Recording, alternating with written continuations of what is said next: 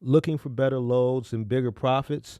Right now, you can save 20% off Truck Stop Load Board Pro for 6 months. The best tool for serious carriers. Don't miss out. Click the link in the description to get 20% off Load Board Pro for 6 months. Need capital to grow your business or cover unexpected expenses? Rock Financial has your back. Whether you're looking for a flexible line of credit, a fast cash advance, or tailored working capital solutions, Rock Financial makes it simple to get funded, often in as little as 24 hours. No hidden fees, an easy application, and real support from people who know the business. Ready to take your hustle to the next level? Tap the link in the description to get started with Rock Financial today. Wish insurance was this easy? With LogRock, it's like magic. Real coverage appears when you need it. No tricks. Get covered now. Click the link in the description. Warning: the following content contains strong language and may not be suitable for children. This content is primarily for adults, as this is a trucking channel and truckers have filthy mouths. Please don't tweak if I say viewer discretion is advised.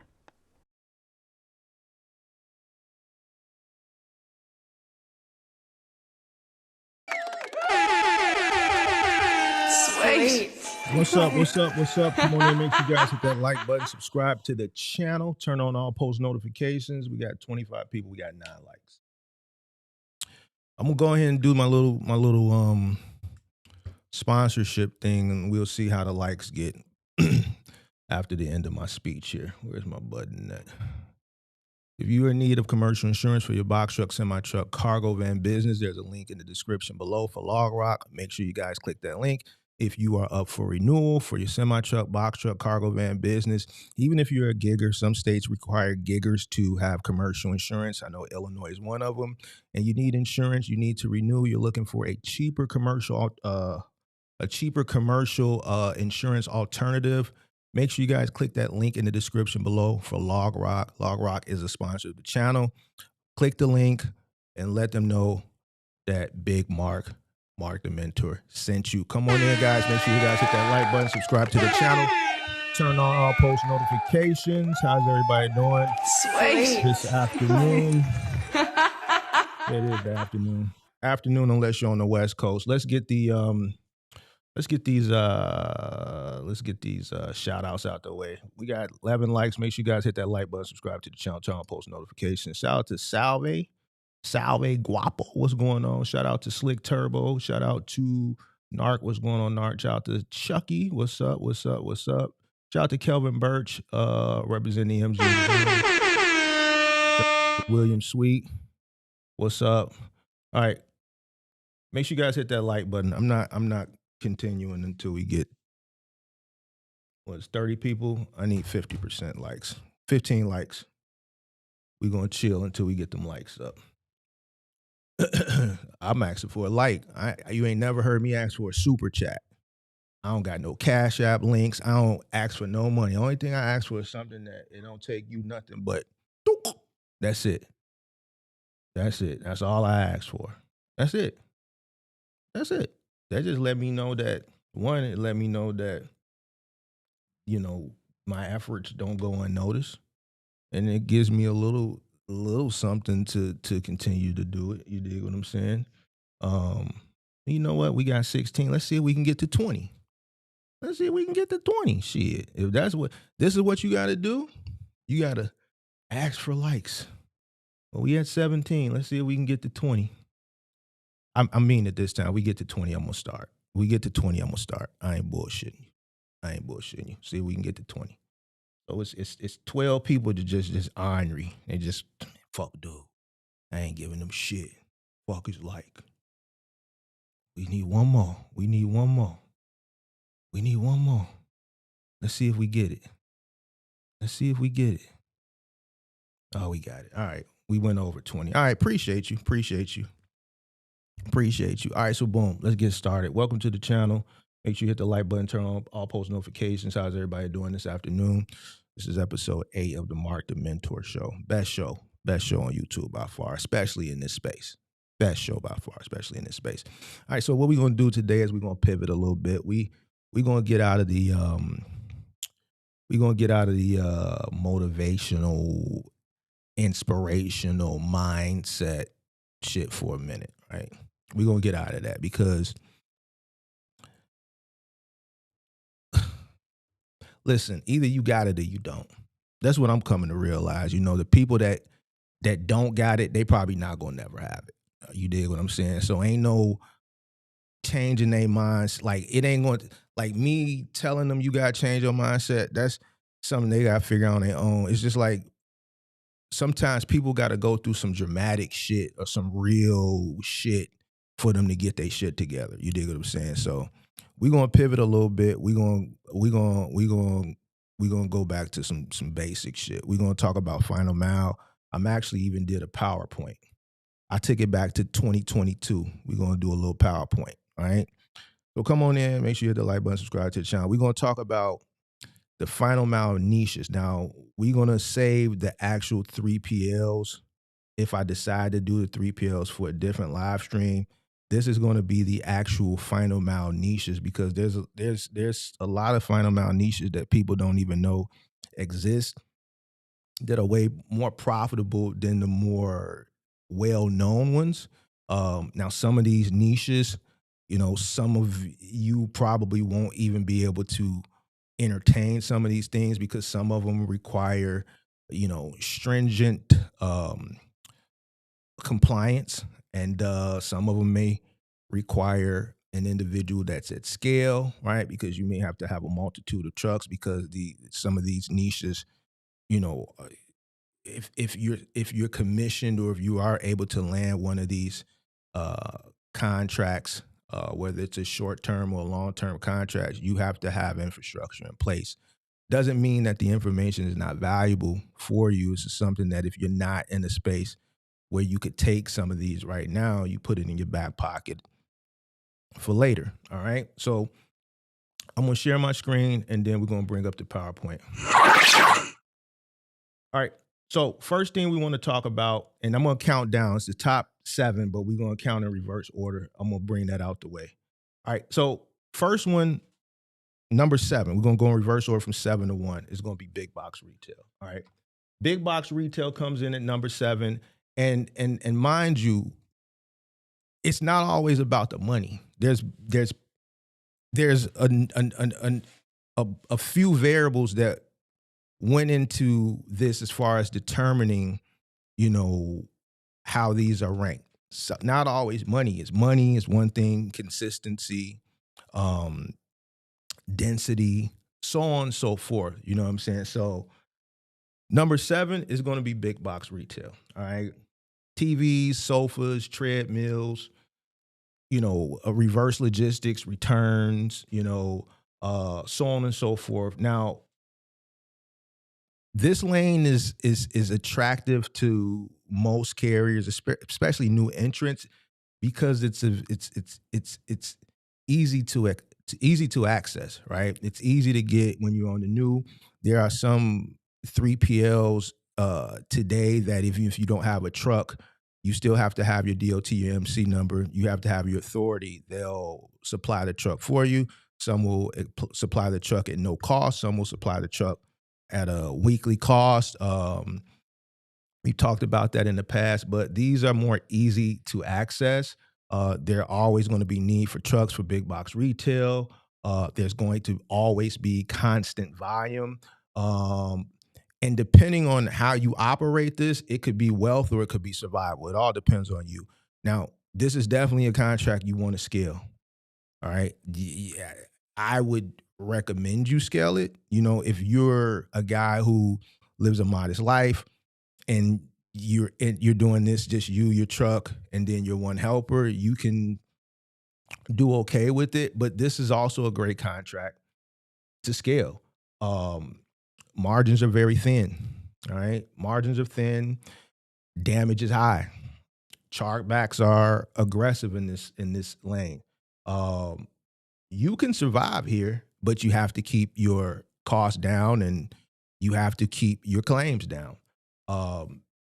This is where a lot of new guys, cut their teeth. A lot of burnout can happen in this lane.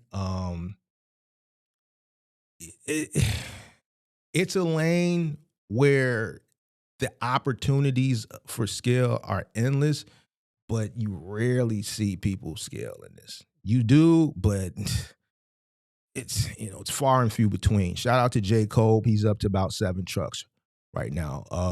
Jonathan is creeping up behind him with another niche that we're going to talk about a little bit later in this countdown. But it's definitely something where it's built for scale. It's hard for people to scale depending on the market. Turnover as far as employees is high because of the type of work. You get burnt out, right? It's a lot of heavy lifting. All right, big box retail. This is something like your Bob's, your Ashley Furniture, things of that nature.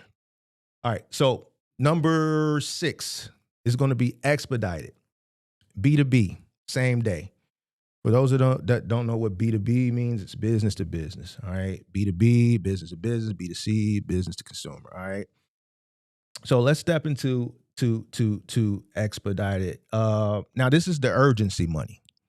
This is urgency, expedited urgency. All right. So B2B, you looking at things like legal documents, right? Like something that like a messenger would do back in the day. So like legal documents, medical supplies, emergency equipment, critical same day freight.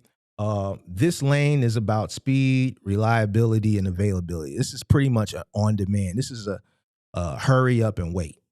It's pretty much on demand. All right. Pricing, right? You can do premium rush pricing because it is an on demand lane. Fewer delivery points. It's usually point A to point B because it's something that a rush or something last minute that needs to go to point A from point A to point B. Expedited. Most of the clients you deal with in this lane aren't consumers; they're more businesses, right? You're pretty much picking up at a business, dropping off at a business. And I'm speaking from a local perspective for you expedited over the road guys. This is not that expedited. I'm talking about local business to business expedited. Now, there's some downside to this, right? Unpredictable demand. Why? Because it's pretty much an on-demand thing. That's why it's unpredictable.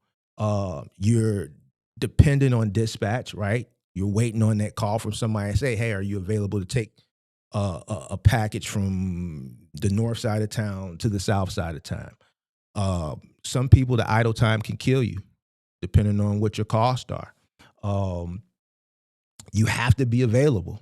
This is a hurry up and wait. This is an on-demand thing. Like you have to be on call ready. All right. So this is good for cash flow money.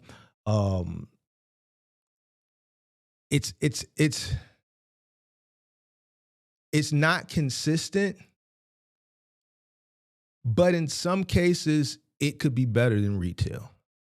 And the reason why I'm saying is because you can do this in a van. You don't have the overhead cost, so to speak, of a box truck, right? For number 7, it's going to require 2 guys.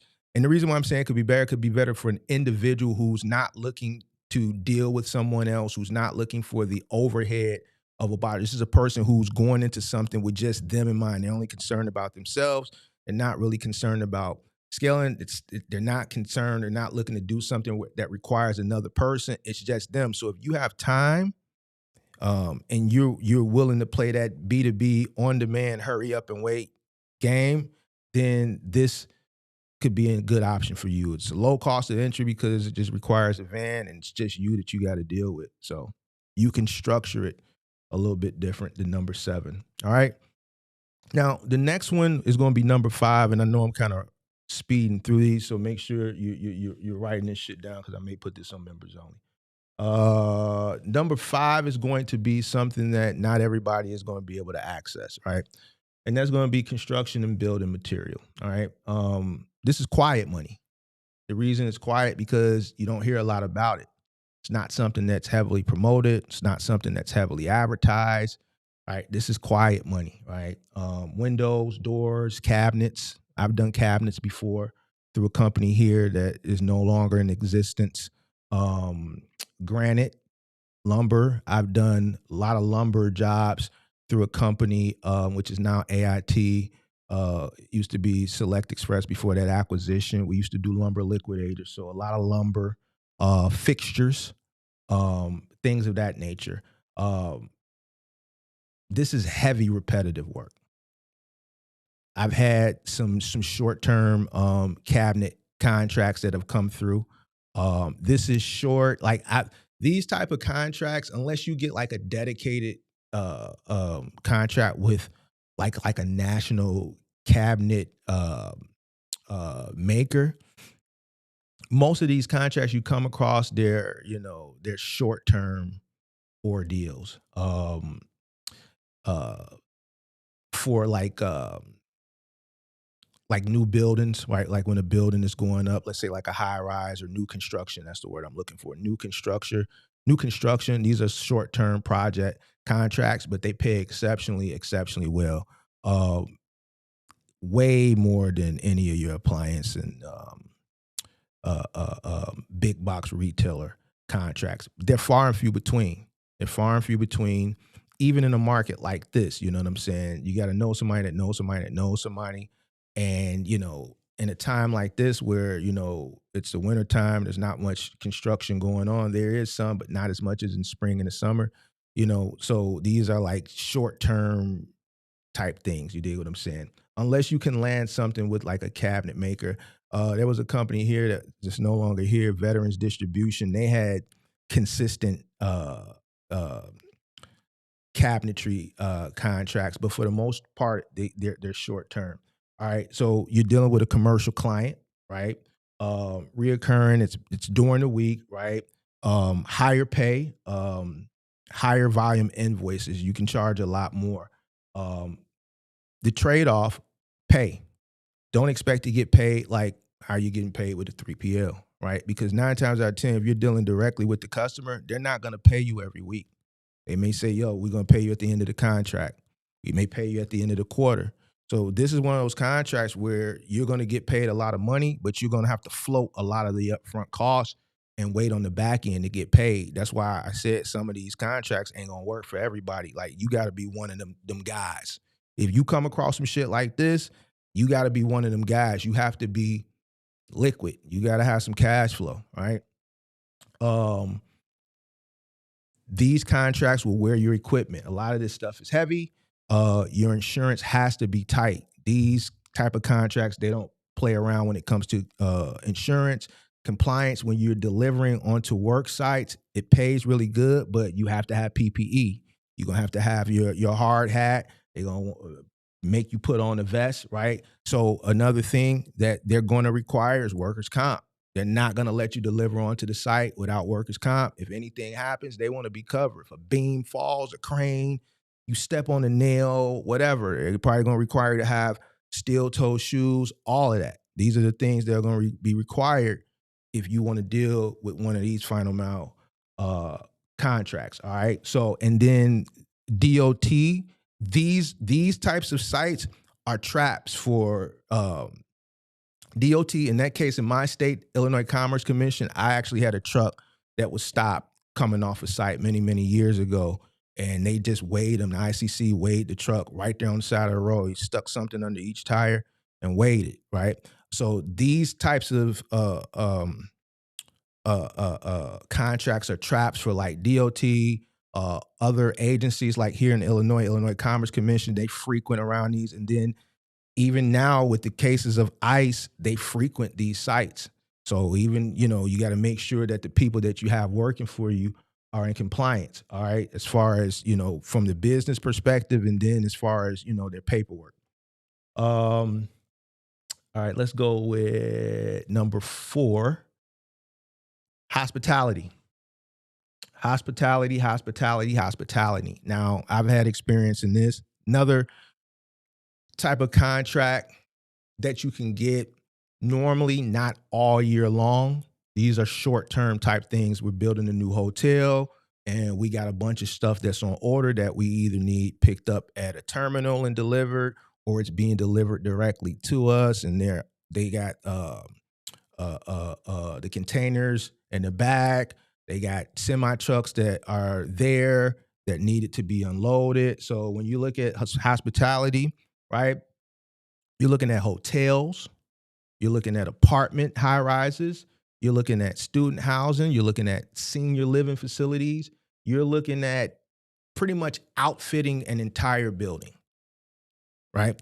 Um, we had a contract for it was a few days. It was a hotel that was getting, this is early in my career. They were transitioning out of tube TVs and into flat screens. So we delivered all the new flat screens, and then we had to haul away and take all the tube TVs. We had to take them to a recycling plant. We couldn't just toss them because the old TVs had tube TVs had mercury in them, right? So they had to be discarded and disposed of properly. All right, but these are great contracts that pay exceptionally well. New high rises, right? That are outfitted. Obviously, they have appliances, refrigerator range, over the range, microwave, dishwasher, washer and dryer.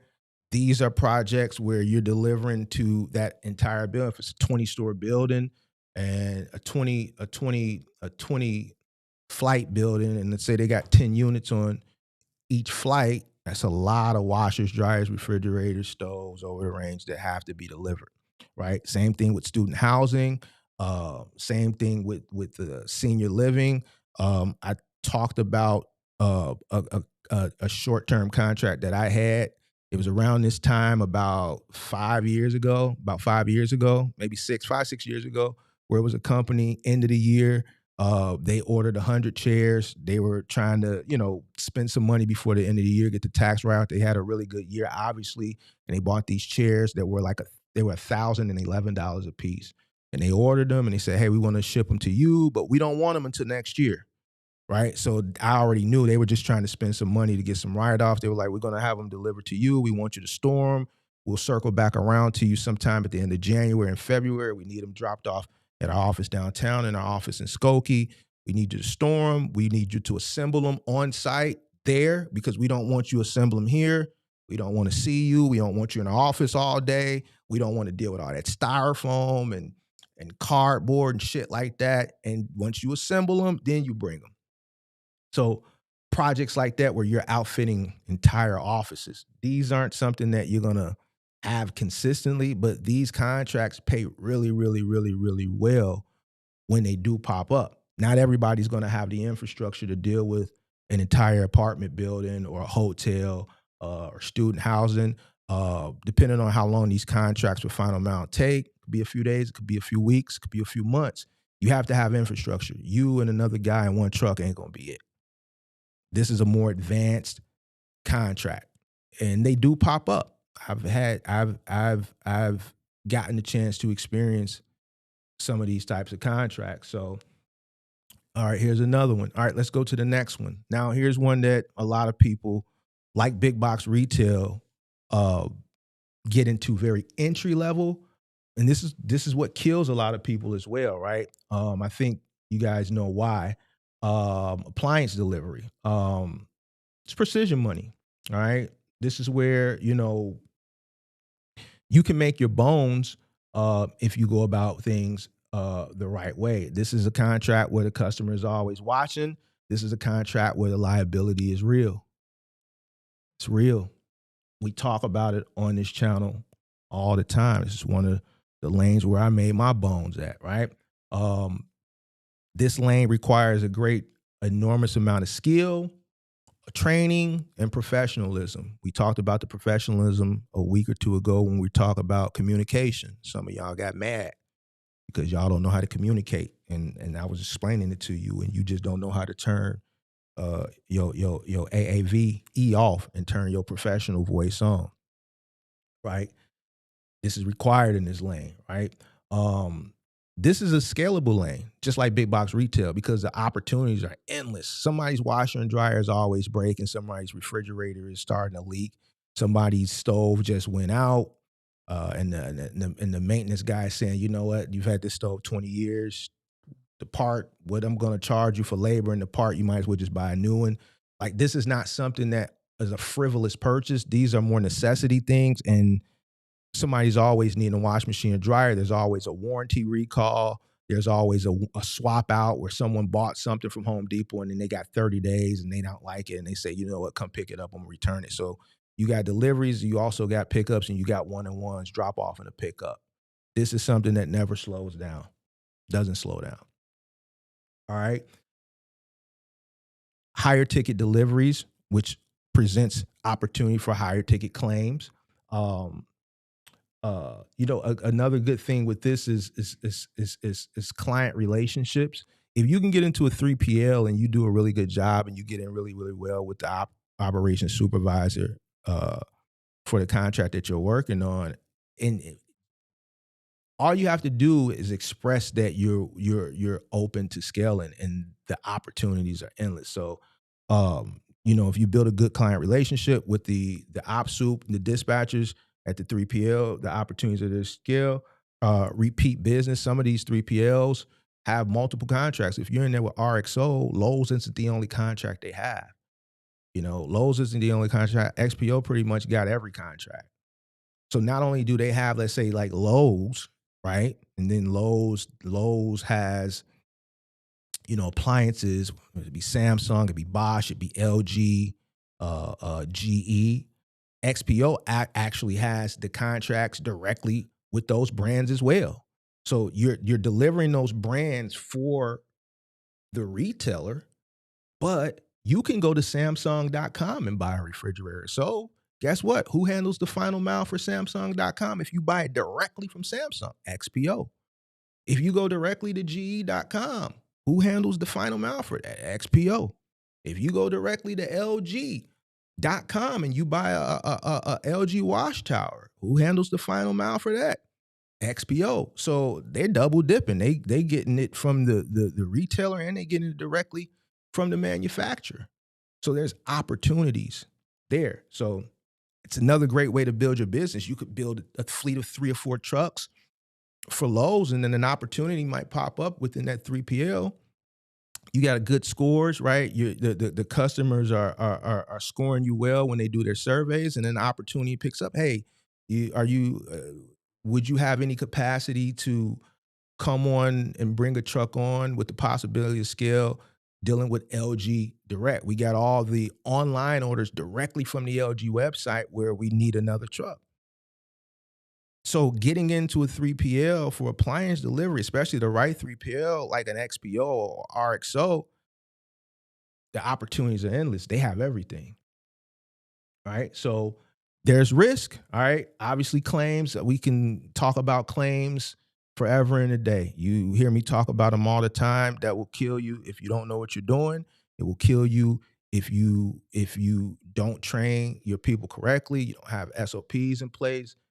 You've heard me talk about it. You're going to continue to hear me talk about it because we can't escape it. It's something that is evident, and it can make you or break you. It's going to make you if you don't have claims because you know what you're doing. It'll break you if you have consistent claims. There's a guy in my Discord. I use him as an example. His first 30 days, averaging about $5,000 a week, a little over $20,000 in gross revenue. First month, 18,000 of it was claims.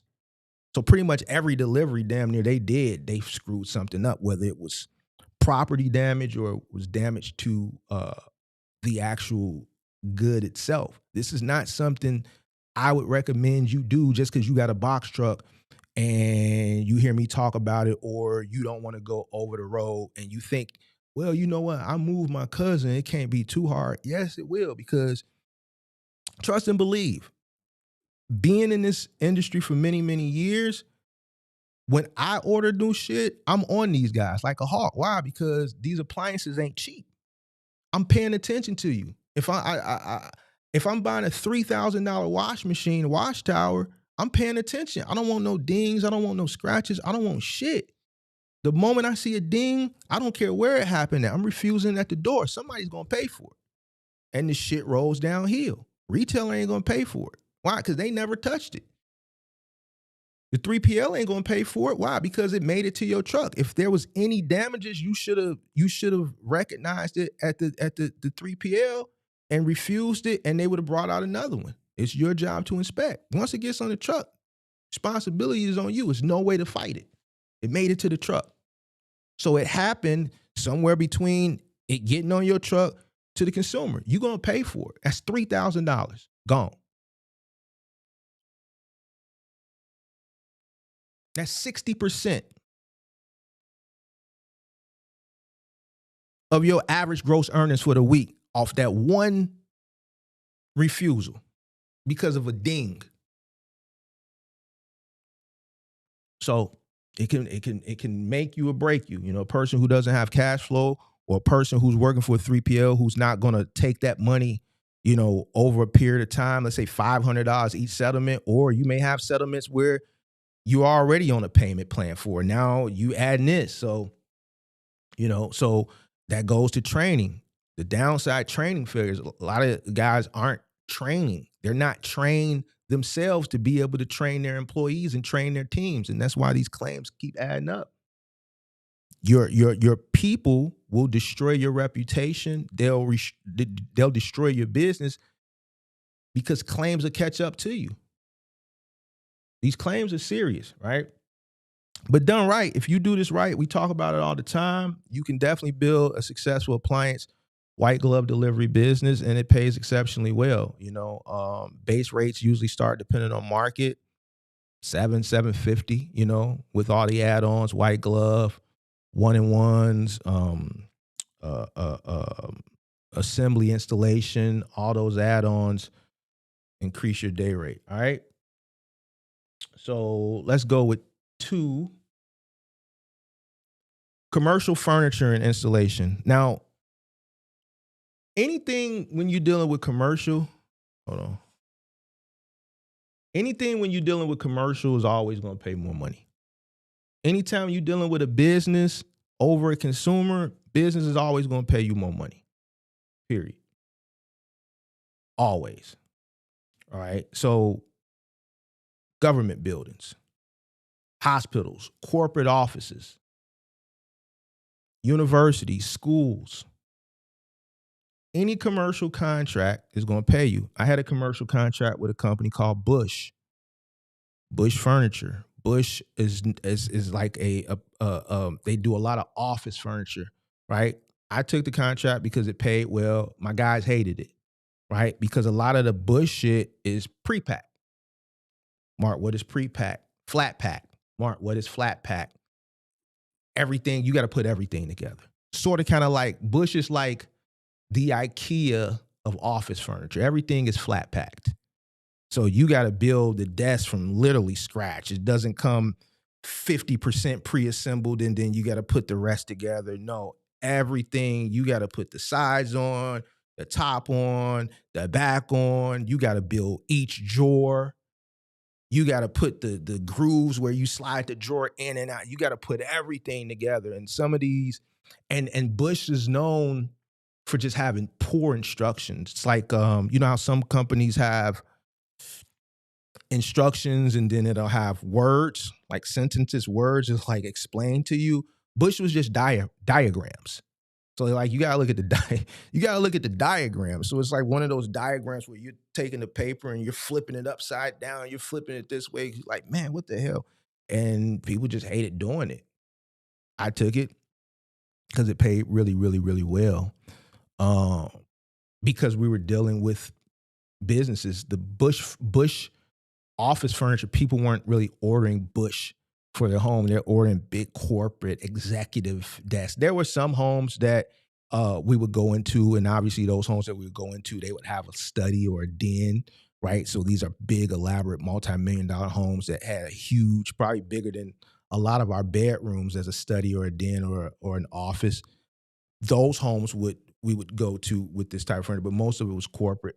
So things like that, high contract value, long relationships. Why? Nobody wanted to do Bush. Like this was a contract, like a lot of the other contractors in this market didn't want to do it because it was tedious work. So it's like, if you take this on, it's like it's yours for life because nobody wanted to do this shit. Low customer churn, insulation pays a lot more. A lot of these commercial furniture contracts, the assembly is a lot more extensive and complex, right? You know, something IKEA where it's cheaply made. You know, some IKEA, like those beds where you got to put with those metal cross things.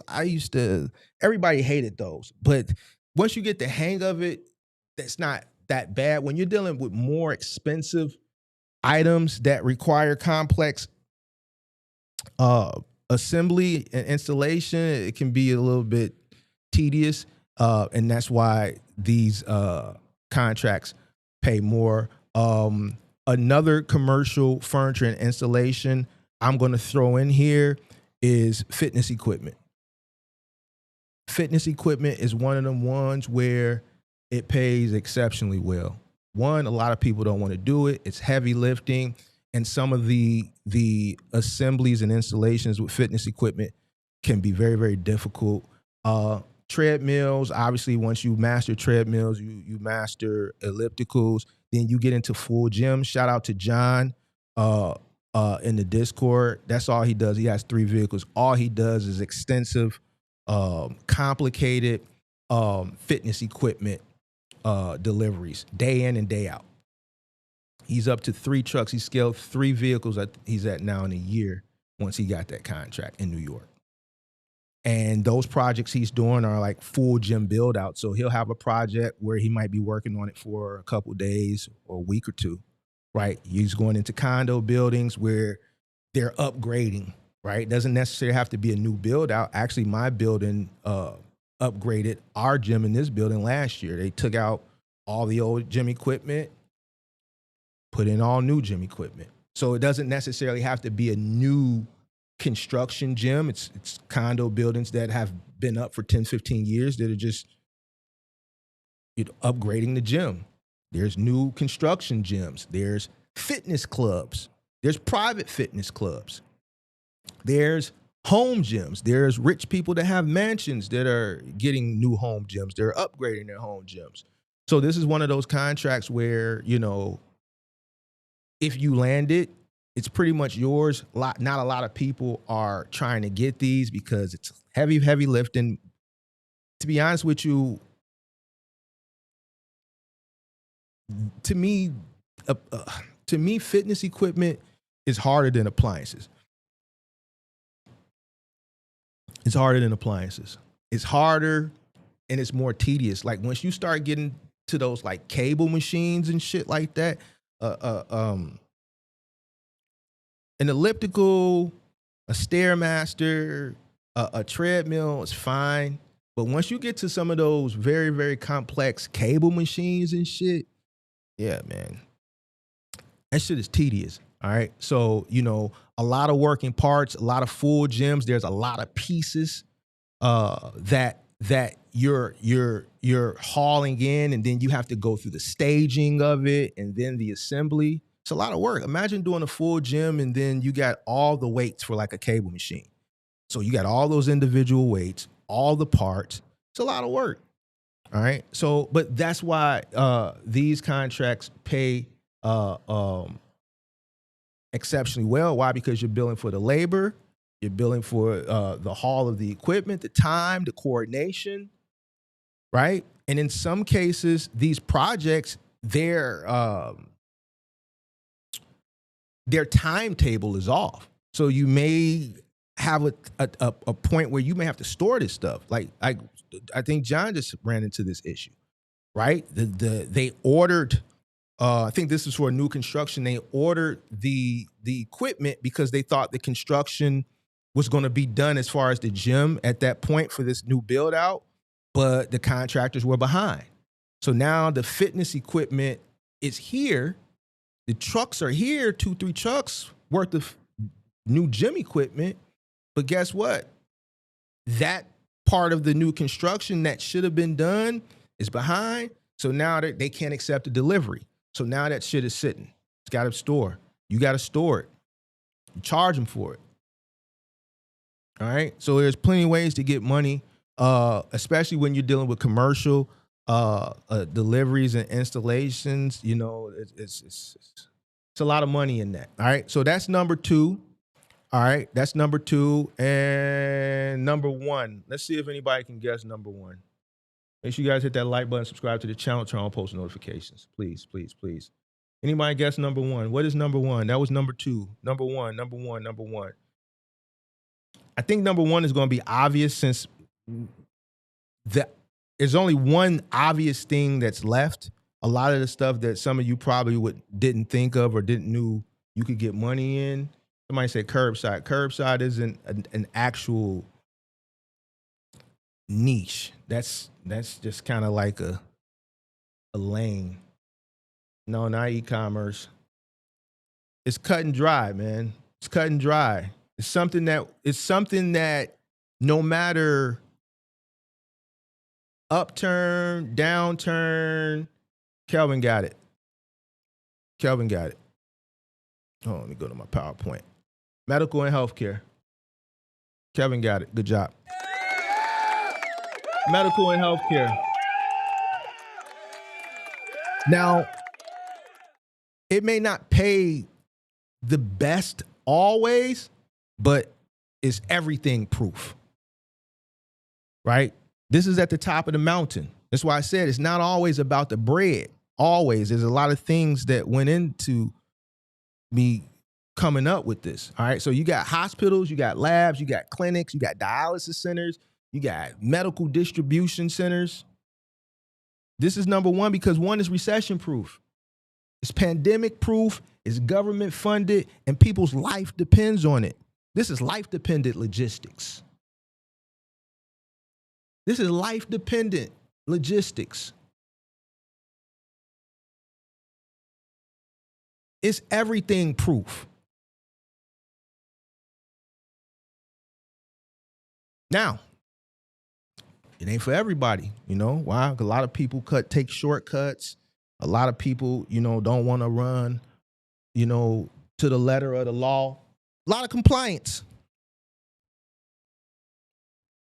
Clean operations. Like you can't, you might be able to go, some of you OTR guys, y'all may be able to go to some of these shippers and shit and get away with your pants hanging all down off your ass with eye crust here and shit here in your mouth. When you're dealing with medical, they profiling you. All right? So you got to be clean all the way around the board. Background check. Ain't no cutting corners. Ain't no cutting corners. None. Why? I think it's the obvious. You got to run tight SOPs. Why? Because if this is something you building and you building a business and you got a good medical contract, you got to make sure people is on point, background check, and they running to the letter of law, and you got to have tight SOPs, standard operating procedures. You're dealing with medical supplies and you might be dealing with pharmaceuticals. You got to make sure that the people that you got working for you is Gucci. Zero tolerance. Zero tolerance. Listen,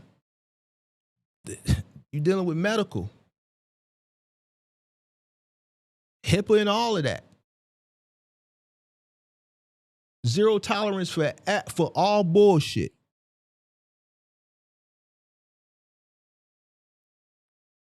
This is a very demanding lane. Very demanding. Very demanding.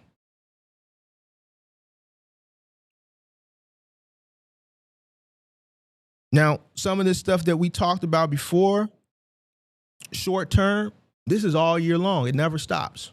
Christmas, New Year's Eve, Thanksgiving Day. This shit never stops. 24 hours a day. This is where, if you want to scale and you walk into a place and you got these types of contract, fleet financing becomes a little bit easier. Banks don't really question you as much if you got your shit together. Obviously, you got to be in business a couple of years, but when you go in and you say, yo, I want to pick up 2 vans, and then you get to talking to the person at Ford, you want to pick up 2 transit vans, and they look at you a little bit different when you in the medical field.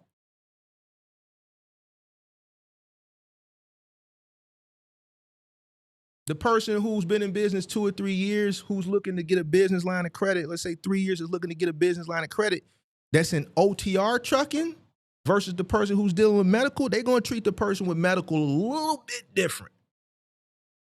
Why? Because that person's business isn't dependent on supply and demand like the OTR trucker. We know that person going, as long as they don't do no dumb shit, they going to shake all year long. They going to shake all year long. It ain't no ifs, ands, or maybes. There's no doubt. They going to shake all year long. That OTR guy, it's a lot of competition over there, supply and demand, volatile. It's a lot of volatility over there. Over here, it's going to shake, baby. Somebody down right now. Somebody needs some crutches. Somebody need a cane. Somebody need some insulin. So somebody just got shot over here. You dig what I'm saying? They need something brought. They need some penicillin. They need a hospital bed.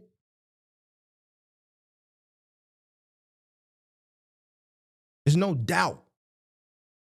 That's all you want? You just want 2 vans? You sure? Because we got you approved for 10. You dig what I'm saying? They're going to treat you a little bit different. They ain't questioning you. As long as you got your shit together, when they look at the 2 business, the medical business, they're going to treat you a little bit better than that guy who's over there is a little bit iffy. You dig what I'm saying?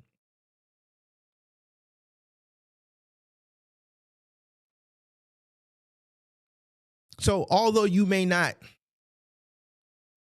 your stops may not pay as high as somebody who is delivering, let's say, a wash machine or a dryer, or someone who has a contract that's short term, let's say a 30-day contract for a commercial new construction where they're, bringing in all the materials and so on and so forth. After that 30 days, they got to figure out where to place that truck or those 4 or 5 trucks. This is consistent. It never stops. Once you land something for that van, man, you can just, that shit is Gucci. Your money, you're going to make your money. It's just going to compound over time. You got less stress. You got less worry. That shit Gucci. As long as we do what we supposed to do, the drivers do what they supposed to do, that shit, we ain't worried about it. As long as we take care of our business, we know we ain't going to never lose that because this is everything proof.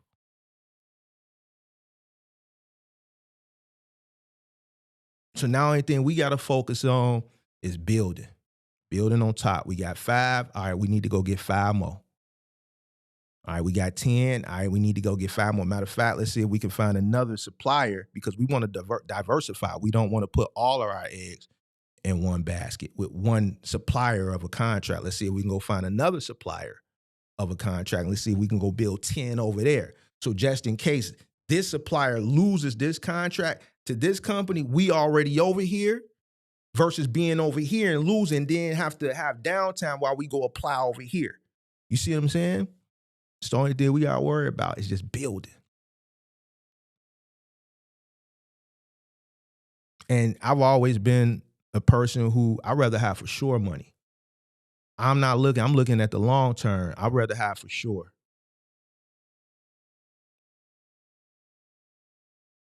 So that's the top 7. What we're going to do is we are going to open up the phone lines. We're going to take 3 calls based on the topic. I guess it would be like a Q&A based on the topic. Where's my phone thing at? What am I looking for? Okay, phone.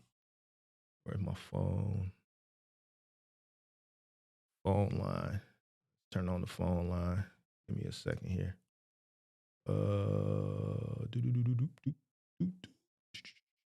Make sure you guys hit that like button, subscribe to the channel. Turn on all post notifications. All right, man, the line is on, man. The line is on. 312-772-5483, 312-772-5483. Every time I look at the phone lines, there's always some people calling in the middle of the night. Like, listen, the phones, like this ain't like it's coming to my hip. This ain't coming to my hip. Like this is a phone line only for that's dedicated to the channel. Like I never hear it if it's not like if I'm not here. When I end the live, I turn this shit off. It's not directed to a phone. None of that shit. So you call it 7 in the morning in the middle of the night, if you watching the replay, you know. Hello? Hello? Yo. What? Yo, how you doing? What's going on? That's that 708 number that's calling in. Call back once I get. What's going on, dog? Man, I was really just calling you, man. I'm a 22-year-old entrepreneur, bro. I'm in the box truck market. Yes, sir. And, you know, I did the OTR for about 2 years, but I'm really trying to see what that final mile is like. And I was calling in to see if you had any tips, because I seen you made your post online on Instagram, but I joined in the end when you were talking about the cargo van and all of that good stuff. When was it? Today? Yeah. Oh, you talking about the story? Yeah, I post on the story that I'm going live. Yeah. You posted a story and it was basically saying the final mile and the cargo van, but I just joined. I seen you started it an hour ago. I don't know if you had got to that topic yet. Yeah, I did I did the top 7, so you're gonna have to go back and watch it. Yeah. I talked about a few things you could do with a cargo van. Okay, that's a bit. I'll just go back and watch, and I'll let somebody else that's trying to talk about the medical carrier business with the cargo vans and let them talk there. Let them up. All right. All right, whoever that was calling from that 708 number, you could call back. Line is open, 312-772-548. It's a local call. This is somebody that's local. What's up? What up, my boy? What up? Who that? This is Dante, man. What's up with you, brother? What's going on, Pippin? Where you? What? Shit, man. From the south suburbs? See you in a minute, man. What you say? Where you calling from? The south suburbs? Nah, nigga. I just got a 708 number instead of 773. You said it's Dante. Yeah, man, from the crib, man. I know, I know the area code, Pip. Yeah, man. I just got a 708 number. I live my crib, Cal Park, Chicago. Across one street, Cal Park, next street in Chicago. No, well, yeah. Up on the 22nd. Oh, you going to Geno's from time to time, Pip. It is. Yeah, man. I just had the D-Day, just turned motherfucking 35. I was calling you, man, on some real shit, man. I've been doing it 2 years, man. So I remember when we probably left off here, I had 2 trucks, man. I got 4 now. I got 3 of them paid off cash, and I got 1 that I'm renting, right? So my thing is, like, now I'm just at the point, like, November was horrible for me, bro. Like, I had about 50, 60 saved up, man. I had 2 motherfucking engines go out. Had to do 2 full rebuilds. Had to do a lot of stuff on my trucks just to get it back up. Right. And that's just like, for me, on the road, OTI is cool, bro, but I need to be at the crib, man. Yeah. And I'm just at this point of, like, I know I'm still physically able to do things as far as, like, final mile, man. So I'm just trying to transition from that, man, from over the road to that, man, and just really figure it out, boss. Man. Like, that's just my whole thing. I see you got the I see you got the Discord up and, the paid subscription and stuff, so I'm just going to take advantage of that today, man, and just get on it, just start learning, because I want to go into the new year with a niche of just working, you know what I'm saying, get back in shape, get back healthy. And I just feel like being over the road, I just lost all that for the last 2 years, Oh, wait, this Dante from up on Western, right? Yeah, Dante, man. Yeah, bravo. Yeah. What's that? I said, okay, I'm trying to piece you together. You used to be up on Western at the Nissan, right? Yeah, at the dealership. Yeah. Man, we had plenty of conversations, man. Yeah. I'm always checking you out, man. Appreciate you, man. I thought about you too. I was coming across that content. I said, I wonder how he doing. Yeah, man, I'm straight. Like, I'm cool, man. On the road, it's been, I ain't gonna lie, last month just was the worst. the worst type of month I had. You know what I'm saying? Like 2 trucks broke down in Atlanta. I had to get them towed back, pay the deductibles to get them towed back to Chicago off 74th and Ashland. You know, Jamie over there be fixing the trucks. Mm-hmm. Hey man, it's just been a lot, bro. Like I'm just getting to the point now. It's like, man, I need to come to the crib and just start working from the crib and start, because I'm tired of really being out of shape, and I'm tired of really not having no time, being gone all week, every week. Like it would be easier if I was dispatching from the crib and I was doing everything from that. But right now, I just can't. I can't really do that. So it's becoming a headache. It's becoming harder.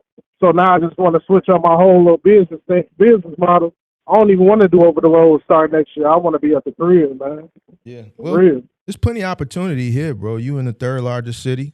It's 10 million people in the city, 9 million people with the city and the surrounding suburbs. So final mile, furniture, appliance, even just, you know, business to business opportunities are here from experience. And I know what they are. So, you know, I actually just I already know. One of my contracts that I used to do business with, Lazy Boy. They asked me, did I know anybody that could do a Lazy Boy? So I'm always, based on my relationships from my years, I can walk somebody right in the door. One market I can definitely help a person is this market, you know, for sure. Yeah, for sure, man. It's just, I just ain't been, you know, pointing in the right direction. Like I've been doing my research. So like different companies like Ryder, RXO, I finally got on that Roadie app because, you know, just doing little stuff, but I'm just trying to figure it out to the point where I'm just not over the road no more. Like I'll rather scale, like the trucks I do have, like take them off the road and scale at home. And like I might be losing as far as gross, as far as the week with the truck on the road, but you know, it's just cheaper being at home, you know? Well, we know why you losing with gross though, because technically, but we ain't gonna talk about it. We ain't gonna talk about it. Yeah, for sure. But we know. Yeah, for sure. But for sure. But on the up and up, you would be paying. You would actually be coming ahead because the cost of operating over the road in comparison to staying local is day and night, bro. And even on the maintenance, you're gonna see, you know, the maintenance is gonna go down tremendously, right? So so you gonna like to be honest, anybody that's from Chicago or New York, like to me, it don't even I don't even know why y'all be going over the road, bro. It's too much money here, local. Like you in a market that go over the road, they wish they was in a market with high density like this, bro. The density is too high. The opportunities are endless here, bro. Ain't no way in the world I'll be over. You dig what I'm saying? Yeah. Even when I'm at the crib, though, I'll be pulling up on the trucks. Like, I'll be driving my truck down the street, and I'll pull up on the truck like, hey, bro, how you getting this final mile? And every time I talk to somebody, they always are, well, it's my boss. I work for somebody. So it's hard to get that source and try to get that connect to try to plug me in somewhere to try it. Like, those you could just hit me up, bro. You done called in. Yeah, no, I already know that. That's why I've been trying to get at you. You know what I'm saying? Like, I've been watching your stuff, but I just ain't really been able to get at you and just talk to you. You know people that I know in real life. I already know. Some people it's just like got back to me. You know some. You know I ain't gonna talk because I know you gotta you know you dig what I'm saying. But yeah, you that's how you know somebody that I know in real life, right? Yeah. Okay, so I know exactly who I'm talking to now. Yeah, man. It's just I'm just trying to get to the crib, man. I ain't gonna lie to you. When I first started over the road, like I was in the best shape of my life. Got on the road for 2 years, and I'm cool on that, man. Like I'm 35 years old, man. I'm trying to stay at the crib, stay grounded, and get back in shape. Just get my life just back to where it needs to be. You know what I'm saying? Like just over the road stuff, cool. But just for me, like it's done. Like even with the leasing on thing, like I've been leasing on, but I already started my own authority 4 months ago. I'm trying to age it to 6 months. Like I'm just trying to find a better opportunity for myself. Like I told you before, I know you told me in the beginning that the situation I had on with my trucks wasn't really ideal or how I was paying for them. But I paid them off. I got titles, they all in my name. I had even got to the point where I had enough cash flow and I bought another truck cash. You know what I'm saying? Paid cash for it. Paid off. 3 paid off trucks. One renting for my guy who was gone right now. He locked up, but he coming back soon. So I'm just maintaining his truck for him while hitting him on the commissary. You know what I'm saying?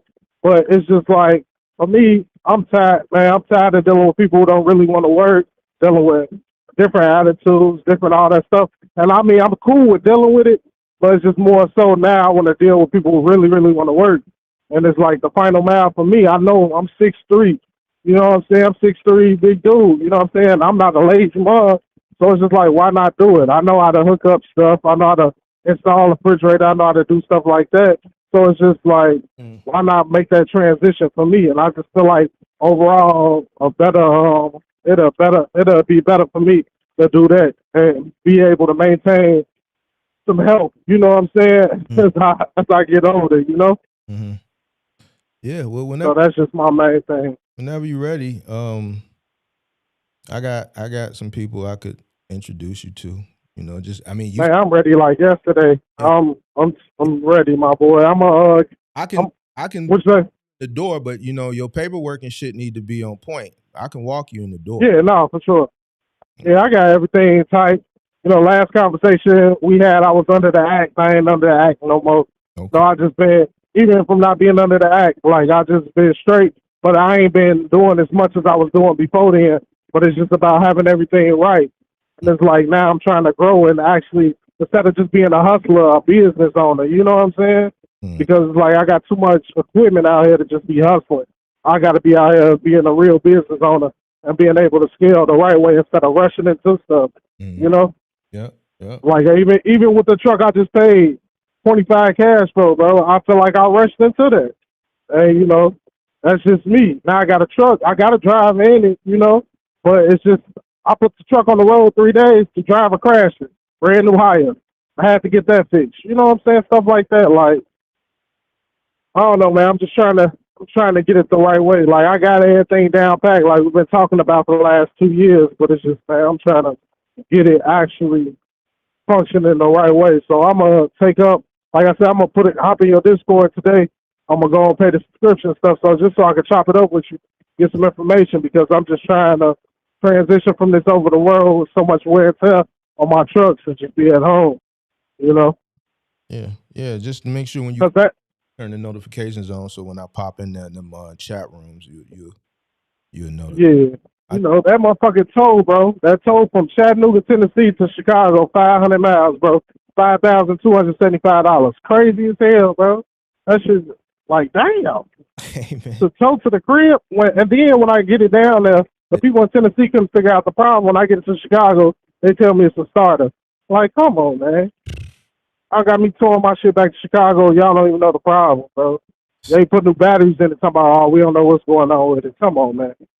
$5,000 starter. For a starter, bro. And I had it in the shop down in Chattanooga. Like, it don't even make sense. That's crazy, bro. Yeah. Crazy as fuck. When they could have just fixed the starter right then and there on one of my trucks, you know? Yeah. So I'm just trying not to. I've been at it 2 years. I've been doing it. I ain't gonna sit here and say I've been doing everything right for the last 2 years. But at least the last 8 months I've been tight. My shit been airtight, trying to figure it out to transition just from out here hustling to actually being a business owner and doing everything the right way instead of taking half-ass steps. And it just, I don't know, last month just threw me for a loop. Like, man, I ain't gonna lie, I want to give up, bro. But I'm still pushing right now. You know what I'm saying? I'm pushing like I want to, but I just know I want to make a transition for sure. I just be at home, man, and just work. And actually do some work. You know what I'm saying? Because this over the road life is becoming it's not for me no more, man. I'm just, it's time to be at the crib. So that's what I really want to do, man. Okay. Well, shit, whenever you come in there, you know, just make sure you stay in tune when I pop in them chat rooms and come in there. Make sure you message me when you get in there, and then we're gonna chop it up.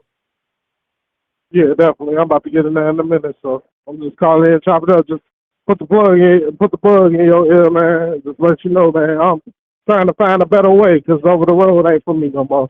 And I don't even want to. Even when my authority becomes 6 months, man.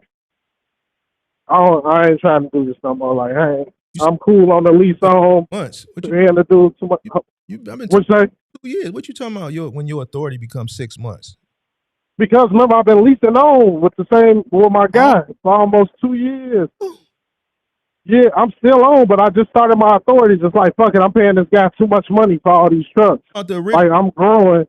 The 2 trucks from? Yeah. No, I was never leased on to him. I'm leased on to my guy who I was working with. So I'm leased on to his company. But I had started my own authority 4 months ago. And when I started my own, I was just like, fuck it, I'm going to let it age 6 months, and then I'm going to get the Amazon, and then I'm going to move around and just start doing stuff on my own.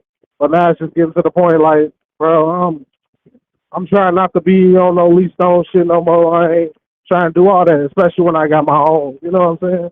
Mm-hmm. So that's it, man. But yeah, I'm gonna chop it up with you. I'm gonna get in there now, and we'll just go from there. All right, bro. I'm glad to hear from you, man. Glad you're still out here. Definitely. Oh yeah, I'm still out here, my boy. All right, so I'll talk to you in a minute. All right, later. All right. 312-772-5483. 312-772-5483. That 239 number from yesterday, y'all believe that motherfucker still calling? The 239 number, let's just playing on the phone and shit. Ain't got shit else better to do with their life but play on the phone. The 239 number. Shit crazy, bro. Crazy, man. Make sure you hit the like button, subscribe to the channel. Turn on post notifications. You dig? All right, we're gonna take maybe another call. Maybe 1 or 2 more calls, depending on how the next one goes. We'll take one more. Let me see. Yeah. So, all right. 312-772-5483. 312-772-5483. The phone line is still open. Topic only. You only stand on topic. Has to be on topic. Please. 312-772-5483. What's the 239 number so I can call it? I don't want to put their number out. You know what I'm saying? I ain't gonna put it out just because they keep calling and hanging up. So, I mean, I'll back channel it to you. Hold on, I'll back channel it to you. Give me a second.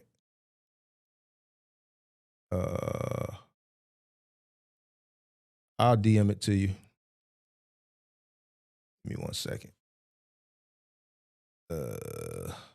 Let's see. Give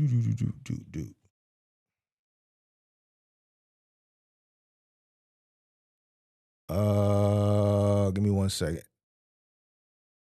Give me 1 second. Hold on. Let's see.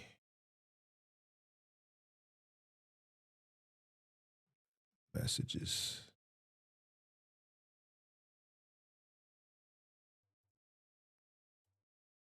Oops, I sent it to you. 312-772-5483. 312-772-5483. Phone line is open. We're gonna go ahead and put the timer up. We're gonna go ahead and put the timer up because I think I'm coming back later on. I got another show I gotta do. I'm trying to catch up on these topics later on tonight. Probably be a late show for my overnight people. I try to catch my overnight people at least once a week, like all my Amazonians and my guys that drive in the nighttime. I try to catch them at least once a week. 312-772-5483. 312-772-5483. 312-772-5483. 312-772-5483. Thank you.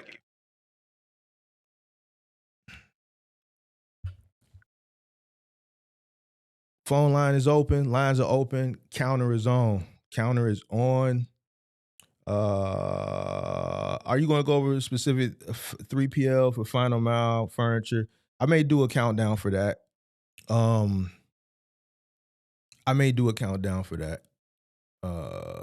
Maybe before the end of the year. Yeah. Maybe before the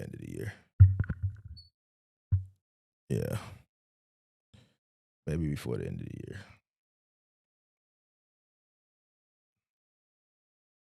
312-772-5483. 312-772-5483. Pippi said, now we have an idea what he looks like. What you mean? He called up on the show 3 times on 3 call-ins, Pippi. Called in for 3 call-ins.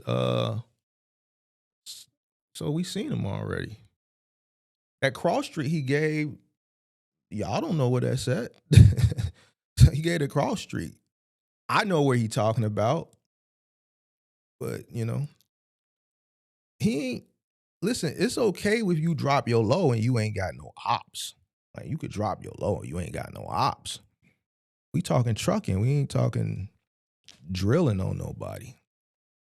You see what I'm saying? So, and then, he know people that I know, got back to me. Young lady that I know a young lady that he knew. It got back to me. So that's how I went out. I knew who he was. So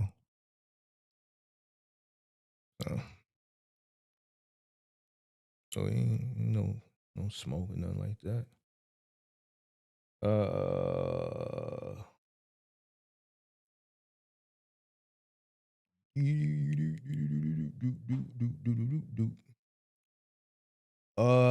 Shout out to Mr. Jones. Is that Mr. Jones? What's up, Mr. Jones? Long time no hear. 312-772-5483. Timer's ticking. Please.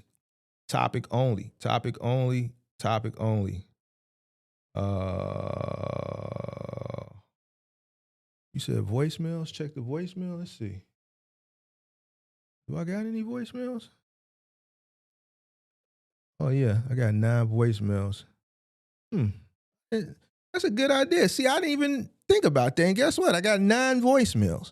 See, but I don't be into this shit like that, bro. Like, hold on. Let's see what this voicemail say. Let me read the transcript. Hold on. Let's see. Hold on.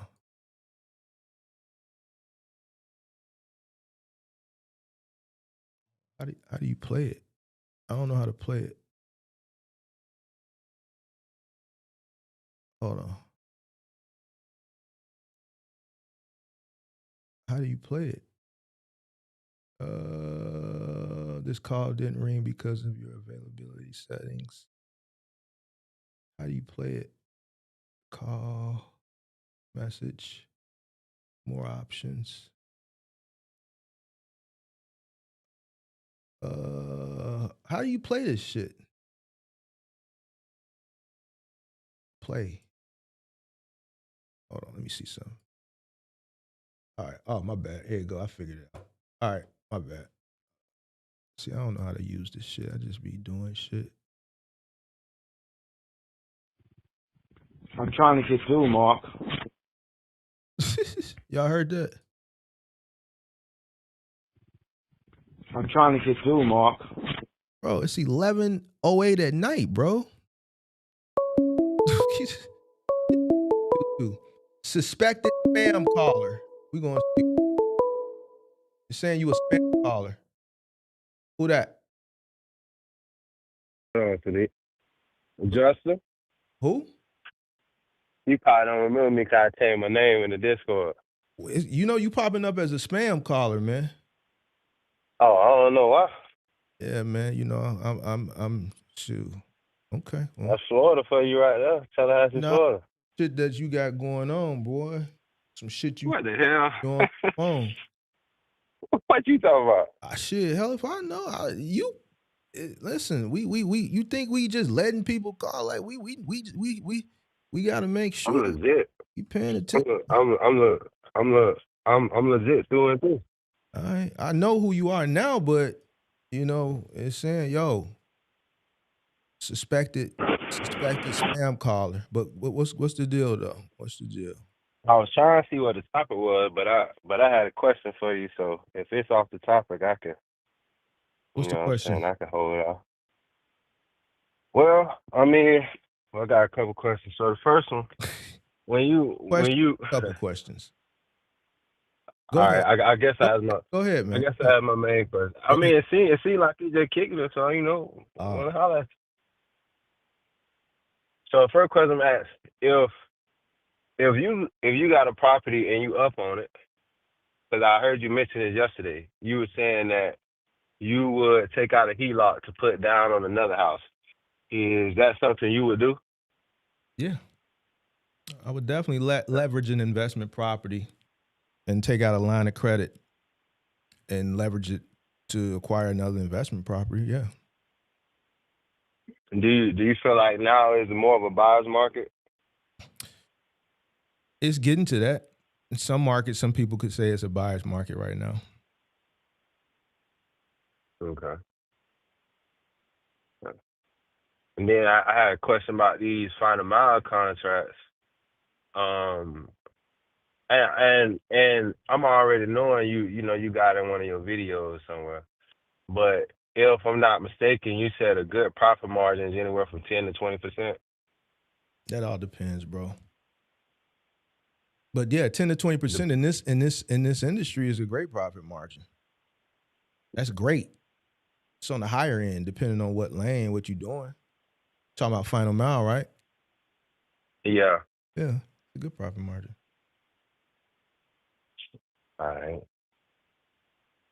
I ain't really got nothing. I mean, I'm just maintaining and letting time do its thing. Just trying to figure out how to get more work so I'm not too relying upon one 3PL. But it just come as it come. My market a little bit smaller, but trying to figure out ways to target people in my market specifically.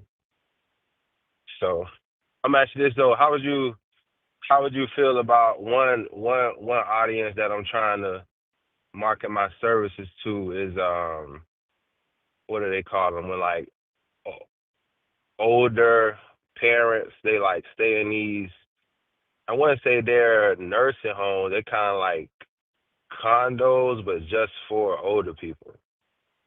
Senior living facilities? Yeah, senior living facilities. What about them? Is that I mean, we had a couple deliveries there with the 3PL, and I realized we was coming, a lot, so I gave one of my cards. But I'm just trying to find more creative ways to get more business in a smaller market. What type of Well, work do you want to do with a senior living facility? just the same thing, like moving. I mean, I don't know if you keep go ahead. you keep see. I'm not going to give you the answer that you want to give because one, you going into a senior living facility doing moving as an unlicensed mover. That's very risky. Okay. A senior living facility is way more different than just moving a regular Joe Schmo yuppie. Senior living facilities. Okay, so I had a contract with a senior living facility here at Brooks. And I didn't go after that contract. The reason why I went after it is because a lot of moving companies don't want to deal with them because they're tedious, right? And they're very, very, very, very strict, right? So when I think I sent the truck and we were there, and I think the ops manager or somebody that was in management had seen us frequenting there from time to time. They remembered the company, remembered the trucks, and they reached out and asked, could we be their vendor? And that's how I got on with Brooks. But like the compliance is real strict, right? It's a lot of liability. You're dealing with senior citizens. Like it was certain times that we had to be there, and it was certain times that we couldn't be there. And if something was going on, and let's say it was lunchtime, like we can't use the elevator because they need all hands on deck, all elevators, because these are senior citizens. They can't take the stairs, and they couldn't lock down an additional elevator to handle whether it be an internal move, an external move, a move coming in, because they need all those elevators. It's just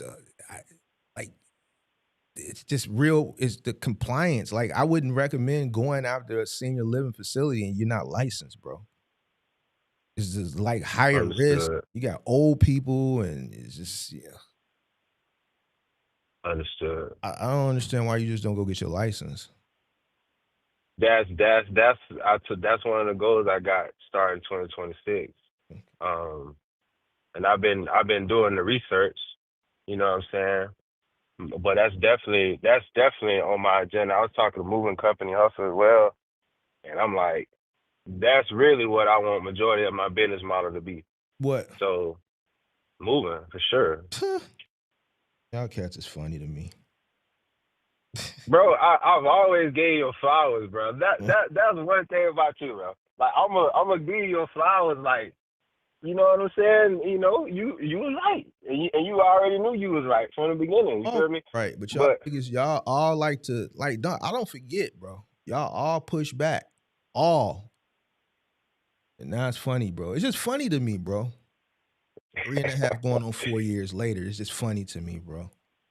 That's all. yeah, but every moving probably, even though I'm not, legit 1,000%, but moving most definitely saved. It still is saving me. You know what I'm saying? That if I if I had to do it all over again, I probably would just did that. I probably would just did that out the gate, and then segue into the final mile. But I ain't got no regrets.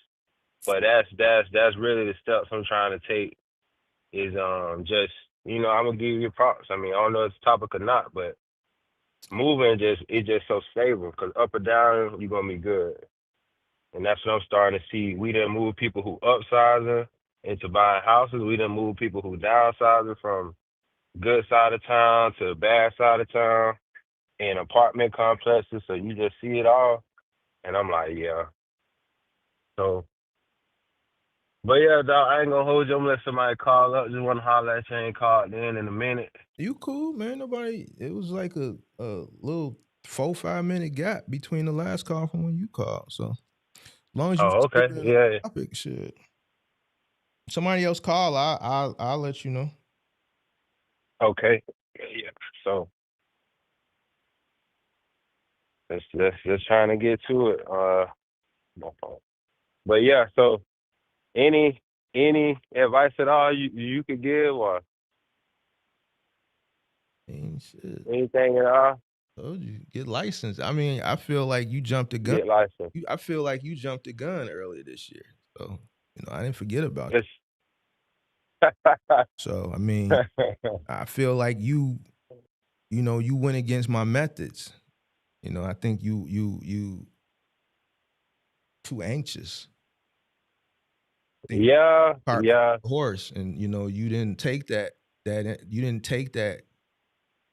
too kindly, and then to find out you because you knew that I was gonna tell you differently, so you did what you wanted to do, and which is fine. It's your shit, but I just think you jumped the car before the horse, and if you haven't realized it yet, you eventually gonna realize. No.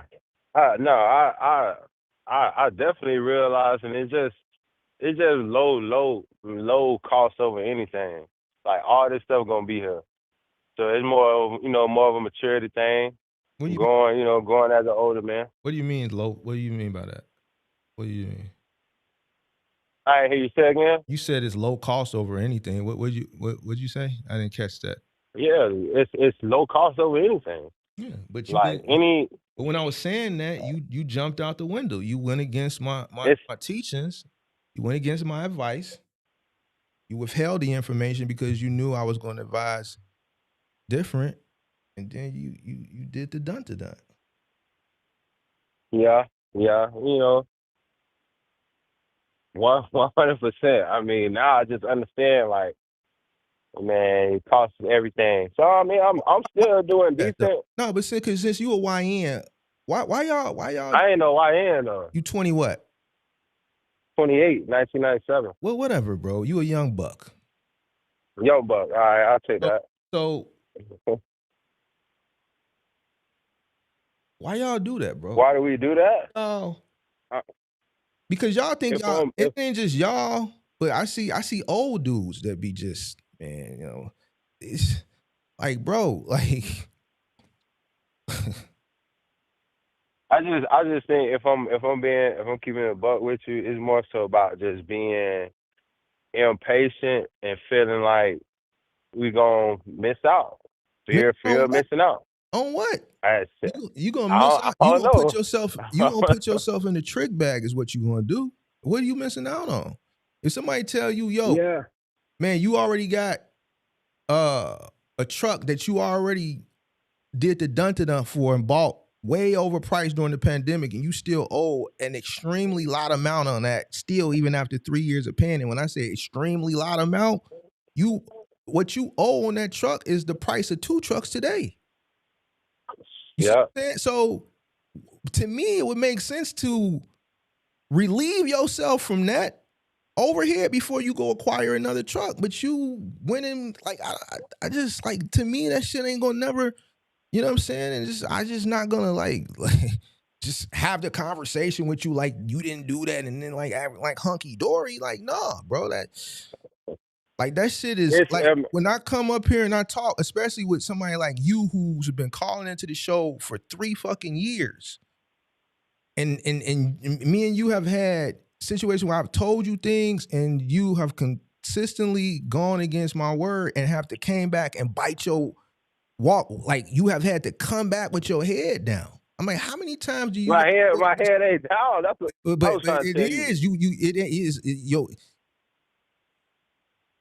You've come back more than of 1 or 2 occasions and been like, damn, dog, you was right. Like, why you just don't listen? If a person already deemed themselves credible and you've already had to walk that shit back a couple times already, why continue to do this shit, bro?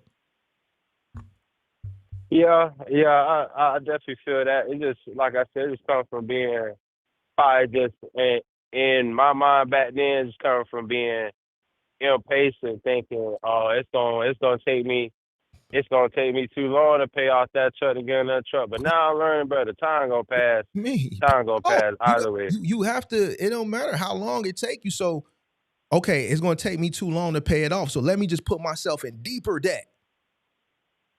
With all this volatility, hold on. With all this volatility and level uncertainty, let me put myself in deeper debt. I'm already made one poor mistake.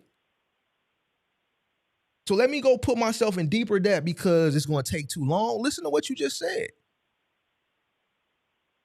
Listen to what you just said. Yeah. You see what I'm saying? That shit makes sense. Yeah. It's I mean, I hear you, and I definitely understand. I definitely do what? Get a second truck because you feel like the second truck gonna run you up a bigger bag, and that's false. Why? Because you haven't mastered the first truck. You still owe an exorbitant amount of money on that truck that you've been paying on 3 years because of when you bought it, how you bought it, because of not knowing better. Yeah. So you trying to increase your profit margin, but what you just did is added on more debt.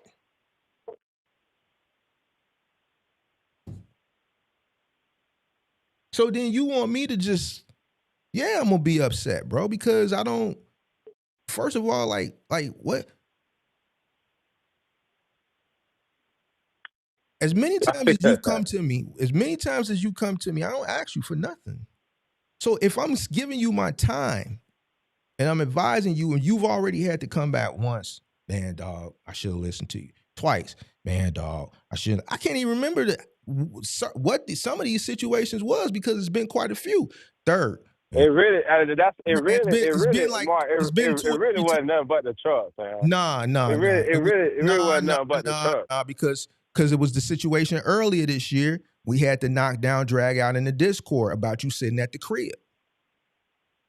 Oh yeah. And then you had to come walk that. Yeah. You had to come. Don't act like, come on, man. You tell me my memory better than yours. See, I already know what it is. I just wanted to see if you was going. Yeah. See, now you acting like you got amnesia, but see, I remember everything. I can walk them all down, pimp.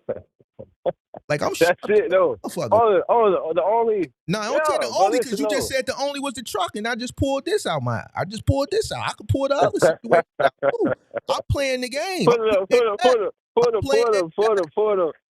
other situation. Listen. Out. I'm playing. Put the other situation out. I'm a smart nigga playing dumb right now. See how I played you? I played you right into the trap. See how I played you? Not being on the truck. Understood that. for sure. And then buying a truck early. I mean, understand that for sure. Finance another truck before you pay off another one. Understand that for sure. I mean, other than that, you told me get off the road, came off the road, got a find mile contract. She said moving took me a little longer, but for Ben did that shit. But it's cool though. But yeah, You cool where you at, big dog. You cool where you at. Where you at, dog? You ain't ready. You ain't ready for this big dog shit, bro. Big dog. Big dog. nah, I am no, but you know, and that's but look, so I really want to tell you like for real, life about choices and decisions. And now just now I have to think through everything before I make choices and decisions. You know what I'm saying? And you know, I got people around me who are financially literate, but it's like nobody's really running or have run a business. I ain't making no excuse, but it's just like I'm seeing now, like if a person ain't running the business, it's gonna be hard to really take heed to what they saying because it's so much shit you don't really understand till you in it. You don't take heed to what nobody's saying. You don't take heed Yeah, to what I say. You said who? You don't take heed to what I say. You have to come back and say, "Oh man, dog, you was right. Damn, bro, I should listen to you." So you don't take heed. You just gonna do what you want to do because you like you said, you impatient and I don't know, you want the look. Yeah, I can own up to that. That's the first part of growth is understanding where you went wrong. You know what I'm saying? So I can own up to that for sure. But you know, I'm getting better day by day. You know what I'm saying? And what I realize now, like I'm still going, but it's like oh okay. Because truth be told, shit, I could have came in business now. All of the personal money I had at the job I was working, I could have bought the first truck cash and been cool.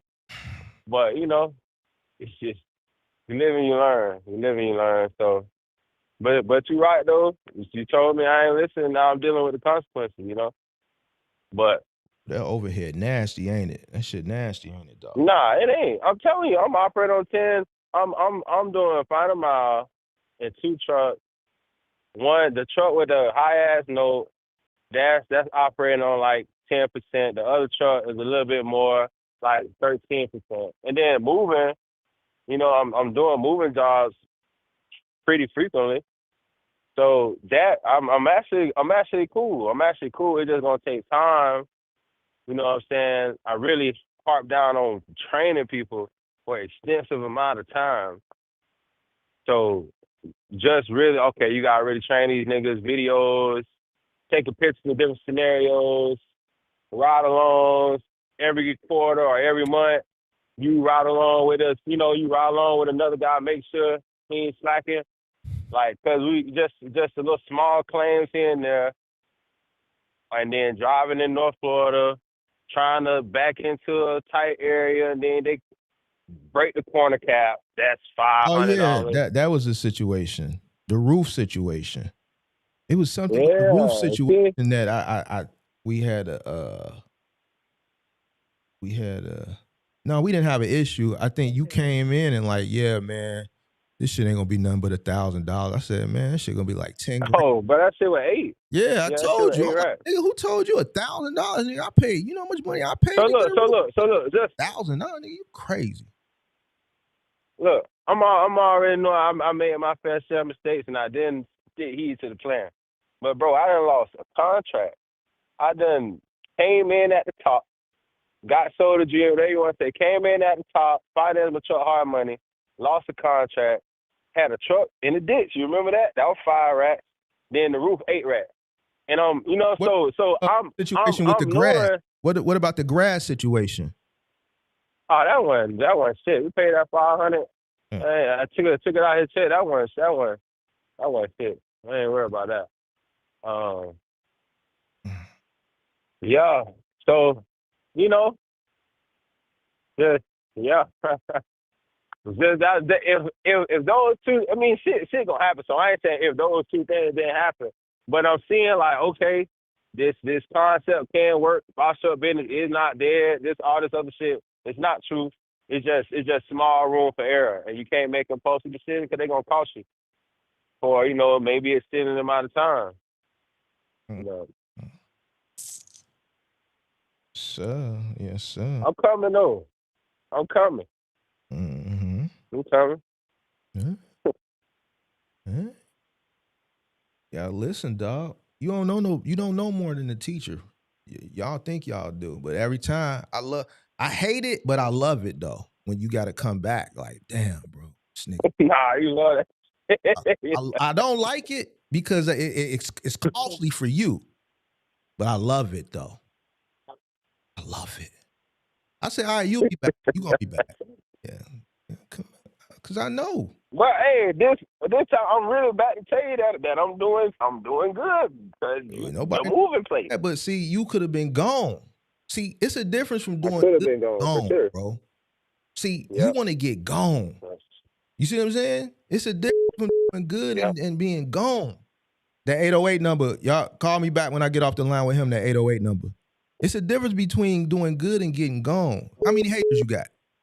Anybody hating? How many haters I got? You got any haters that you can think of? I definitely got some haters. No. The same shit I was telling you about in the Discord the other day. Well, you probably don't remember. It was a while back, though. The business and like growth and shit like that was just like some other shit, some dumb shit. No, it's all related to business because I got people working for me, doing moving jobs. And they, you know, it's really my homies, but I don't talk to none of them niggas no more. This was like 2-3 months ago. I said I can't fuck with y'all. That mindset broke. But yeah, but I ain't by any means. I know, you know, no means that my quote unquote gone. But I definitely see the trajectory. It's just making no crazy decisions. It's just like stuff can go wrong, but it's like, damn, we got to be extra super duper, which you already got to be. You know what I'm saying? But it's like, this shit got to be, you got to run an extremely tight ship. Yeah, you have to. You know what I'm saying? Because of the, so. Yeah, just can't wait till the day I can come up on this bitch and pop my shit. Man, that's a minute, bro. But what you owe on trucks and shit, man, that's going to be a nice little minute, pimp. But we'll be here. We'll be here. Nice little minute. How long you think? Man, bro,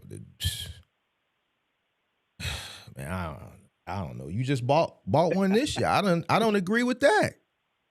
I don't agree, bro. Like, I'm not gonna agree with something that I disagree with.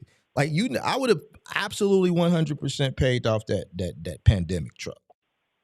Like, all the money, I would have been working that truck, and I would have been pouring as much money into paying that shit off as soon as possible, bro. Before I went out and bought another truck that's damn near what I owe on this truck that I've been paying for 3 years. Like, this shit is crazy to me, bro. And it'd be different if I never talked about this shit. I've talked about that shit over and over and over and over again. And, you know,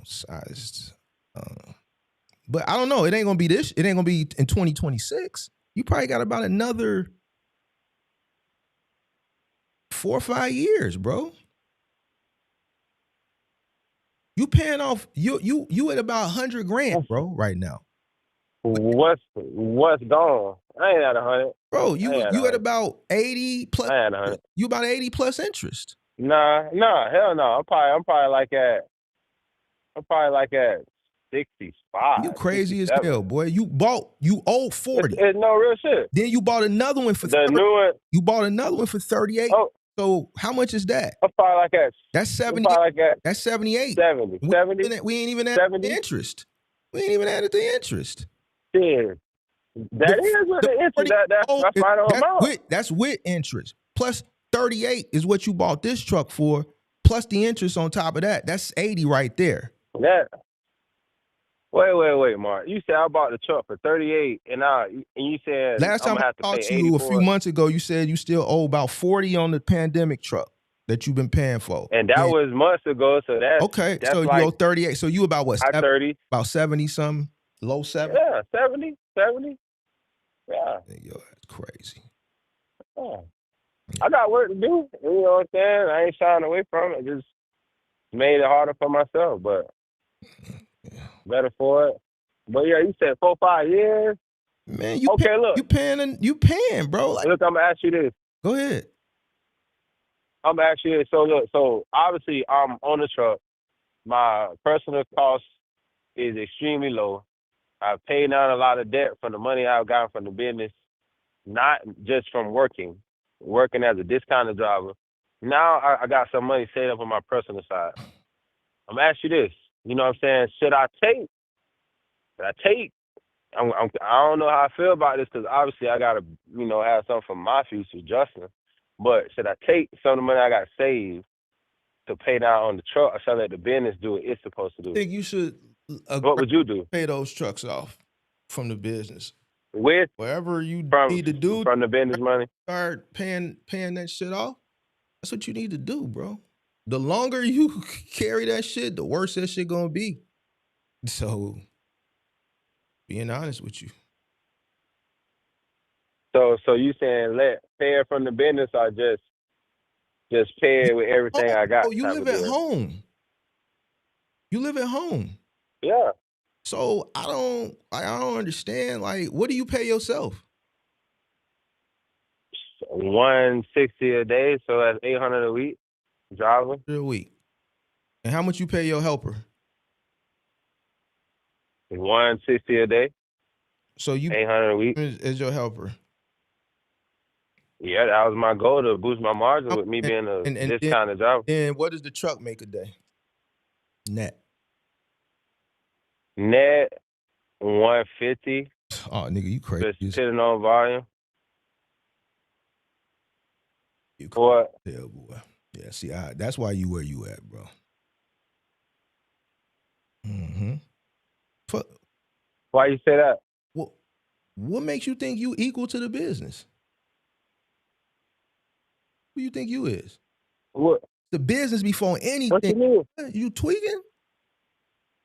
I'm a driver on the truck. So you are paying myself a hell you of a are rate. an owner. Who you talking about? That's put itself in deeper debt because you don't want to listen. What are you talking about? You drive the truck. So what? What is that supposed to mean? Do you want to get out of debt or you want to stay in debt? What you want to do? I want to get out of debt. All right then. So what you think you need to do?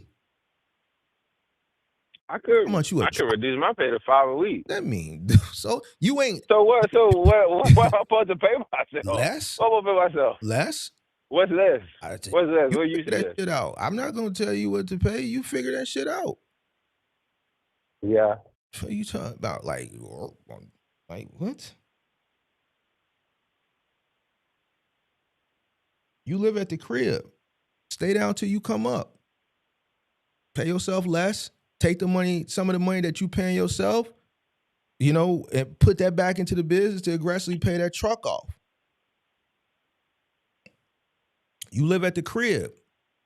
So you don't have to, pay yourself and more money, which is going to rob from the sustainability of business to cover the cost of living. You live at home. Take advantage of it while you can.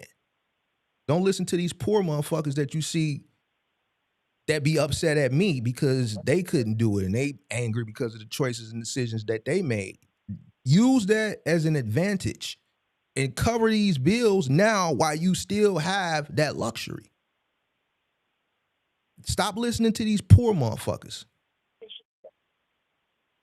You live at home, take advantage of that, right? Aggressively pay down that debt.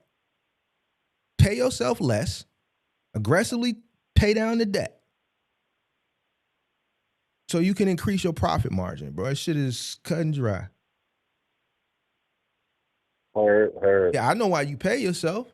Because you want to have a personal life. You probably got you a little, you under dig. You did. I don't do shit. I do a little trick. I done did all that shit. You know what I'm saying? But you said I gotta do a little what? You down in Florida, so down there they got the honey. They kind of like honey bronze. They got the honey bronze. Man, I ain't doing none of that shit, bro. Mix, I ain't gonna little mix. You dig? No, Probably a little Hispanic, little black. You dig what I'm saying? So you got to make sure you a little bit to trick off on the weekend. That's what it is. Hell no, I don't do that.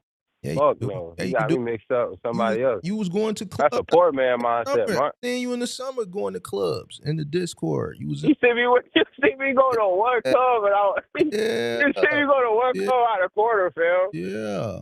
Yeah. Let me tell you how I do. Some- I Listen, all listen. that money, bro. I've been putting it into the market. Okay, well, here's the thing, bro. Like, see, So that's why I said I could pay. see, you worried about you. You worried about you. You should be worried about the business. You put the business in that situation. You did that shit to the business. The business didn't do it to itself. You went out and you made those foolish decisions. So now you got to get the business out of that rut. I can. So, I don't know. You live at the crib, bro. Like, I don't understand this. I just don't get it, bro. Y'all niggas just don't understand how this shit works, bro.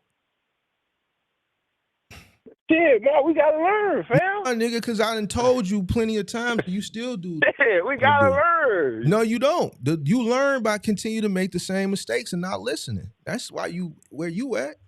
You and J. Cole found it at the same time and on the same mission. Why is he tell you all the time? Just me and J. Cole's situation different, fam. Nah, bro. No, At it's the end not. of the day, Y'all live right by each other.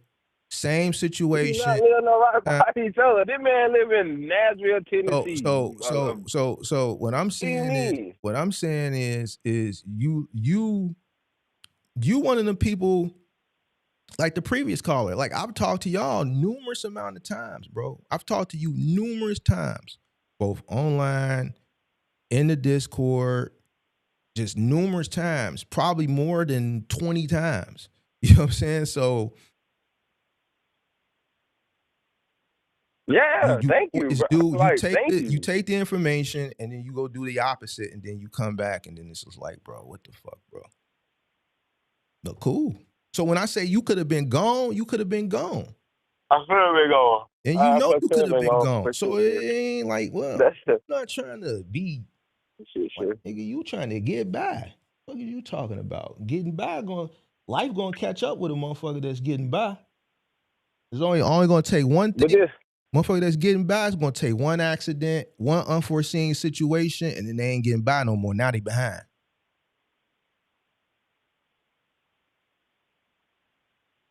I don't understand why motherfuckers just like putting themselves in deeper debt. I mean, what's up, bro? Because you just want to say, oh, well, I got this is what I got over here. So, man, don't nobody care about that shit. The people you trying to do that shit. No, I know. And impressed, them motherfuckers ain't got a pot to piss in nor a window to throw it out of. Bro, I ain't trying to impress nobody, because why would you go out and go get another truck when you still owe an exorbitant amount of a pandemic truck that you overpaid for? That shit is crazy to me, bro. I'm never gonna let you live that down, sir. Never. Never gonna let you live until that shit is until that shit is paid for. And guess what? You just bought it, so you still got some years. You never gonna live that down. You never gonna live that down. Ever. I'm not gonna let you. Man, I don't know what you talking about. You keep that. No, it's a reason why. I want that shit to stay right on the top of your brain. So every decision you make going forward, you're gonna think 3 times about it. We're not gonna and it's like, bro, we're not gonna let that shit fade into distant memory. We're gonna keep that shit right there for you. I see. You going? It's different over here, boy. This ain't that other channel down the street. That one over here, fam. I've been here. Man, we different over here. 3 years straight. A little bit different. It's a little bit. We from the old school. I love it. I love it, bro. That's what I'm saying. Here is different. You dig what I'm saying? We ain't trying to sell you hope and shit. Hope ain't gonna do shit. We crush hope. We live in the real world. Mama said, hope for the best, prepare for the worst. Because it's coming. It's coming. I could probably cut that time down on the highest truck in half. But it's like if I do that, if I if I do You know that, what I would do if I was you? All that moving money that you doing under the table, 100% of that would be going straight into covering that cost. That's extra money because technically you shouldn't be doing it. And it's 100%. It's 100%. No, it's no middleman. You get 100% of the revenue. So all that extra money that you taking and you pocketing, I would be taking that money and funneling it over there and aggressively paying that shit off.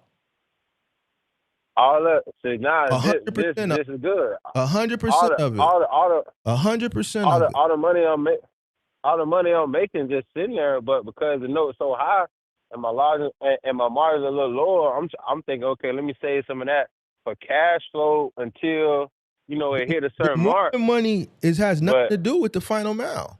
That's extra money, right? yeah, but you know how that shit goes, No, man. I don't know how. Yeah, I don't it's know how it go. You told me you got a 10% profit margin on the exorbitant truck, and then it's slightly higher on the other truck. So that's your licensed final mile money. So that means you're profitable, right? Right? Because this is what you. I'm paying attention to everything you're saying. So if you're profitable and then you're doing the moving on the side under the table that you're not licensed for, and you're getting 100% of the revenue, what do you mean you know how it go? I don't. Explain it to me. Because that extra money that you're taking, you could take 100% of that and put it into that to pay that shit off so you can get rid of that burden. That's what I'm gonna do. That's what I'm gonna do, Mark. I quit, bro. That's what I'm gonna do. I give up, bro. See, I give up. Come on, bro. Hang in there with me, man. I Hang in give there up. with I me. quit, bro. Like y'all niggas Hang ain't in ready. there with me, boy. I promise you ain't gonna Y'all regret it. niggas Hang gonna in be there working with till me. you. Hey, you gonna be out here doing final mile old than a motherfucker, boy. Who? Yeah, you. The way you moving, you gonna be doing Not me, fam. for the rest of your life. You gonna be like some of these That's bitter what I'm niggas talking that about. watch, that get angry, mad than a Never. motherfucker, bro. Mad than a motherfucker, Never, bro. old than a Never. motherfucker, just bitter. You gonna be like one of them. The way you moving, you gonna be like one of them. You gonna keep making these stupid decisions. You're gonna put yourself deeper in debt if you don't change your mindset and start making better decisions. You're gonna be working for the rest of your life. See, you trying to play, well, I'm just taking this money and investing. You ain't in the position yet to do that. You need to get yourself out of debt. And okay, see that's good. And you at the crib That's too, boy. You good. tweaking, boy. Listen, But look, you at the Mark, boy. You I supposed to didn't be. You listen supposed though. to be taking advantage. You supposed to be raiding the refrigerator, living rent free.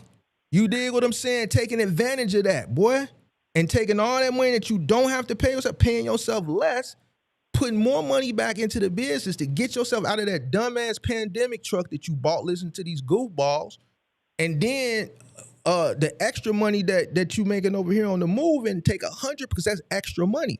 Taking 100% of that shit and putting it over there and paying that shit off so you can get from under that guru pandemic truck that you bought. That's what I'm gonna do. That's what I'm gonna do. That's what I'm gonna do for sure.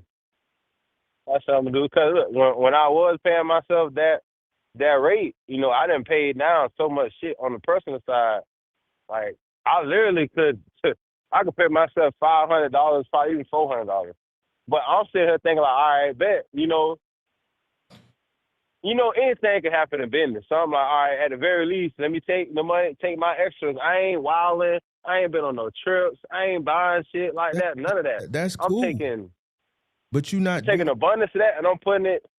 So now I'm just gonna stop. I'm gonna halt that, or I'm gonna ask you this: if I've been investing, I got some decent positions. I'm up like 36% this year on this year money. Should I just liquidate all that and just put it on the truck? But if I do that, then what like future?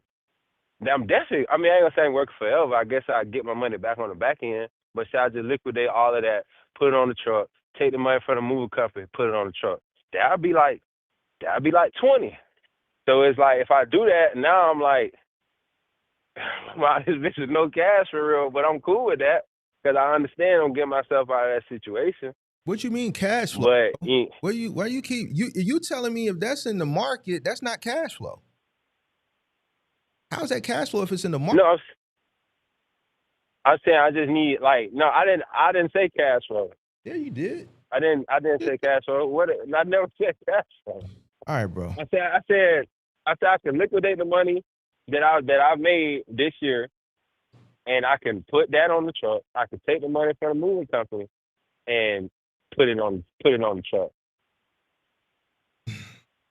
Then I also could pay myself less because I'm staying with my folks, and I bought a crib that I ran out at a profit that I bought in 2020. That's at a profit, so I could do that. But it's like if I do that, then I'm putting everything on the business, like You everything. should have been did that. I tell people to do that anyway. Okay, Like, well, that's real. you could have did that and not did what you did. So it's like you gotta reverse what you did and come from under what you did. So that's gonna take a couple of years. Yeah. You should have. Listen, I'm gonna keep it a buck with you. You shouldn't have no note right now. This truck that you just bought, you should have that should have been a cash truck. Yeah. What you did during the pandemic, Yeah. I a lot of y'all got misled. You just one of the few that is still surviving because you found Big Mark and you bugged me. Yeah. You don't listen. Yeah. Come on. Then you don't listen. Yeah. I'm sending you an invoice. Oh, again? I'm just playing. I'm sending you an invoice. I'm just playing. I never sent the first. Hey, man. Send it though. I know. I'm just messing with you. I'm just messing with you, fam. I'm just messing with you, man. Yeah, I always tell you I appreciate you, man. I tell you as much as I can. As much as I can. I don't understand it. If I was you right now, I would be at least at 3 trucks paid for. And you at the crib. I'll be well on my way. You supposed to be one of them ones that they really hate on. You supposed to be one of them ones. You at the crib, boy. So I should see this is why I be having mixed feelings though. Because I definitely understand what you're saying. Put all the money into the company because the company is gonna be what save you for real. The company is gonna be what allow for me to make investments down the line. I'm 28. I don't mind waiting. You know what I'm saying? But in the same breath, it's like, obviously I want to think about retirement and set myself up. So I probably should now for this conversation, prioritize getting myself out of this fucked up note. And then, obviously that's going to pay dividends when I ain't got, I'm saving $1,500 every month. The business is, getting that $1,500 back every month. What it is. And this is the thing, I don't mind doing it no way because I ain't seeing this money. Like, bro, after I pay my little petty ass bills, I'm investing all that shit every single month. So it's like I ain't seeing this shit no way. That point, you could have been at that point, but you focusing on you instead of the business. The business suffering right now. To be honest with you, it ain't where it should be. See, now is the time where you need to come from under that, bro. Now is the best time to come from under that. So if there's any in 3 or 4 years, we do get some type of upturn, even if it's a 5 or 10% swing, some minimal, it will be more beneficial for you if you are not entrenched in debt. You know what I'm saying? So you should really aggressively be trying to get yourself out of that now, bro.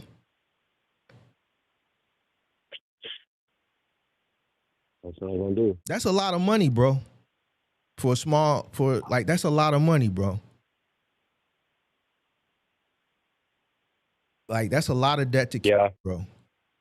And that's just off debt. There's other debt that's associated with the business.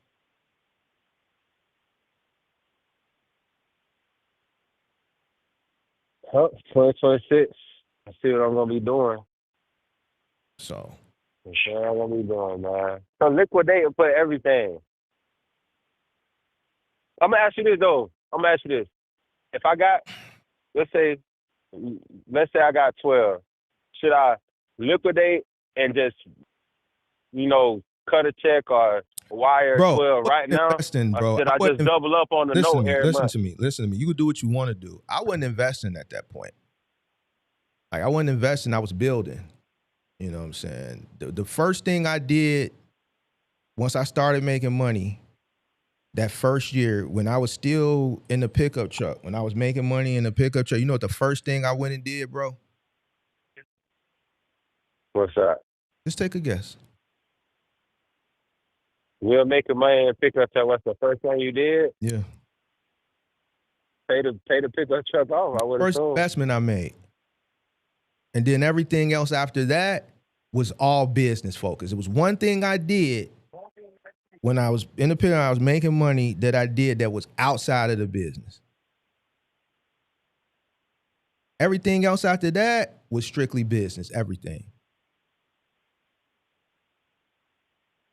Yeah.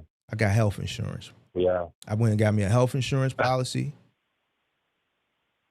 And everything else was business for. That's the only thing I did for myself.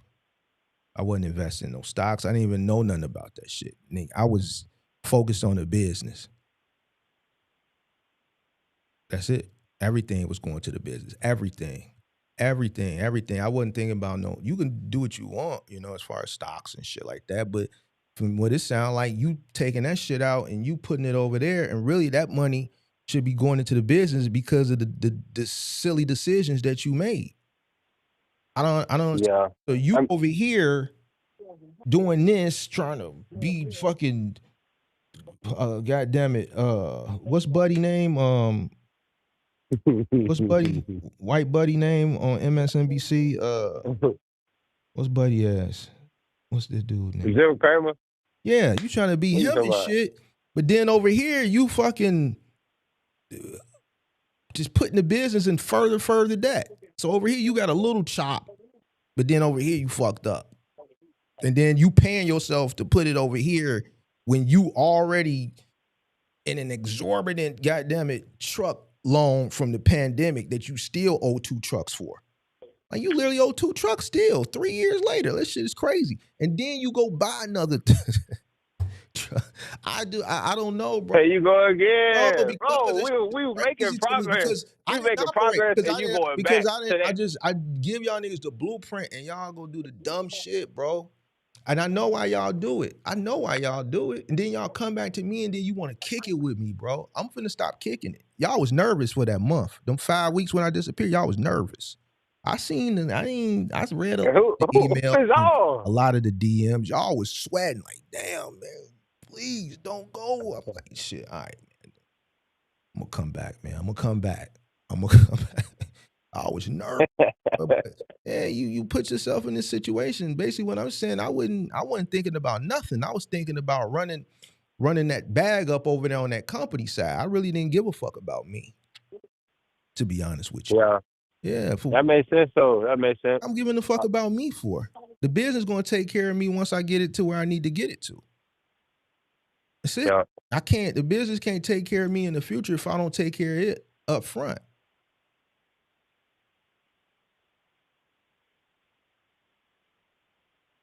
Yep. You sure right.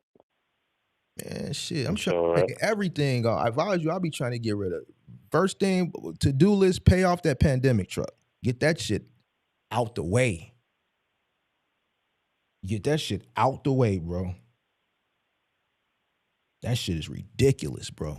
Get that shit up out the way so you could breathe a little bit, bro. You know? So I would pay myself less and put more back into the business. Aggressively pay that shit off. Get that shit out the way sooner than later. I know is it a prepayment penalty? I don't believe it is at all. So it's probably not a prepayment penalty, but you're not saving on interest because they already built in what they want to make off the deal. Already baked it in. Right, but what I'm saying is you don't want to still paying it off early is still going to be a benefit for you because as soon as you pay it off, the sooner you can breathe and have a big profit margin to now aggressively start paying this other truck off. Yeah. So, you know. So should I take the whole lump sum and dump it on there, or should I just double up every What, you talking month about the on money you note? got in the market? Well, the money I got in the market and the money I got in the moving business. What you mean the money you got in the moving business? You don't. That's under, Well, bro. Like, what are you talking about? I know. I'm just okay. The moving side of the operations that I do, Bro, the money that that money you should. That's not even really. That's a hustle under the table. You should take whatever that is. I would. That don't got shit to do with the final mile company got cash flow, right? Yeah. All right. So I would take that and I would aggressively pay off that damn truck. Well, but this is what I'm asking you. Do you let's say it's 10. Do I just wire the whole 10 tomorrow, or do I just say, you know what, I'm just gonna chip away and double up? You got off on the pandemic truck. How many payments you got off on the pandemic truck? I mean, payments. I ain't hear the last part. How many payments do you have left? I have checked to give you an exact number. How much do you owe? How much do you owe on it? 30 something still?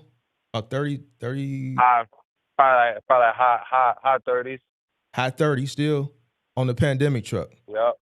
And you still high 30s on the, probably 40 something on the well, no, more than 40, because you just bought that truck, so you ain't even paid the interest down on that or the profit. So you probably owe about 50 on the other truck. So no, see that truck I low key got a decent situation. You paid 38 for the truck. The truck was 38, right? The new truck was 38. So it's 38, 10% interest. It was 38. Yes, how much is the note? Note is $880 a month. For how many years? How many months? 60. That one may be a little. Bro, it's 52. I just told you it was 52. Like, what are you talking about, bro? Like, I know. Listen, it's not 50, bro. It's not 50. Bro, 880 times 60, bro. 880 times 60. They're not going to sell you the truck for 38 and just say, hey, don't worry about no interest. We don't want to make no money. Of course, Mark. I understand that. I know how that works. So what are you talking about, bro? 880 times 60. I said it before. No, it ain't. I said, no, you owe about 50. No, Mark. 880 times 60 is 52. Bro, I know. No, I had somebody calling me. I had did the math on this, bro. 52. 52. I think after everything, it came up like $40,000, $90. What are you talking, bro? And then have you done the math on 880 times 60, bro? Yeah, it's no way it was 60 months. So I have to double check. But this is what I know. The final sales price. Now it ain't 60 months. Sales price. I just told you how to check. I already know what you like to do. No, you said so I said I'm gonna have to do check. anything. But I think it's questions you answer, and I go off the answer that you gave me. You said 60 months. So look, if I paid all in taxes, registration, whatever, it came out to $40,900. The interest is 10.9%.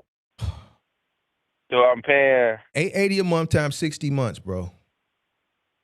I don't think it's 60 months. Y'all don't understand. See, the buddy who was called up, I do understand. Explain it to you. Interest is a little bit different. You just don't add the 10%. That's not the total. It's the way it's done, like in a car payment, it's kind of like tricky. It's like residual, I think, over the cost of the term of the loan. So it's like,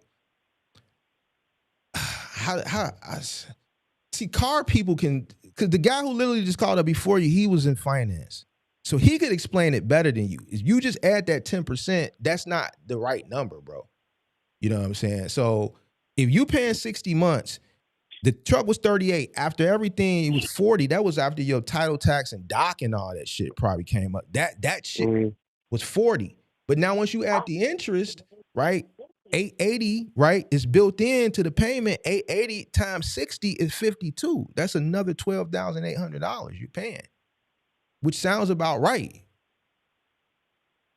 Yeah, you're paying 880 times 60, bro. You're paying $52,000 for the truck. It was, if the truck was 40, that's you're paying 12. You're paying $12,800 in interest. What do you think is like a stick of gum or some shit like that? It's gonna be a couple bucks. Like, what are you talking about, bro? You're paying the truck off in 60 months. 5 years. let's say I bought. I'm actually trying to pull it up. I'm trying to pull it up right here. Bro, you pay the note every month, right? $880, right? You know what your note is, right? You pay it every month, right? Yeah. Something that you got to look up, bro. I know how much my mortgage is. Nah, I was trying to see What the you term. talking about? Like, nigga, I don't have to look that up. I've been paying this shit forever. You see what I'm saying? Like, how do you look up something that you pay every month? I'm talking about the term, man. You pay $880 a month for 60 months, bro. I don't give a fuck what the terms. It's only one thing in this world that's true, bro. You know what that is? Everything else you can't take serious. It's only one thing in this world that's true. You know what it is? What's that? Math. Math. The numbers is the numbers, bro. 880 times 60 is 52.8, bro. Yep, 60 months. All right, then. I just found it. So you can try to cause see, you didn't realize how much you was paying for this truck until now. And it's obvious that you never even sat down and did 880 times 60. Because it's an all moment for you right now. You fighting it. You no, it ain't no bro. I bought a whole house, bro. I'm telling you, I ain't financially illiterate. Well, here's the thing. You never took the time to go 880 times 60. Because here's the thing, me being as old as I am and having experience in the real world just as Mark, and then having plenty of years of real world experience as a business owner and going into deals and buying cars and buying trucks, you tell me 38, what was the first thing I said? I said, you paying about 50, 60 something thousand for that truck. No, I ain't. I said, yes, you is. Well, how much you paying for the truck? 880 a month. How long? 60 months. 52.8, bro. I don't it's not difficult, bro. But how you just handled that situation, it lets me know that you never sat down to even do that shit on your own. So that's why I said earlier, you about 100,000 in debt. You about 100,000 in debt. You never even learn, bro. I mean, I ain't. Nigga, I wasn't just making a number up because I'm just pulling it out my ass. I can listen to you. Oh, you about 100,000. Yeah, man. I am close to that. All right. You 90 something. I just rounded it to 100. You about 90 something thousand in debt. 90 something and some change. You just signed this deal this year. You still owe high 30s on the other truck. Yep. I can cut that down in half though. The time that it's gonna take. If you would have listened to Big Mark, we can't hold you responsible for what you did during the pandemic. I wasn't around then. You did that. Listen to Buddy and them. You listen to Buddy and them ain't even here no more, and somebody in them still here, but they see you still gotta pay for that highest truck because you let them send you off. You see what I'm saying? You still on the hook for that, and you still owe $40,000 on that truck 3 years later. You've been paying for that motherfucker 3 years. Then you go on and do this. So now, I'm on the phone. Just call me. I'll call you. I'm gonna call you. Appreciate it. Now, just crazy. Man, I would take this summer, bro. I don't know, to fly under the radar one more summer with the moving thing, and 100% of everything you make, I would try to get that pandemic truck gone. Take it off. Gone, bro. You ain't ready to take on that type of responsibility, bro. Like the amount of money you gotta have coming in to pay 2 notes. Like, how many notes? What's the most? Because I had 2 trucks. Well, at one point,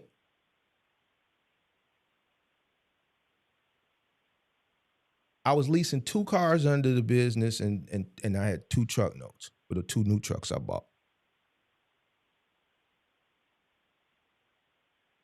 And you don't want to know the type of revenue that was coming in at that time.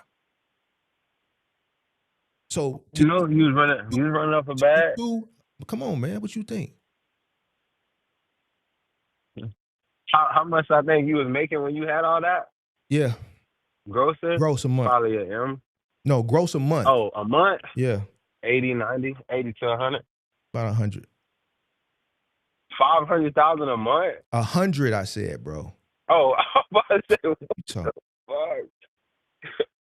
I believe, yeah, bro, I'm here to learn. I ain't saying I'm here to learn. I'm listening to you. And I'm going. So to have two, it's always been that. So to have two exorbitant, well, one really exorbitant.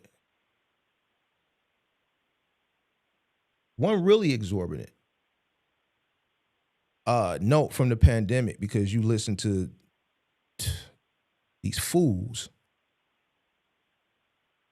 Your main priority should have been and should be right now is to coming from under that, bro. That second truck, I would have never bought it. It's done now. I'm not gonna not like ignore it. I'm gonna keep throwing it in your face. Bro, but because this shit was stupid. See, I can rub it in your face and say it was stupid because you've been following me for 3 years and you've called up plenty of times. You're in the Discord. We've had conversation, and that's why you hid it from me. You didn't tell nobody in the Discord. You hid it because you knew not only me. Matter of fact, when you did say it, I think Cole, but somebody was like, man, wait till Mark find out. Your ass tweaked out. Yeah.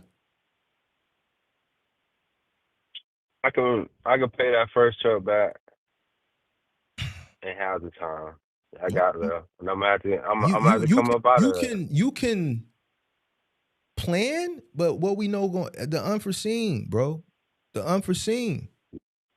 That's what I keep trying to ask you. Your best bet is to 100% of the revenue from the moving, since that's under the table anyway. I don't even know why you even have like a pot over there. Like that money should have been like common sense would have been like, bro, let me take this money since this is 100% revenue. And it's a lot. It should be a decent amount, and put that over here so I can come from this bad investment that I made. This is a bad investment. I need to come from under I like that. sooner than later.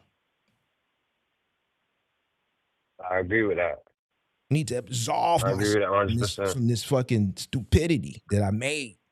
You have to beat yourself up, bro. Like you gotta beat yourself up. See, bro, you have to beat yourself I up. So you don't I've do been working crazy, bro. You don't do this stupid shit no more. You gotta beat yourself up, bro. For real. So you don't make these silly decisions, bro. Cause you keep making them, bro. I just don't understand. Like, so then once you take that and you get that up out the way, boom, you know what's gonna happen? You're gonna that collar. It's gonna just come like this a little bit. Not much. Because you went and made another dumbass decision. But you're gonna feel it a little bit. It's gonna come like this a little bit. Then you're gonna have to start working on the next one. So yeah, I'm gonna need 2 to 4 from the dumb mistake. Yeah. Oh. Yeah. Yeah. So. All right. His call ended. So we got 2 calls, 469 and 850. Oh no, that was him. So 469, you can call up. 469, you can call up. Whoever that was, 469, you can call up now. I think his call dropped. He got enough of my time. Shit. Whoever 469 is, you can call up. And I'm done. Yo. Hello? Yo, Mark. What up? What have you been telling these dudes for years? Cash is king, right? Always.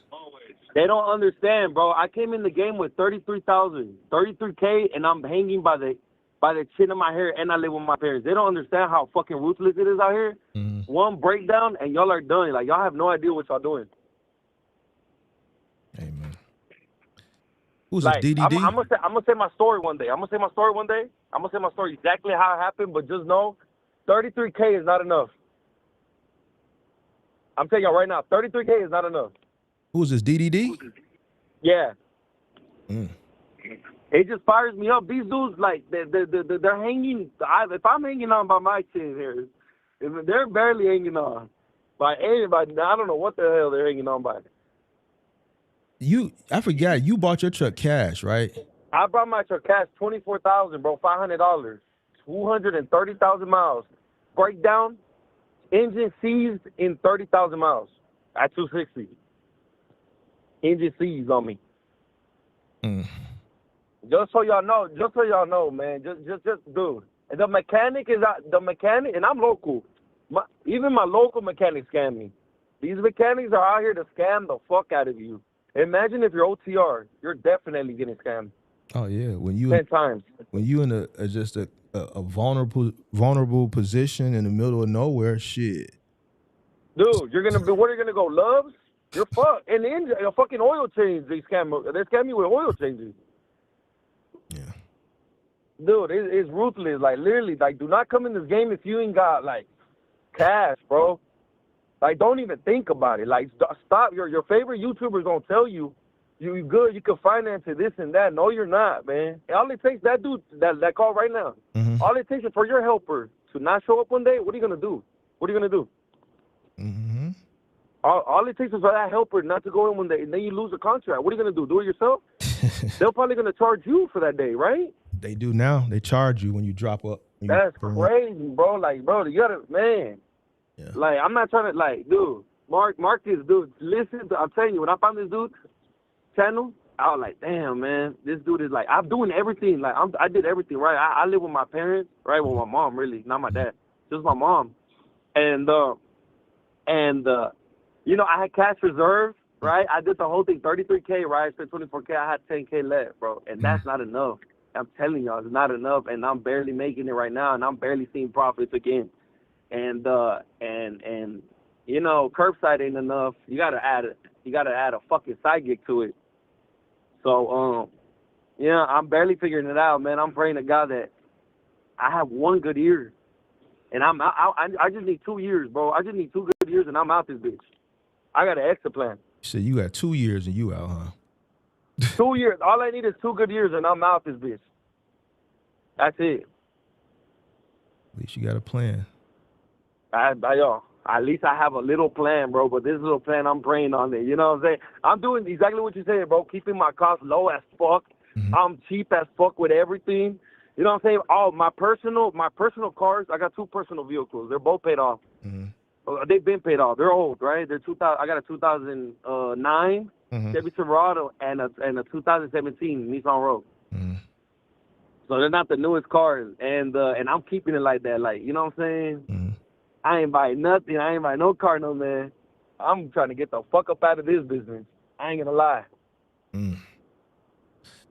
Well, hopefully this is a better year for you, man. Just, you know, you out of Texas, right? If I'm not mistaken, right? Yeah, bro. Dallas a city of fucking, you know what I'm saying? Dallas is a lot of opportunities in Dallas, though.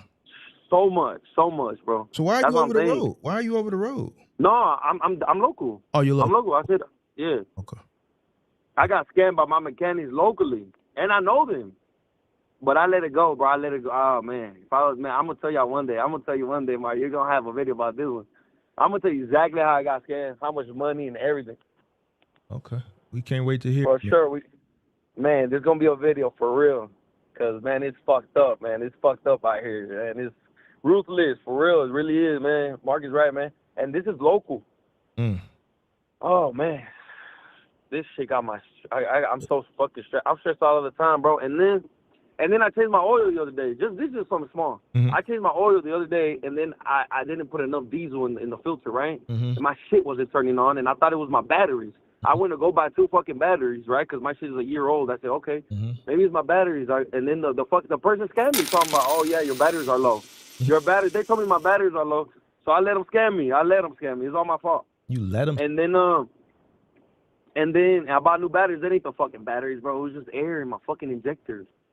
Jesus. They got too much air in the fucking injectors. Is it because you're the second person that's called up and the mechanics misdiagnosed it? So is it a scam thing, or these mechanics that y'all going to out here are just not qualified? Dude, let me tell you something. These mechanics, you already know if you've been in the business. These mechanics, know exactly what's wrong with your truck, and they'll tweak something because they'll know you come back. Look, they'll fix something on it, and they'll make sure you come back 2 months later because they didn't calibrate it. You know what I'm saying? Mm-hmm. They don't calibrate that. They didn't calibrate my shit. The motherfucker was changing my injectors, all 6 of them. They didn't calibrate it. Knew I was gonna come back, and then he knew eventually the fucking engine, the oil was gonna pass. Mm-hmm. The oil was passed. The diesel was passing in the oil, and then the rings. He said I need to replace the rings now. Well, I'm gonna tell y'all one day, man. I ain't got enough time right now, but I just wanted to come in and say, man, cash is king, and this financial shit, hell nah, that'll never be me. Yeah. Well, that's it, man. Hopefully 26 and 27 is your year so you can exit by 28. I'm going to be here. I'm going to be updating every few months. Keep us updated, bro. All right, bro. Have a good one. All right, you too, man. Well, there it is, guys. It was a good calls today, man. Really good calls today. Yeah. Yeah, man. There you have it. You know, we've had a couple mechanic calls that got misdiagnosed and sent off. Cost these guys more money. We've had one of our infamous long watching subs that still hanging around and it's still like, I don't know, man. I think man, I might do I might take on, I never did it before, but I might do it. I'm gonna let me stop playing because y'all love to go run with that narrative. See, I knew it. I knew he was going to one day do a paid mentorship, and then this motherfucker, I might charge $100,000 for mine. Ooh, listen, somebody sent me something of a creator that's in the space that's charging $50,000. $50,000. They got a $50,000 package. I said, whoa. I said, hold the horses. Now, one, we know ain't nobody got 50. Ain't nobody got 50 to get to no content creator. Ain't nobody out here that's watching content just got a random 50 laying around to get to a content creator. But they're listen, that's a reach for them to even say that shit. Man, I don't even think I don't think I can even fix my lips because I know ain't nobody got that shit that's looking to do this type of work. They ain't got that shit. For a motherfucker to fix their lips, to ask for it, shit crazy. They sent me that shit the other day, bro. I was like, wow. But at the end of the day, appreciate who was that? Justin for calling up. Appreciate all the callers for calling up. This was a really good show. Yeah, man. It's what it is, man. Hope everybody have a good day. Let me just read these. Oh, I had a super chat. That's why I said I need to go back and read. Shout out to M. Jax for that super chat. Bro, pay one payment, then write a check to add more to it and tell them to apply it to the principal balance. Write this on a check. So I don't think he can't do that. So he doesn't have one of those loans where the extra money is going to go to the principal. He bought his truck from Ryder or Penske or one of those places, and the type of deal he has, the amount of money profit that they want to make off the deal is already predetermined.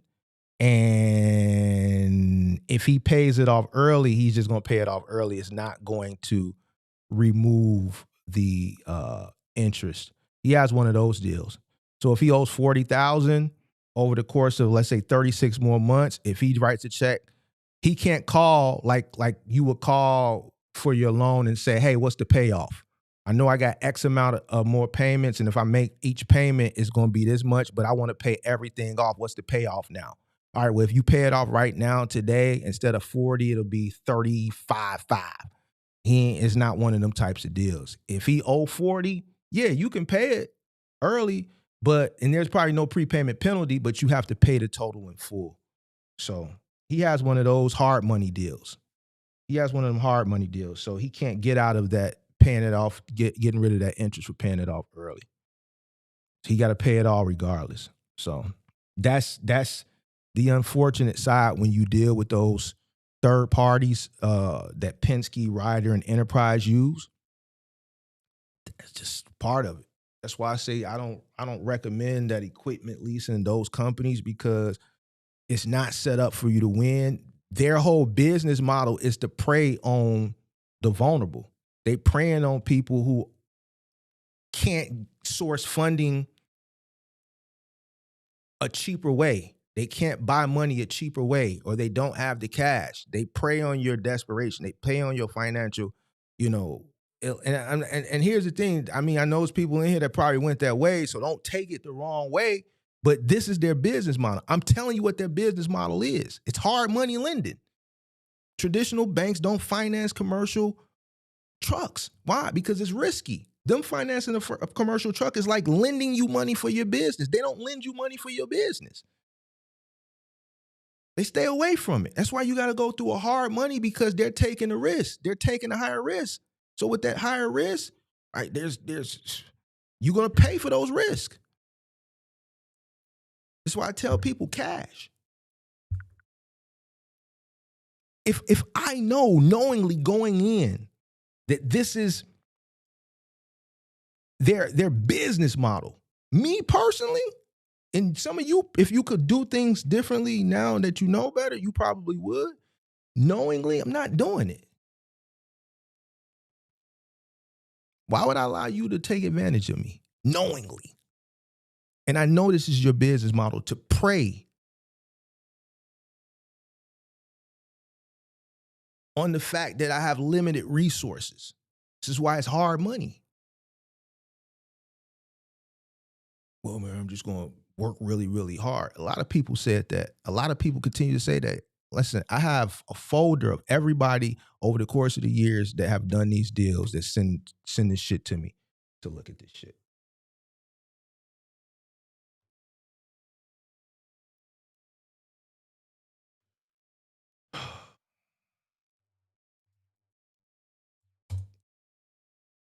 Where is that folder?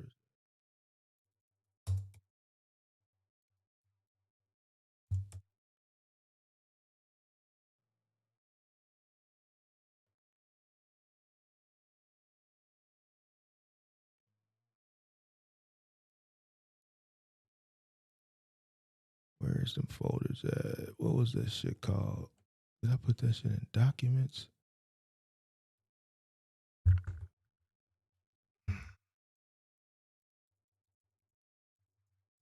Oh, I forgot what I titled the damn folder. Hold on.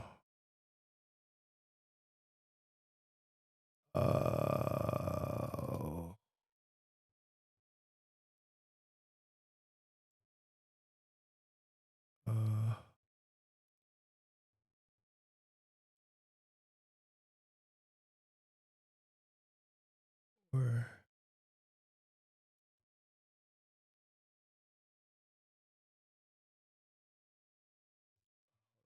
I think I got.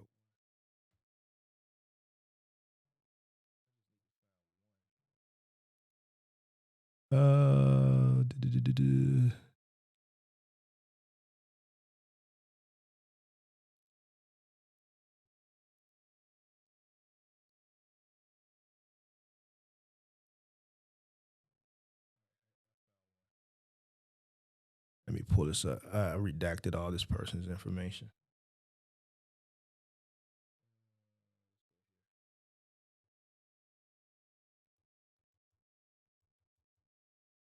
I don't know if I can blow it up, but here.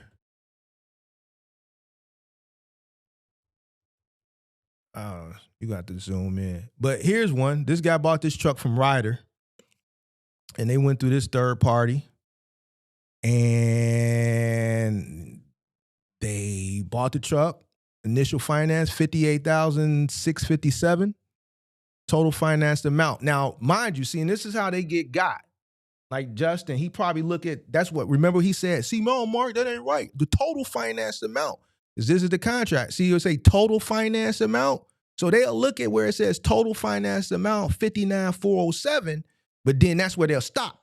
This is where that ignorance of that youth and just not being business minded or not having nobody to hold their hand and walk them through it. They just, no, Caesar said the total finance amount, 59,407. No. Term of contract, 60. Payment, 1605. times 60. Do 1605 times 60. It don't come out to 59,407. It comes out to about 96. Comes out to about 96. No, Mark, the total contract said 59,407. Well, how much you paying a month? 1605. For how many months? 60 months. Do the math. You paying twice for the truck. These are the deals. Notice, no interest. No interest because it's already predetermined. Anybody that's bought anything from a traditional lender, a bank, the first page of the bill of sale on that perforated copy, that pink sheet, probably somewhere down like the third or the fourth sentence, you're going to see a line. And it's either going to have a number typed in or written in. It's 2026, so it's going to be digitally typed in. 2%. 6%, 20%, nothing. Why? Because it's already predetermined. They already know what they want. It's nowhere on here. Nowhere on here is there an interest rate. Nowhere. And I know you guys can't see it. You got to blow it up, but I've went through it with a fine-tooth comb. It's already predetermined. Direct finance costs. What the fuck is that? I've never paid no stupid shit like that before. What the fuck is that? Documentation?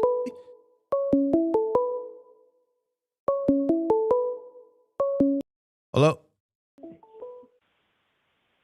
Hello. Hello? Hi. I was reaching out to just ask Mark a couple of questions. This is Mark. Oh wait, this is Mark. Okay, wait. Hi, sorry. Hi, how are you? I'm doing well. What about yourself? I'm doing fine. Thank you so much for asking. Okay, so I'm kind of new to your channel. I definitely appreciate what you're doing because let me give you a little bit of background about me. I've been in business, trucking and logistics for about 6 years now. I started when I was 27. And I'm from South Florida, so I initially came from like the, I don't want to say that. Let me say the moving industry. Mm-hmm. And basically that's like the first set of game for trucking that I learned. Mm. And I'm not saying that it's not profitable. I've seen it be very profitable for me. I've been through the highs, I've been through the lows, I've made it through the pandemic, I've had 6 trucks, I'm all the way down to 2 now. I have done so much in that time. And basically, I'm finally at a point where I need to, like, I mean, it's not that I didn't take it seriously before, but now this is like do or die for me. I need to make sure I stabilize whatever I have going on officially. I used to work with my family members. That became very messy. I had to get away from them. I had some issues with hiring, and I just feel like right now I'm at a point where I need to scale. And I typed in Final Mile, and you popped up, and I saw you were on live, and I just wanted to know, basically, is that where you started with everything trucking wise? And like, what kind of advice can you give me? Because I need to scale and I'm looking to get into Final Mile because I'm tired of OTR. I'm tired of the mess. And I need to scale before I grow again, basically. You said you need to scale before you grow again? Yes. What does that mean? Like, I need to put the equipment that I currently have to work, and I need it to be consistent so that I can grow.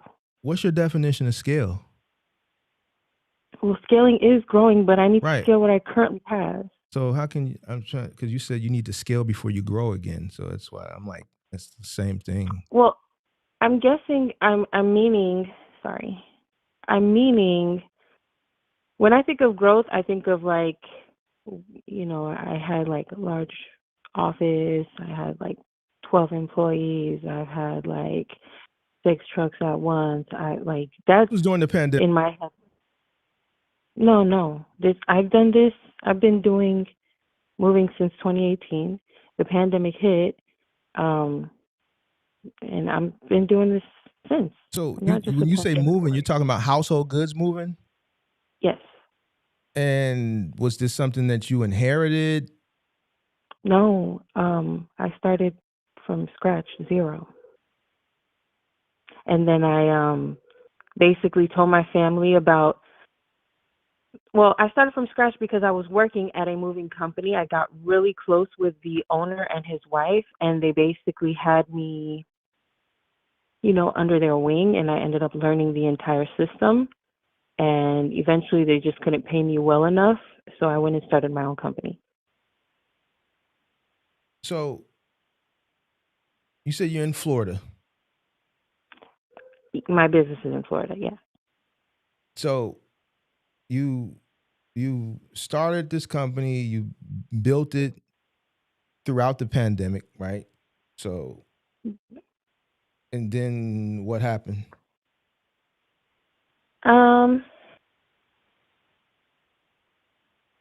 Well, so because I didn't come from this industry, or no family members, nobody else but me in my in my vicinity knew how to do this. So I used my family members to support me, and I kind of tried to hire them because they're the people who I trusted. And it just tanked because they're just not taking it seriously. They don't really know exactly what they're doing other than what I advised them to do. It was just really hard. So well, how long have you been watching the channel before we go any further? I saw your videos before, but not very long. I'm not going to say a lot of hours. Do you want to? Well, I'm gonna be honest with you. I'm a very direct person, and I'm probably gonna say some things to you, and you're probably not gonna like them. And I'm an equal opportunities. I don't discriminate because you're a woman. So as long as you can handle what I'm about to say, we can proceed. Yes. You want to go further? Yes. Business didn't go anywhere because to run something like this, in order for it to work, you have had to been out there. And this may sound sexist, but it's not. In moving, even in final mile, there's a lot of variables, right? And if you've never been out there to really understand in the field, it's going to be hard to build that. The reason why I think you got by those years is because just the timing played a big part. Because people are still moving. The pandemic, as far as the market correction that the general freight industry saw, that didn't affect the moving industry, so to speak. Right. So there should be nothing but upside. I think the systems, you didn't have the system because you just, you just weren't out. Yeah, I kind of, I figure. And then the employee aspect, the male testosterone driven is, you probably had a lot of problems with employees as far as from a respect level, I would assume. They probably undermined you. They probably people just were probably doing things on their own, probably just going outside the scope of work that you probably wanted them to do. Did you see any of that? I would say more incompetence. Incompetence due to a lack of training. I think due to, it could be, I mean. Let me ask you this. Not lack of. Who trained them? Who trained these guys? So remember I said I came from an original moving company. Mm-hmm. So I did have people who came with me who were lead foremen, and those were the people I would point to who trained the rest. the thing was, the reason why I left that moving company is because they weren't really tip top. So I kind of worked from. Stop right there. You just answered it. Yep, I know. So and I talk about this all the time. Just because somebody comes from a moving company doesn't mean they're good. So you brought sucky people over to a startup, and they brought their sucky behavior and their sucky skills over to your company. For sure. So as an owner, it's your job to create your SOP. It's just like if you work at Walmart, that's a big box retailer. If you go and apply at Target, your resume is going to look good, right? Because you're coming from another big box retailer, right? So you understand volume, you understand seasonality, you understand big box retail. So although you are, your resume is impressive and we're interested, we're going to give you the job. But just because you came from Walmart and you understand systems, we still have to train you to our scope. We don't want you to bring the bad habits of Walmart over to Target. We do things the Target way. Yeah, for sure. So they were never trained. They were never trained for my standard, yeah. And here's the thing. Have you ever moved? Have you ever physically been out there and moved? Yeah, I went on some jobs. Would I listen to me? Have you ever moved? Have you ever had a consecutive long days? Have you ever lived on your sofa 4 flights of stairs? Never. Have you ever lived in a safe? Never. Have you ever blown your shoulder out? Of course not. All right.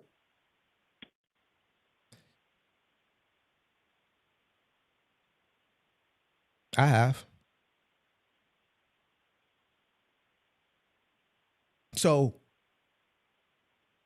training, right, is something that when people came, I trained them to my scope of work based off my experience and the things that I learned during the process of going through the learning curve building.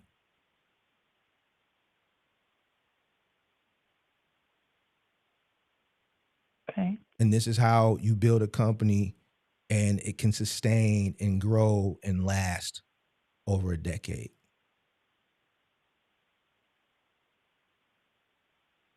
That's why the company failed, ma'am. Well, I think I'm aware of where the shortcomings came from. I get what you're saying, though, that I feel like you're absolutely correct about that. What I ended up doing was partnering with a foreman who was an owner-operator who did the job to my liking, and he became my trainer. He would just train our driver foreman from then on out. So I completely went through that, and you're absolutely correct. But what I'm saying now is I think I like OTR and stuff. Like, it's easy for me. I have a lot of connections. You're absolutely right about needing to have been out there, because like I've had to build my face from scratch, honestly. But now I'm at a point where I'm just a tad bit known for what I do in my area, and I'm kind of just trying to settle things before I continue to grow my moving company again, like to where I know it can be. So that's why I was asking about the final mile stuff. Like, I mean, final mile is it's like an easier version of moving. So I mean, even with that, you have to have systems in place and training. Final mile can bankrupt you because of the claims. So it's just like moving. You go into a person's house, you scratch your floor, they're coming after you. You damage their goods, they want compensation for it.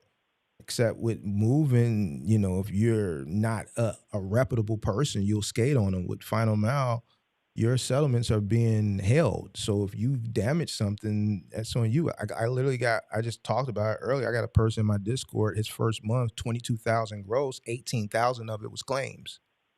So pretty much every job that they did, there was some type of claim because of lack of training.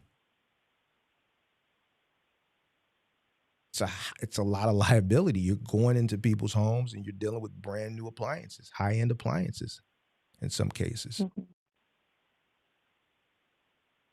So there's still training there.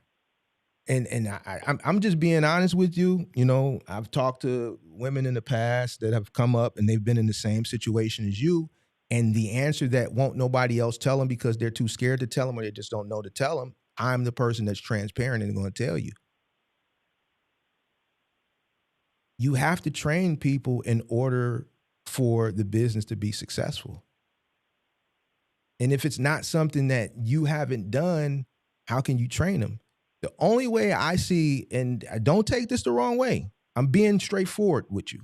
The only way I can see a woman being successful in moving a final mile that hasn't done the work physically, they have to partner with someone that has, that they trust.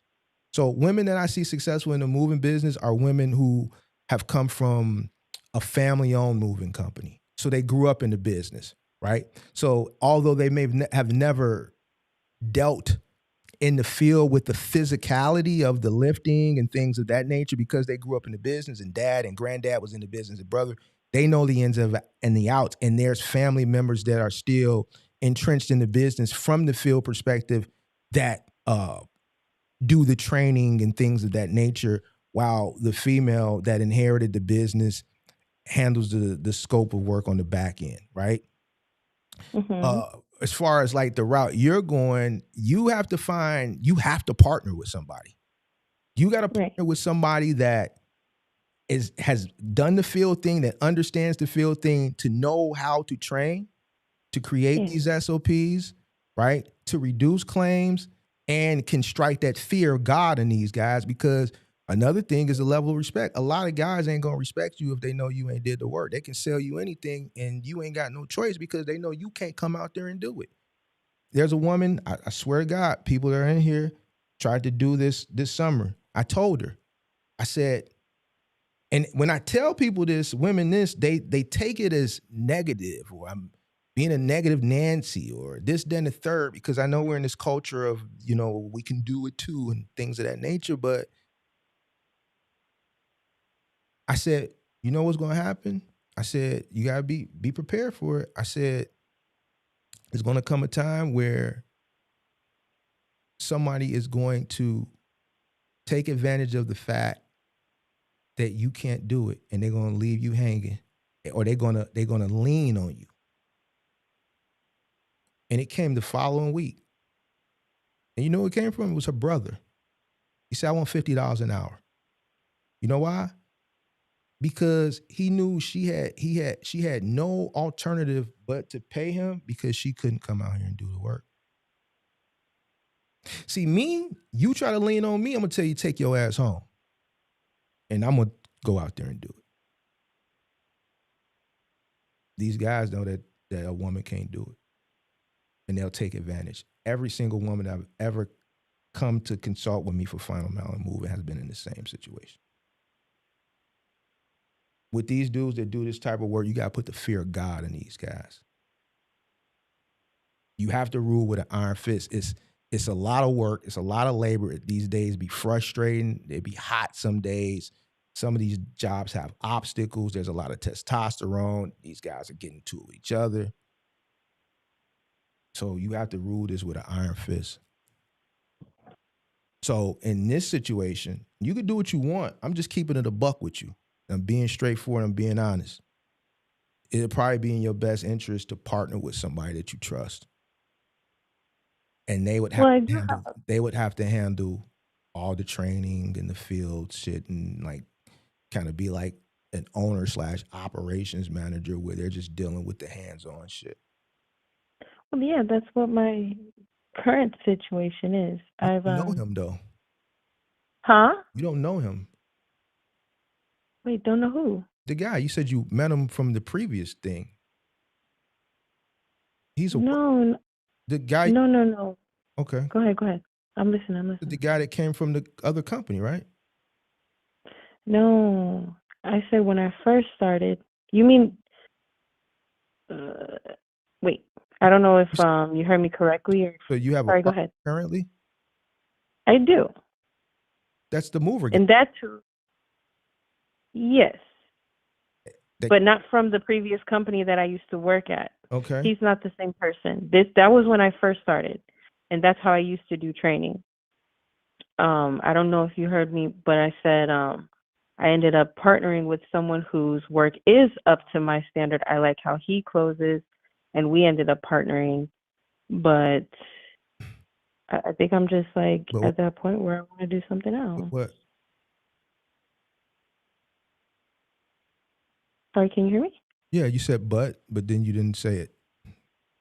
Yeah, I said I think I'm at the point where, like, not saying that it doesn't work, but I would like to see.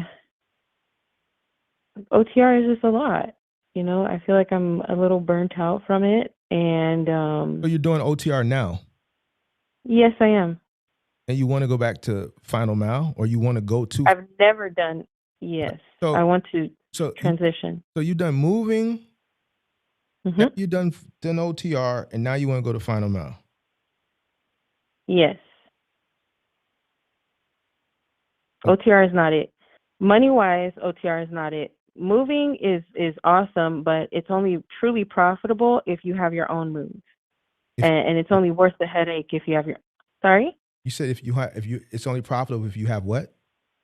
Your own moves, like you know, like it's an in-house thing. Your guys are booking your moves. All the money's coming into you. That's the only time it's really profitable. So who's booking your moves? Like my moves right now came from my sales team, but I have to put money into paying for leads and then like that whole funnel. Why do you have a sales team? Huh? Why do you have a sales team? To book my moves. Why? Well, how else am I going to get moves? You just proved my point. There it is. What? There it is. What do you mean, how else you going to get moves? I've never had a sales team. What do I need that for? Have you've owned a moving company before?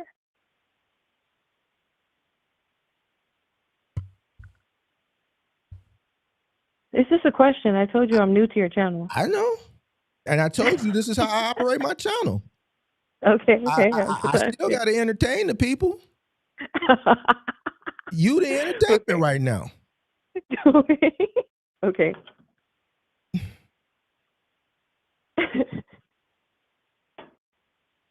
So you come to the channel. What you think I like? You just so you've done no research on me, and you just click the link. And you. Here's the thing. I'm not, but this is a good point that I'm gonna make. Like, without doing research on me, how do you know that any information that I'm giving you or about to give you is credible? Well, I was looking at your Final Mile information specifically. I didn't, and it sounded pretty correct because I went right on Indeed and everything was there. I applied to several companies and I got some callbacks. I just don't know the ins and outs. I don't know what I have to pay someone. I don't know if I need an AM Best rated insurance company or if I could do risk management. That's what I'm calling for today. But like, I'm also listening to your knowledge. I've never had a sales team. Why would I do that? Because like you have like 3 to 9 people who can book the job if you like. How many people? Yeah, 3 to 9 people, commission based. Oh, Jesus Christ. Yeah. Nah. Who's gonna sell better than me? But you can only. Well, what are you doing with your time? If you're running your company, how can you sell at the same time? That's what running your company is. Yeah. What do you mean? If you're running your company, how can you sell at the same time? That's part of running your company. See, the problem with a lot of you new entrepreneurs, and I'm gonna keep it a buck with you, y'all young people, y'all sold this whole dream of this big elaborate thing where, a startup, you gotta have 9 people doing sales, and I heard you mention an office and all this bullshit. That's bullshit. That's extra shit. That's unnecessary. And this is why y'all end up where y'all be at. Like all that shit that y'all sold by your Cardones and your Ty Lopez's and all these fucking guys, they sell you this idea and it's bullshit. My company, my moving company, I started very small, under the table, just like any other moving company, with me, a fucking alcoholic, and a goddamn pickup truck. Okay. And I worked my ass from there. I never had a sales team. I had an iPad too back then. Mm-hmm. I did my own sales. Who's going to sell better than me? Well, what year was it? Listen. It don't matter what year it was. I'm just asking for research. Who's going to sell better than me? I'm hungry. Listen. There's people who... Listen. No. And can't nobody do for my company better than me. When I ain't got shit. That's true.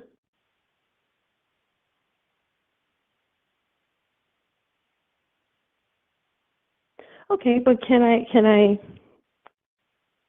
say something? Sure. Okay, so we know sales is an industry, right? There's people who dedicate their lives to sales. I'm somebody who, on the phone, like I've always been like customer service based. Like I started out with customer service, right? So I'm like a problem solver. Well, that's where I started. And that's how I transitioned into being a business owner. Like I'm just good at solving people's problems. There are people who get on the phone and they're hungry. They are ready to. Well, for moving though, like I'm not trying to sell, hold on. I'm not trying to sell this multi-million-dollar piece of medical equipment to the University of Chicago. Those are what those people. I'm trying to sell something to a person that needs it anyway. Yo, I need to move from point A to point B August 1st. Now, I know that this person has probably called 2 or 3 other companies, so it's my job to close the deal. Like, I just need to close the deal. I'm not trying to sell war weapons to the U.S. government. I'm not putting on a presentation. I'm not trying to sell a national final mile delivery to Home Depot and cover it on a national scale. And I got to fly out to Atlanta to the Home Depot headquarters and go in a conference room with all the execs and put on a presentation on the wall on a slideshow and tell them how, if they go with us XPO, you know, we're going to handle the final mile for them and we're going to do it at the fraction of the cost, and then we'll deal with all the independent like, no, listen, this is what we're going to do, this is how we're going to do it, this is the time, I need to lock it in right now. That's not, it doesn't, it requires some skill, but it's not something that requires like schooling and things of that nature for it. I've never paid a sales team. No, you're absolutely correct. And I know it might sound fancy and elaborate, but it's not. It's really that simple, just like you said. But that's what they do. While I'm still, you know, I'm my dispatcher, I'm customer service, I'm still wearing like the other hat. I just don't do sales. That's the only part of the company that I don't deal with. But see, here's the thing, and I'm going to keep it a buck with you. You know why you probably couldn't do sales successfully? Why? Because you've never been out there. See, I can talk to a customer on the phone and I know what to tell them because I've been out there. I understand what a job entails because I've been out there. You can call me with a minimal scope of work for a 1-bedroom, and I know because I've been out there, there's more to it because I've been out there. Customers never give you the full details, so I know what questions to ask. It's 9 times out of 10 because I've been out there. I've been in that building before, so I know the layout of the building. I know the scope of the building, so I know how to sell them on that. I know the distance from point A to point B. I know the route that we have to take because we're in a truck. I know the doorman there. I know where the dock door is. I know the distance between the dock door to the freight elevator. I know to ask them certain questions. So then now I know how to properly estimate the time window and quote them. I'm selling them on the fact that I'm knowledgeable. Okay, I do want to say. Hear the experience. Hold on. I'm giving you game. I'm telling you where you got it twisted at. But I've done sales before. I never said I've never done it successfully. I just said that. You never did what? I didn't say I never booked my own jobs. But see, here's the thing. I just told you jumping all over the. So when you telling me you jumping, first thing that's popping to my mind, why she jumping? Why you running? Here's the thing. If anything you're gonna make it in, as long as you got people, it's moving. General freight, middle mile, I get why you would want to transition to that. It's too volatile. You see what I'm saying? But if you came in the gate moving, there's no mother freaking way in the world I'm gonna go from moving to general freight. It wasn't my idea. It was my brother's your company, idea. though. You said it was your company. Yeah, but I told you I was working with my brother at first, and we had like a couple other trucks. Who was the majority owner? Definitely me. All right, then. So it was your fault. It was my fault. I allowed it. Yes. So we listen over here. We gonna keep it a buck with you. We not sugarcoating nothing because you got a soft voice. This is trucking. Yeah. Okay. It was your fault. Mm-hmm. How a minority partner going to dictate to me anything? You're right. That's right. That's absolutely correct. Brother or not. Over here, we don't, none of that shit. I don't give a goddamn. It could be my mother. You're right.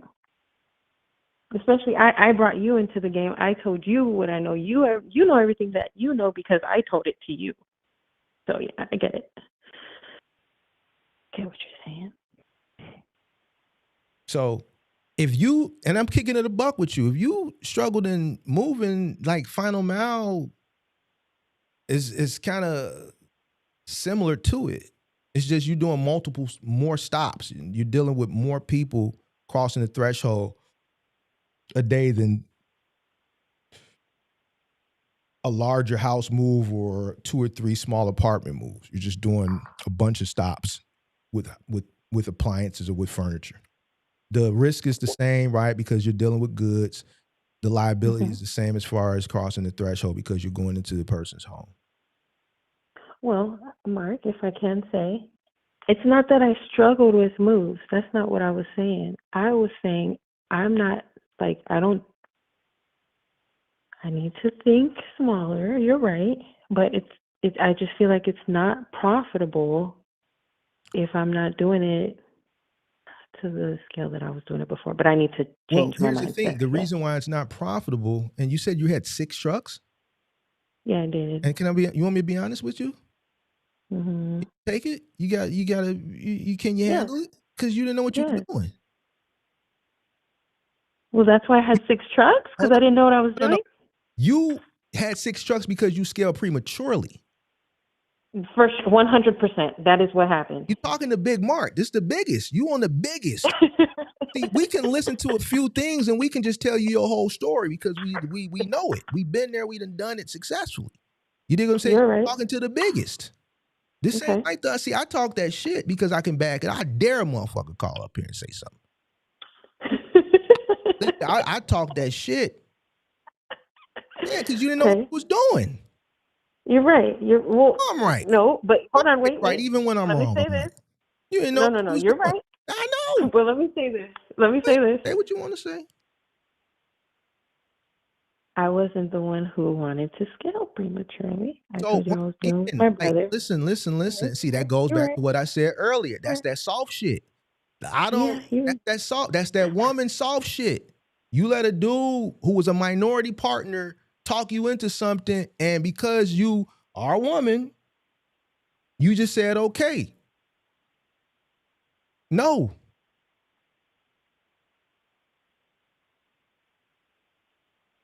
So you can't say it wasn't your fault when you the majority partner. You the majority owner. Hello? Yeah, I'm here. He was not. So he was not on You cannot not say it's your fault because ultimately the final decision is up to you. You're right. I needed to draw those lines, and that's why I don't work with my family anymore. So, you one truck moving is 100%. You don't pay for nothing. You a markup on the labor, a markup on the goddamn truck, a markup on the materials. Where are you spending any money? Fuel insurance. You charging a truck fee for every customer. That is true. Like, what do you mean fuel insurance? Okay, so basically what you're trying to tell me is going to final, I'm thinking final mile would be like the same thing, except I would keep my trucks local, which would save me on fuel and insurance. What, am I wrong? I mean, yeah, but it sounds like if you couldn't master moving, I just don't think you're gonna master final mile. Well, I didn't say I was bad at moving. I'm not bad at moving, to be real, right? I made money. I'm telling you, it was completely external, like me just like being chill, being family oriented, me not wanting to like, be so. It was completely that, which I'm over it. Obviously, I've severed ties with my brother. From Florida, and you ain't no goon. I'm a goon on the inside. That's how I got all this started. Yes, I am. You ain't no be a goon. In here, you too. I can't be if I need You ain't no goon. Man, we gotta play some plies. Where my thing? Hold on. We gotta play some plies. Hold on, cause we gotta set the mood, man. Cause you tweaking. Go ahead. You tweaking. You tweaking. We gotta set the mood. Oh my goodness. Well, let me say this too. Every time that I do get into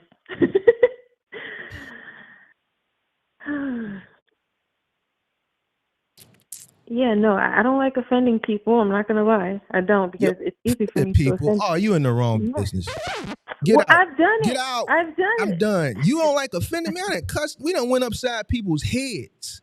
What are you talking about? This is what I've went upside people's heads before. What ethnicity are you? Before I go further, because I need to know what words I can say and not say. What ethnicity are you? I'm black. I'm Haitian. You black? You black? You what? I'm Haitian. You Haitian? I'm Haitian. Listen, you went upside niggas' heads. I done cuss niggas out. What are you talking about? This is moving and like you dealing with the undesirables. You're dealing with the people that society doesn't want to give a second chance to. That is true. So, and this is why I'm listening to you, and I'm like, I've been cool, and I've said some things, and I've been teetering on the line because I don't really want to, you know what I'm saying? But like, I'm being honest with you. In this industry, trucking in general, but more important, like you dealing with them guys. So you have to carry yourself, and they looking for any weakness. And by you being a woman, that means you already got multiple strikes against you. You fool. It's just they looking for the right opportunity. So that little soft spot right there, and they praying on that shit. But every time I do, every time I get like real, like, this is when I have a guy walk off the job. This is when I have some, like, I got to put what happened after he walked off the job? I guess somebody else. And then what? Huh? And then what? Did you pay him? Did you pay him? Huh? You paid him? No. You didn't pay him? No. But I'm not supposed to say that on this. Am I allowed to say that on live? No, you walk off my job. I'm not a Fortune 500. You're not a Fortune 500, but you got a 9-person sales team and an office. I had. Okay, but here's the thing. You just said, I'm not a Fortune 500, but you're trying to carry yourself as a company that, is not a Fortune 500, but you're putting the cart before the horse. And I don't know if it's for the look or whatever the case may be, but none of that shit is necessary. Okay.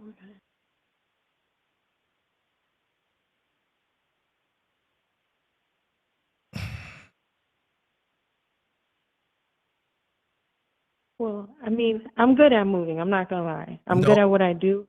No, you're not good at moving. I'm not? No, you never moved. You ain't moved nobody. Okay, sorry. I'm good at running a company. Okay? No. I've never moved. I've never driven a truck. Let's go back. Okay. Let's go back. Because we have to be honest with ourselves. We got to be honest with ourselves. Yes. All right? Not quite. Now you can be, but the way it's going to happen for you is you're going to have to find somebody that you trust, that's a good partner, that can handle. Because even based on what you told me on the back end, I think that's crazy. The sales team and shit, like no. But from It's commission based though. field perspective, you need a killer. You need somebody out there that's a killer, right? That understands the scope of work as it pertains to the field, that can train, and that people will look up to and follow that direction. And then you would have to, hone down on the back end stuff, right? Which you still need help with that. I mean, well, that's essentially what I was doing with my brother. That's what I've always done that. I don't make myself like the face. I always stay behind. It's not about the face. It's I know what happened. Like for you to go from that to General Freight, that's what? Are you crazy? I told you it was not my idea. Well, whoever told you that shit was, damn, you said it was your brother. I was gonna call him stupid, so I ain't gonna call him. He is that type. Well, I don't know your brother. That nigga was stupid. I don't know that nigga. Yeah, completely. You deal with him. It's like at the end of the day, that shit is foolish. You go from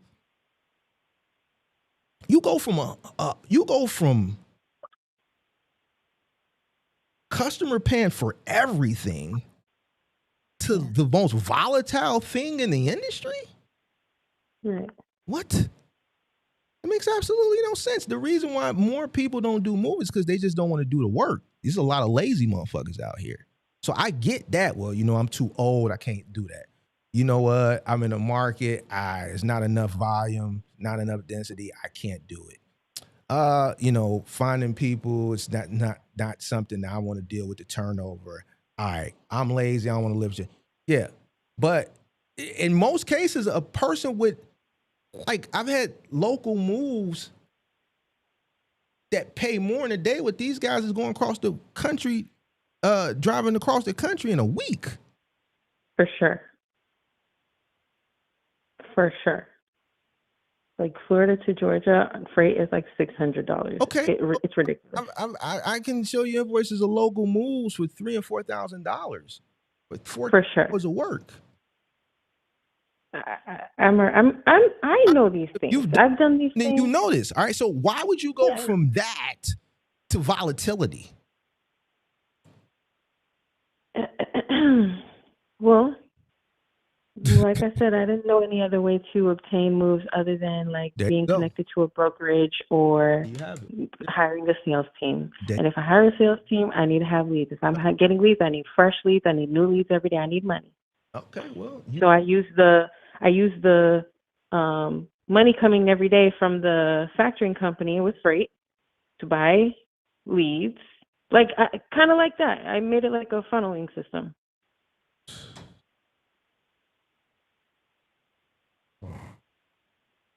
Damn, son, where'd you find this?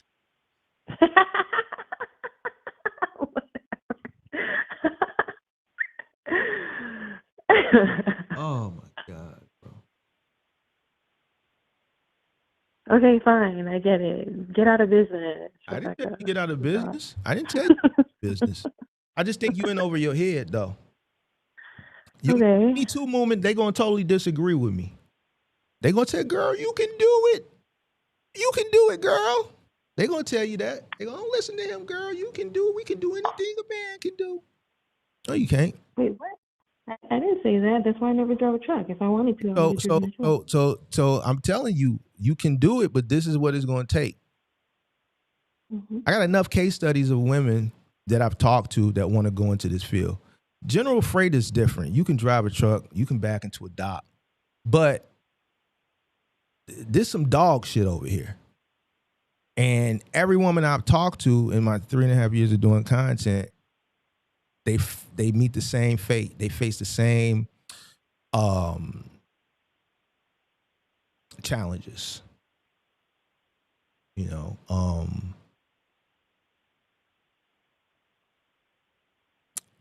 I mean, if you want to go do final mount, go do it. But I'm telling you, the situations are going to be cyclical to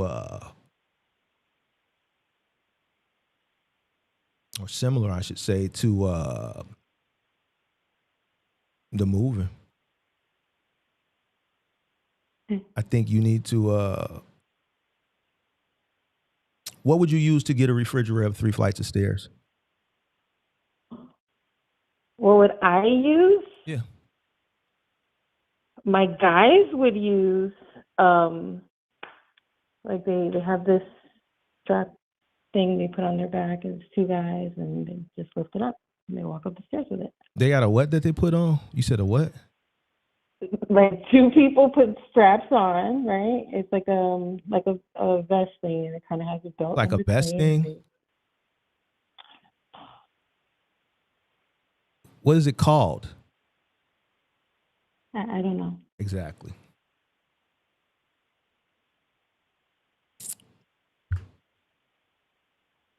How many years you said? 6. Okay, exactly. So in 6 years, you don't know what it's called. Nope. Exactly.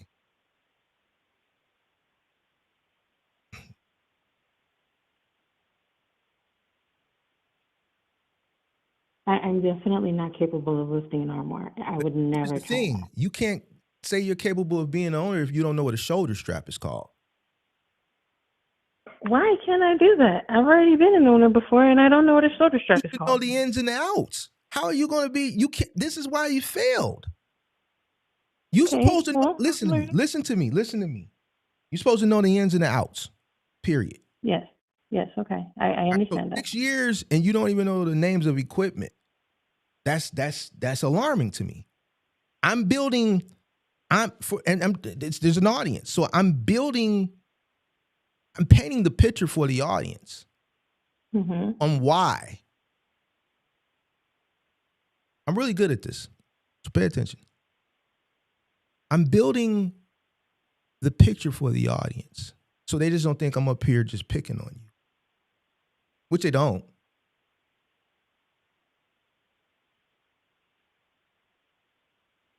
And you're asking me about final mile delivery. And that's probably going to be not you, your crews doing appliances, especially most used or weapon of choice. And you don't even know the name of it.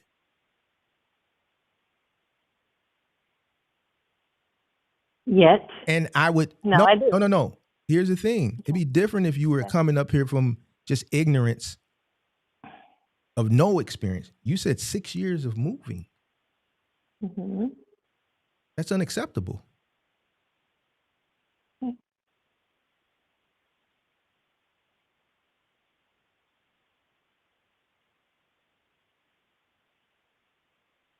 I agree. I mean, I'm not saying I'm somebody who learns daily. You know what I'm saying? I'm not saying I know everything. And I did tell you that I am OTR now, so we're not. It's more like college act right now. So I don't care about OTR. I understand. I understand that, sir. I'm Like just you saying want that. to get out of OTR.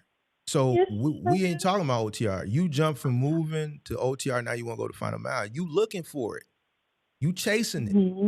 You chasing it. Ain't that what y'all chasing it? You chasing it. No, I'm going back to moves no matter what, because moves is the most profitable I've ever been. Here's the thing.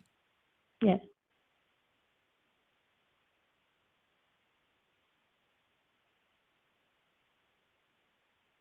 If you're gonna go back to moving, just go back to moving. Yeah, but I told you that I need to stabilize what I'm doing now so I can invest in moving properly. I can't do jobs and I'm not making, like, it kind of feels like when you're moving from your truck OTR from Florida to Georgia and you're looking at this $600 rate con, it just makes you feel stupid. It's like, what am I doing? You went from moving to general freight. I wouldn't have never did that shit. I told you why. Ain't nobody never finna tell me no crazy shit like that for my business. That's what I'm saying. You ain't standing on it. I'm saying to fund the lead. I hear what you're saying, ma'am. Yes. But you're not really consuming what I'm saying. I am. I'm hearing you though.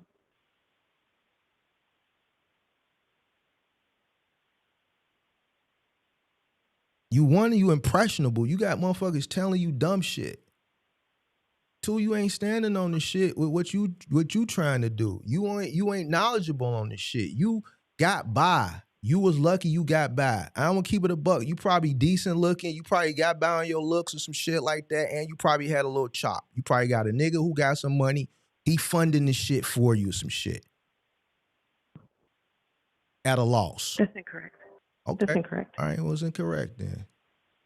Yeah, no, not the decent looking part. The man who invested in me, for sure. It was my family. I told you I had some money. I started, I got a truck and I needed some more funds. I told my brother to give me some money, and that's how we got into partnership. It was like that. So your brother just cool with just you losing all the money. If it was me losing the money, then he would have been mad. It was because he gave me half of the money to get everything up and running. What's your brother? I also, What he do for a living? He's an insurance adjuster. Commercial? It was during the no, it was residential during he usually goes out during disasters. He'll fly out to disasters and He's an adjuster. Yeah, he's an insurance adjuster. And then he was doing Turo and car rentals. He was doing a couple of things.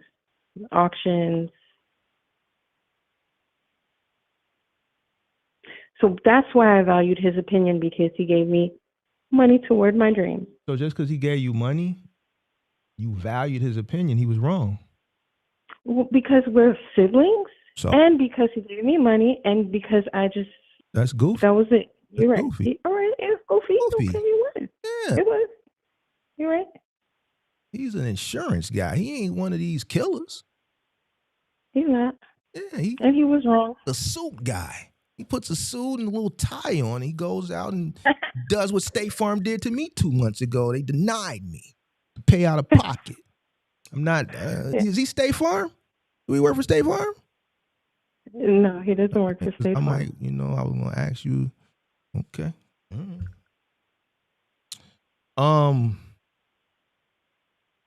Yeah.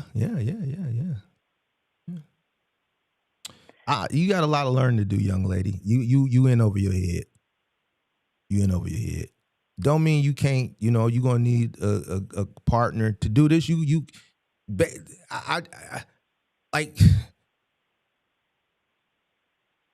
in over your head. You're gonna need somebody that really knows this shit. That have to be a man that can understand it from the field, and it's just a little bit more, down to earth as far as just understanding the business from the front end. My father, I come from a business family. My father, and my brother, my oldest brother. What business? What industry? My dad did import and export for seafood between here and South America since I was a child. I grew up in his office basically. My oldest brother, and then him and my brother went into franchising with 7-Eleven. And then my older brother, he has he does taxes. He owns those kiosks in the mall and stuff. So even still, none of that really, it's not relevant to what I'm doing. Right, it's not relevant to what you're doing, but the understanding of, 6 years, I would know the ins and outs of the business down to the equipment. See, in order for you to make money, hold on, listen to me. The guys that are out doing the work in the field, it's what they're doing that's bringing money in. And if you don't know that, how can you? I didn't say I never knew that. I've ordered this before. I've had to look at the description, the name before. I've ordered these things before. I just didn't know it off the top of my head right now. You supposed to 6 years. It's you're right. Inexcusable. Okay, I understand. You see what I'm saying? Yes, I understand.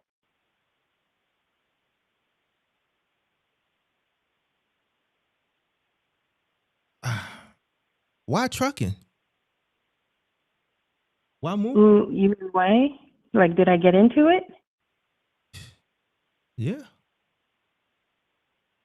Like literally, this unfolded for me. Like it just it was something that literally landed on my lap. It unfolded for me. It was very easy for me, and I loved it. I loved dispatching guys. It's easy for me to tell people what to do and delegate. What was not easy for me was, I tell you, dealing with it was all, my end of things for real. The guys on the road, it wasn't really that. I'm not the customers, I was the middle, the over the road. I'm talking about the shit. Like, there's no way you should have failed at that. Well, there is a way but like, if I let people who are not experienced give me, value their opinion. So, there it is. And then the middle mile thing is not working for you for whatever reason. You mean like what I'm doing now? Right. Middle mile is pretty much cut and dry. It's just volatile. Yeah, and it's not enough money. Well, what's enough money? Because you told me if it's not 6 moving trucks, then it ain't enough money. Like, no, that's not true. My first year ever in this, I've seen one truck make 1.2 million in 1 year. That's not that. I don't care about like volume and being seen and all that extra stuff. All that stuff came in when I brought my sibling in. That whole like looking and the whole outer appearance. I'm more about structure, and I'm more about like making the money work for me. I don't care if it's just like right now I have some trucks sitting, and I have one truck on the road right now just going up and down just so that I can keep my bills paid and, start back up what I was doing before. So I'm not really too big on. You're not working? I work too. Yeah, I work. I'm a social worker. You're a social worker? Yeah. Yeah. And I bartend on the side. I work. Oh, you a star? You a star tender? I do. You a star tender? So a bartender? I am a bartender. Okay. And I like if I'm like, you know what I'm saying? Like if I'm not making money off my truck, I at least have something to like fund what my next run. I'm not against playing the positions I need to play to make sure that everything goes successfully. I know where I went wrong, and it was just having too much of a soft heart on my family, which I know I shouldn't have went into business with my family, but like I said, my brother gave me money. If he didn't give me that money, he would have never been like, but okay, I understand now. Popped in on the screen. Huh? Read that. Read. You said what? Read the screen. You watching the show while you on the phone or no? Yes, I am. You see what I just put on the screen? What you just put on the screen? Do you see the comment that I just put it on the screen? He said, what I'm looking in the comments, it says one truck making 1.2 million. I don't believe it. No, under 1.2 million on one moving truck. Yes, sir. What do you? The one Pippi wrote right under that. The one Pippi wrote, caller, listen to Mark the Mentor. I'm a female, been in logistics for a little bit. You need that masculine energy leading your business. Pippi, I completely agree, but I really thought, right? I didn't want somebody to put my money. Me and my brother, we trust each other. It was really. You didn't want nobody to play with your money. Like I don't want to just put anybody in position with me. So like me and my brother, we've always been good with money. That's why I appointed him. But I need someone who is experienced as well in my industry. All right, because I'm gonna be honest with you, ma'am, and we can. Yes. Based off the few exercises that we've done for me to test your knowledge, final mile is gonna be the same result. Okay. And if you can disagree with me, and then you can be like a lot of these other case studies, you'll be calling back up in 5-6 months, and you'll be coming to me and be like, "Damn, Mark, he was right." If you just based off what the conversation we've had,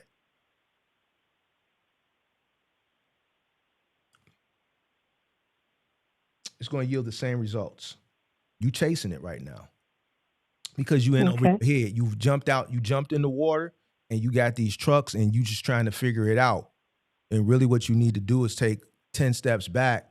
And if you want to continue to do this, you need to start with scratch with one truck and figure out what you want to do, and go from there. The moving thing, the final mile thing, you're gonna need you a killer. You're gonna need you one.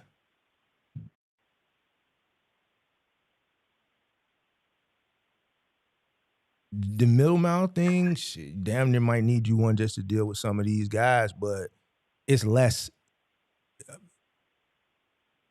liability on the back end, on the front end, I should say, because they just doing doc to doc. There's no touching multiple things day in and day out, and they're not going into threshold. They're not crossing thresholds.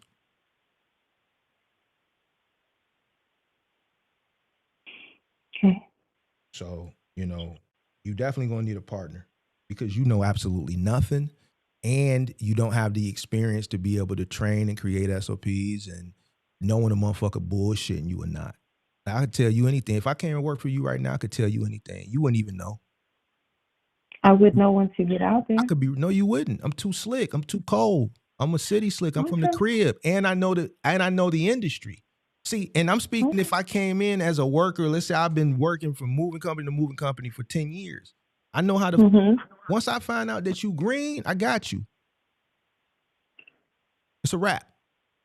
Ain't nothing you gonna do. You ain't even gonna know. And by the time you find out, it's gonna be too late. But so I'm not saying that you're wrong, but I didn't survive all these years for no reason. You got by. You know what I'm saying? You got by. 6 years is getting by. You got by. Yeah. You know why? Because the pandemic hit. The pandemic hit, and your brother was infusing you. And he wasn't really aware. You had an infusion of capital, somebody just infusing you with money. You didn't grind for it. You didn't get out there and build it. You had an infusion of another. No, I told you that. I told you he met me. He matched me. I said he matched me. I brought my own truck first. Right. By myself. I got my first office. You got by. You got by. You got, if the pandemic wouldn't have hit, you probably would have, it probably would have happened sooner. Okay. Well, but you're saying the pandemic did, it did wonders for us? Yes. Or are you saying it got worse? Yes. It did wonders for people. It did wonders for ignorant people. Absolutely. Well, it's 4 years later. And 3 years later. You're not doing it no more. You're in middle mile, fed up with that, trying to figure that out. Losing at that. I'm not sitting up here. I'm not telling you any lies. I'm telling you the truth. It just doesn't sound good for you. And everybody that's watching can tell you that the pandemic did wonders for the most ignorant people. Okay. Most of the pandemic hustlers are gone. Because ignorance didn't exist, because the most ignorant person was successful because people were just spending money frivolously without a care in the world. So if you had some asset, some truck, you were going to make money. You didn't have to know your costs. You didn't know how to run a business. You didn't have to know how to do none of these things. When the market corrected itself and people were tight like they are on money, they're going to pay attention a little bit more to detail. Right. Yeah, but I didn't start my business in the pandemic. You to run a tighter ship. When the money is just flowing and everybody's happy and happy-go-lucky and all this shit that motherfuckers was doing during that time period, motherfuckers was tweaking. Okay, I understand. I'm listening to you, by the way. I do. You don't understand. You don't understand because you just said, so during that time period, whatever I say, absolutely. Everybody was tweaking during that time period. They didn't know no better. No, all I did was ask you, do you mean like it did better for people or worse? During the pandemic, it was better for ignorant people. It was better for everybody, but the people who knew what it was took advantage of the situation and prepared for what was about to come. The ignorant people thought that shit was going to last forever. And then the ignorant people who were novice that didn't understand, they just thought this is the way things were, and they were getting by because they thought they were getting by based on the work that they were doing and their knowledge and shit, and they hit that rude awakening when the market started to correct itself. When the market corrected itself, it exposed all the inefficiencies and all the ignorant people. Okay. There's some people that are skating by on the hair of their chinny chin chin, and you're one of them. Why? Because you have multiple streams of income. You said you're pretty, so you probably can hit your boo bay here and there for a few little ducats. You saying you don't, but listen, if you saying you one of them, then you getting some money up out of nigga. You dig what I'm saying? So it's easier for you versus the person who, maybe doesn't have the resources that you have. They don't have the brother. They don't have the social work. They not bartending at night. They not a pretty woman. She can bow the eye at a boyfriend and say, look, man, I'm trying to get this ding, and he sends you a nickel here. He sends you a G-ball there. Mm-hmm. Come on now. Talking to one of them guys. You talking to one of them city guys. I know the game. You could probably go bartend one night. You dig what I'm saying? Where you at? In Miami? I'm in California. Oh, I thought you said you was in Florida. I'm from Florida. I moved to California 3 years ago. You from LA? You live in LA? What part of California? No, I live in the Bay. You live in the Bay. Okay, there's some players in the Bay. There's some players in the Bay. There's some money down there too. So depending on where you at, you probably make you a good night on bottle service. Right, and Why you get quiet? I don't. Why you get quiet? No, I'm reading your chat. Did I get a PPP loan? No. 1,200 move average. Yeah, that's the minimum move. 3 moves a day. You're absolutely correct. Moving company hustle. Yes. But why am I buying leads? To keep fresh moves coming in, new moves coming in. That's real. Listen. We professionals over here. That's what I'm saying. Okay. Easy to us. Even the people in the chat that's in moving. That's But she's still spending money on leads. Yo, brokerages out. spend 100,000 in leads per month. Of course, I'm spending money on leads. All right, man. I don't want to just stay a moving company, but I get what you're saying. What I was trying to say, like from the beginning of the conversation, is I'm downsizing. I'm starting from square zero again. How many trucks you got? Only have, huh? How many trucks you got? 3. Sorry, 4. 3 on the. You paying insurance on all these trucks that are just sitting? Yeah, I only have one operating. You probably need to. You can do what you want to do. I probably sell them. I mean, if you still want to try, I would probably start with one. When did you buy those trucks? The first in like 2 years ago. Are they paid for? Yeah, they're all paid cash. Paid cash. I'm not gonna sell the trucks for sure. They already have already. Here's the I'm gonna work them. I'm gonna figure out how to work them. That was and the point. then But that's what I'm doing now. I got 1 truck that's moving right now. I have 2 that are operable, 1 that is sitting. I'm not going to do anything with it. And those are the trucks that I wanted to place somewhere to do some final mile to get some money. Why do you think final mile is going to get you quicker money than moving? The top 7 final mile contracts making millionaires in 2026. You tweaking. Why do you think final mile is going to get you money faster than moving? I'm just looking. I've never done final mile. Okay. I'm just looking at my options. I know there's a bunch of different things I can do with my trucks. Okay, so why final mile? You did moving, you did general freight. Now you want to go final mile. Why? Because I want to downsize on fuel and insurance. So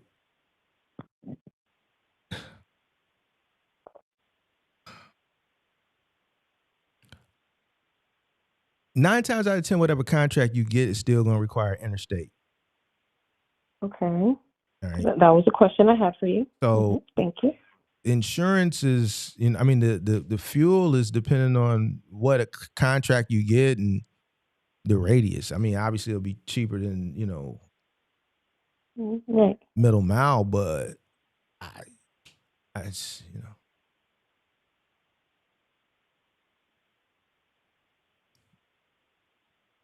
yeah. I just, to me, it's weird, but, to each his own. Well, no. So I'm reading the comments and I see that they're saying word of mouth and stuff like that. Okay, but I've come from a specific market where what we did was buy leads, and that was it. Yeah, that's crazy. That's crazy work, as they would say. That's diabolical. I get it though. I'm just reading your comments. What's your profitability on 1.2 million? On 1.2, I would say that the take home was to be honest, $300K. It was a lot of put out. It was not like so, that's you with one truck doing primarily what? Moves only. No. What type of moves? Household goods. Oh, you mean like long distance? Long Which size distance. truck was this? Huh? This What- is a 26-footer. Okay, so primarily local moves, right? No. Long distance primarily. So primarily long distance. All right. And where is this company stationed out of?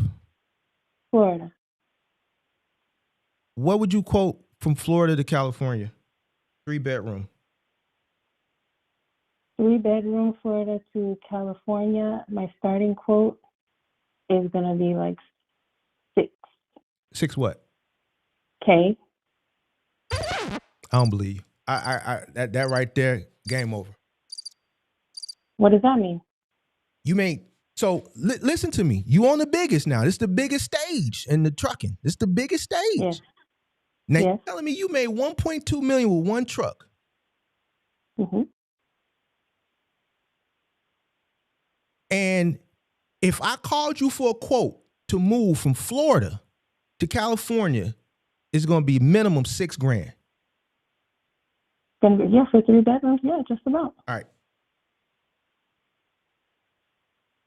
You're not filling up my whole truck with 3 bedrooms. Moves locally in Chicago for $6,000 that went a mile.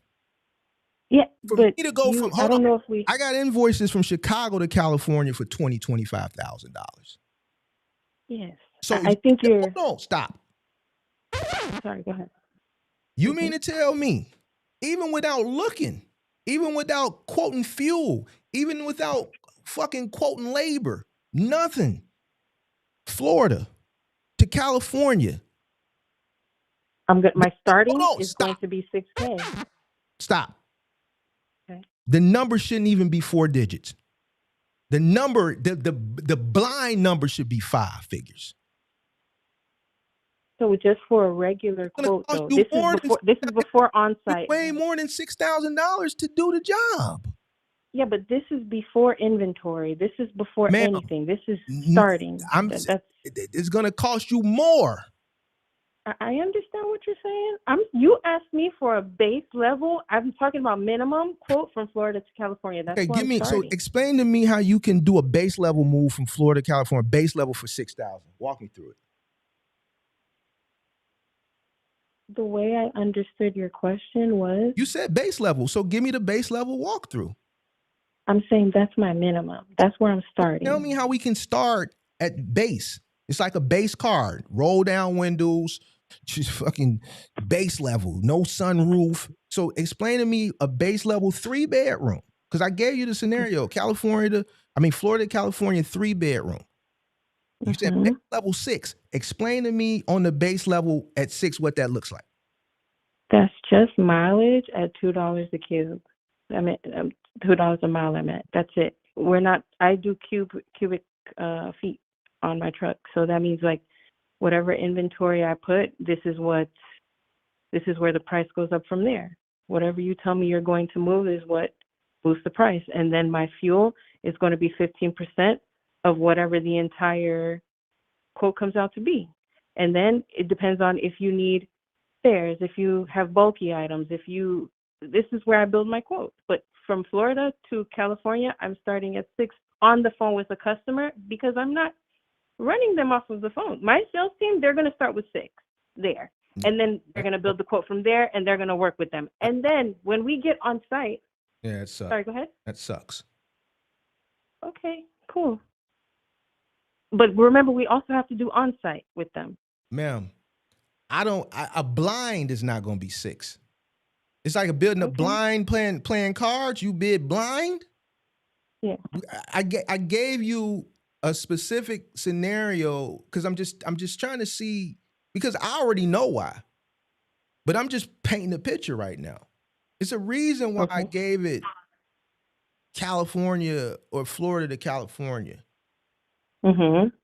Because I just wanted to see either you were going to be somewhere in the ballpark or you're going to be way off. You're way off. So let me ask you this. Can I ask you a question? Go ahead. All right. When you're quoting on the phone with a customer, is it the same Or do you do a walkthrough in person and present a revise once you get on site? Listen to me. And this is how I know I'm proving a point to you. I get what you're saying.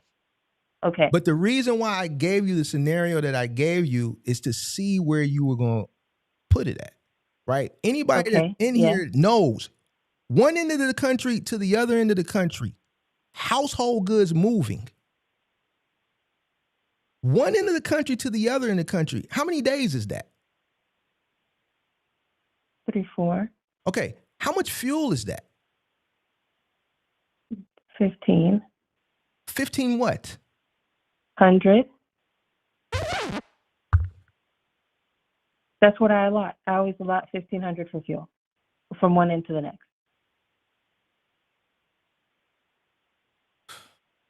A 26-foot truck going from one end of the country that's loaded with a 3-bedroom, $1,500. Yeah. Ma'am. 15K. What? $1,500 for fuel? Yeah, just about 2K, maybe 2K. Okay.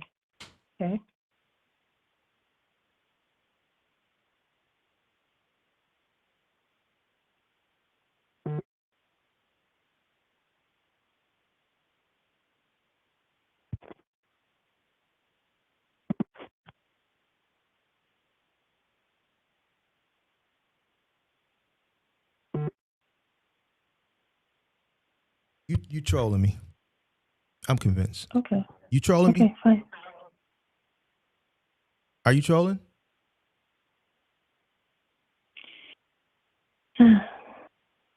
No, but sorry for wasting your time if that's how you feel. No, because this is why you need a partner. How much is labor for that? You getting upset. I told you. You called. I gave you the disclaimer. I'm not upset. What's the labor? I'm not looking for it. You're not going to give me an exact answer, but I knew that if you didn't know, you were going to be way off or you're going to be on close to it. How would you structure that? How would I structure my move? You're telling me you made $1.2 million with one truck. Mm-hmm. Mm-hmm. And then I give you a scenario of a cross-country move, and you said it would start at $6,000. Ain't no motherfucking way. A cross-country. Right, listen. Mm-hmm. This is what we do over here. We get it. Okay. We ain't. Listen. I don't. This is what we do. We kick it. So you don't get in your feelings. It's not that I'm in my feelings. It's that I don't, you might have like your way of doing things. I'm not knocking it. I'm not saying that it's not a way. Like, listen to me. It's not a way. Okay. But if we talking numbers, the numbers got to add up. So I understand. I understand. Hear me out. Listen to me. If you're doing 1.2 million, mm-hmm.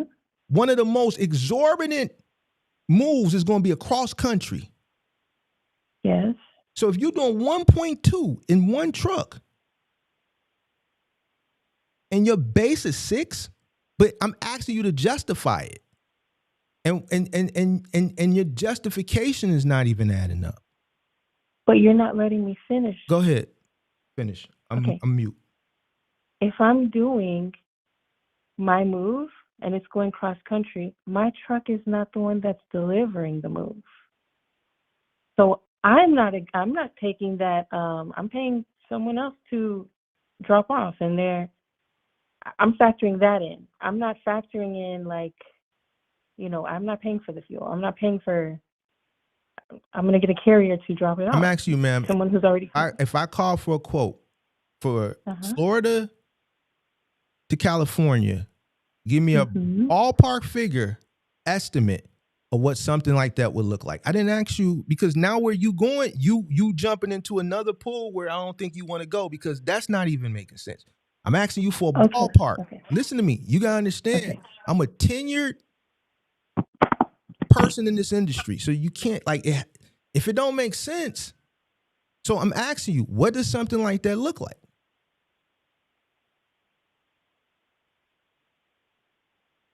I answered your question already. Okay, so give me a quote.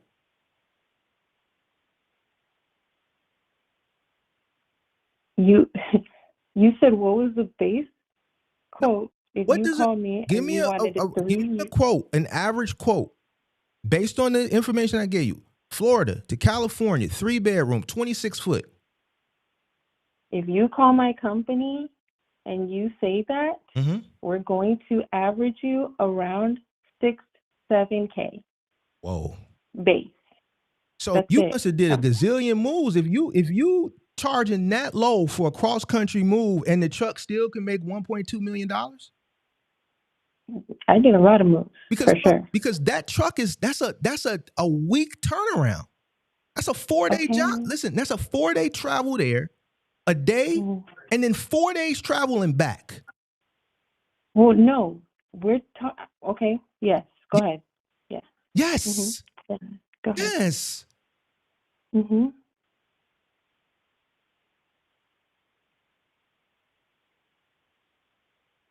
So when you're doing work, if you're sending your truck somewhere, do you not plan work for them to come back? Like you don't plan work on the other end when they're empty? I gave you, see, you trying to dance. I gave you a scenario. I didn't give you a return trip scenario. I gave you one direction scenario. I said a quote from Florida to California. I didn't talk about round trip. We talking about one customer. One customer from point A to point B.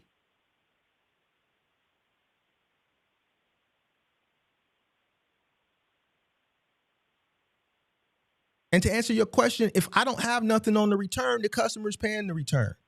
You know how many trucks I've sent and didn't have a return? I charge it to the customer. Okay. So well, I don't do stuff. I don't do that. I have work planned on the other end. Hold on. So this is what I'm saying. Yeah. I'm still trying to figure out the justification of 1.2 in one truck with minimal. And you saying, Mira, well, you do. The customer pays for everything. Listen, it's not my fault you got to move cross country. We can move you cross country. It's not my fault. You hiring us, this is the cost. My truck got to still get back. I'm not paying for What are you talking about? That cost is included in there. Well, yeah, I understand that. What I was trying to say is I understand everybody has their own way to do their things. That's fine. I hear you loud and clear. You don't have to believe me. I'm not here to convince you. Not about believing or disbelieving and things of that nature. It's just, it's not adding up. Here's the thing. If I was not tenured and seasoned and just didn't know this shit, I would just be listening. And I wouldn't be saying, but because I am, it has to make sense. First of all, 1.2 million, hold on. 1.2 million, even in moving with one truck, is an incredible feat. So I was expecting you to say something like you was moving government missiles or some shit like that. See, I set shit up to see what you're gonna say. I play chess. So now since you've said household. Okay, cool. Okay, because I'm gonna give a person the benefit of the doubt. They tell me they got 1.2 million one truck. All right, well, shit, I don't want to jump out the window first, because then motherfucker might turn around and say, man, what you mean? We got a government contract. We moving missiles in this bitch. Damn, I done jumped out there too soon. All right, boom. That wasn't the case. You said household. I bet. Give me a quote from Florida to California. On the basic, I give you a scenario. Give me a round bar. You tell me 6. I moved a motherfucker from Hyde Park to 71st and Crandon for $6,000. No, you asked me what's a quote I would give a customer who calls my company. You have to hear. You said what's a quote that I would give a customer who calls my company and ask for that. That's the ballpark we're going to give the customer who calls in. Right. So we're in business to make money. But you had also said, Right. you had also told moving or somebody in the chat, or maybe you said it out loud and they said it, but I remember hearing it, that your truck, when you were talking, you said I had a truck that did 1.2 million in a year. Now, when when you're thinking I didn't 6K, expound on it. I just let it go. But when we start, but you're thinking when you're hearing 6K as a quote, you're taking it literal, like, oh, 6K from Florida to California. You also are neglecting the fact that I said this is a base quote prior to any Q&A, prior to any revise, prior to any type of inventory, prior to any details. So give me the quote. I gave you Florida to California, 3-bedroom, 26-foot truck. And I told you what I would give a customer who called in. All right, cool. So fine. That's your number. All right, fine. That's it.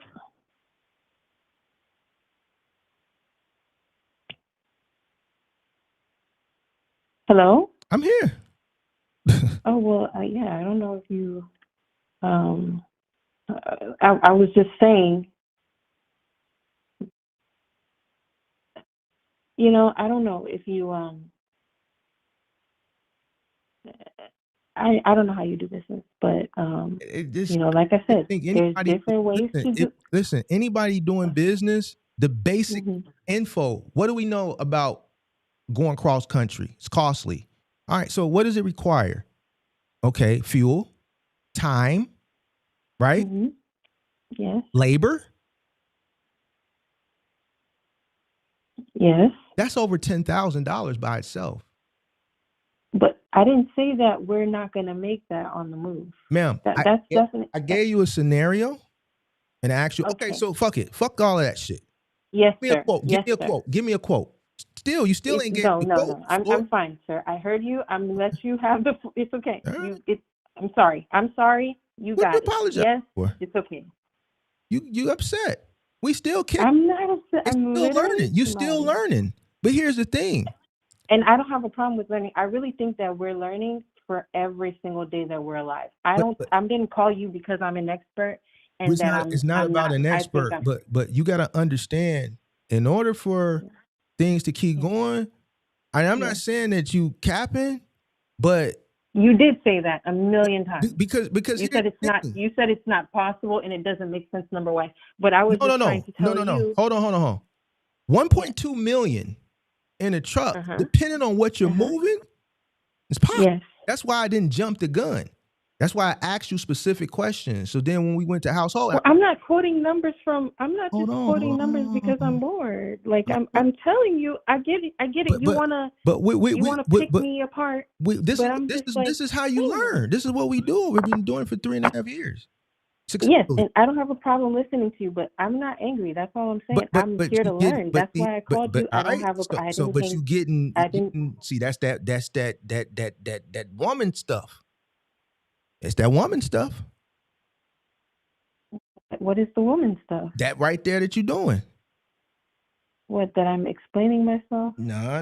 You ain't explaining. You getting a little, you know. No, I'm telling you. I'm having a conversation with you, and I'm saying, like, I don't have a problem with you asking me questions. I don't have a problem with sounding dumb to your chat. I don't have a problem with sounding dumb to you.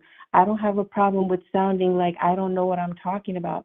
All I said is, I told you what you asked me, what's a base level quote that I would give a customer. I told you what it is, and you're saying it would not suffice from Florida to California. Well, that's obvious. Yeah, 6,000. It's not going to stay there. It's not. But I digress. I'm not trying to prove a point. You still haven't given me a quote. I've asked you to give me a quote. You still ain't gave it to me. I did. That's why your chat is saying 6,000, and that's why you're expounding on 6,000. I said no. That. I said okay. Well, you said that's not the answer. You said okay. I said all right. Well, give me the quote. You still ain't giving me the quote. What I said was somebody right here. I can call this person out. See, this is how good I am. Somebody said 25,000 sounds too high. They don't know what they're talking about. But 25,000 is not too high. It's not too high. But for a 3-bedroom, I'm halfway there. I can justify it because I've done it. But see, I can justify For a 3-bedroom, I can just you've done absolutely, 25,000. absolutely, and I can justify charging that much. I can sit down here and tell you why it's gonna cost that much. Okay, I can justify about 15K on a 26-footer. Okay, you can do 25,000 if you have a full pack. From Florida. Hold on, from Florida to California. Yeah, I can Justify. All right, 15K on that. I'm listening. I got time. Let's kick it. Okay, you asked me for a full pack move. You need me to pack. You need my supplies. I'm going to give you, I said a full truck, so I'm talking full about service. A 4 or 5 bedroom. I don't want to do nothing. Full service. Yeah, full service. So we're talking a full truck, so I'm saying 4 or 5 bedrooms with appliances. I didn't tell you 4 or 5 bedrooms. I gave you the scope. I said 3-bedroom, 26-footer. I didn't tell you 4 or 5. I specifically said 3-bedroom, 26-footer, okay, Florida to California. Okay.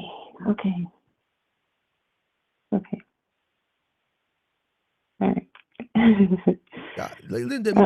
also, you're a middle American. You can't charge what we charge coming out. You probably coming out of Alabama. You ain't in the big dog place. You don't. It's crazy to me why people think like nobody pays this type of money for cross country moving, bro. Like that shit it's because they never made this type of money before, bro. Like what are you talking about? Well, you know how much money it cost and cost to go that way? What are you talking about? I don't understand some of this shit that you and some of these people. It's like this when you tell these numbers, it's like, oh my God, there's no way. There's way. It's way. What are you talking about?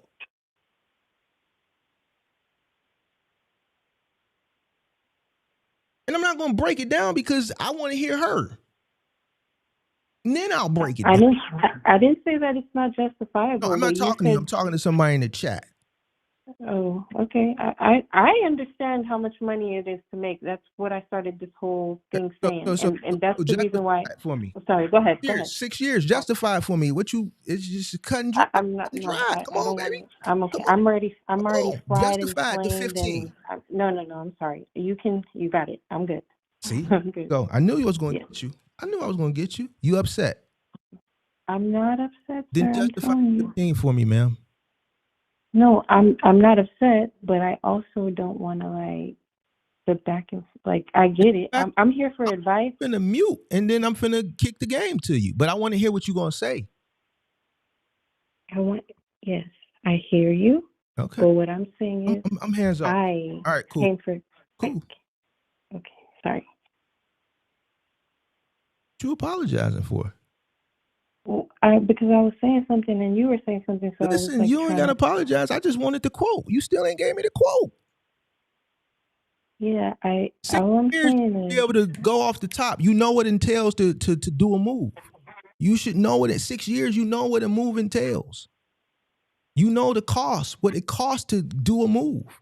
So first thing to determine the quote is how much it's going to cost. What does it cost?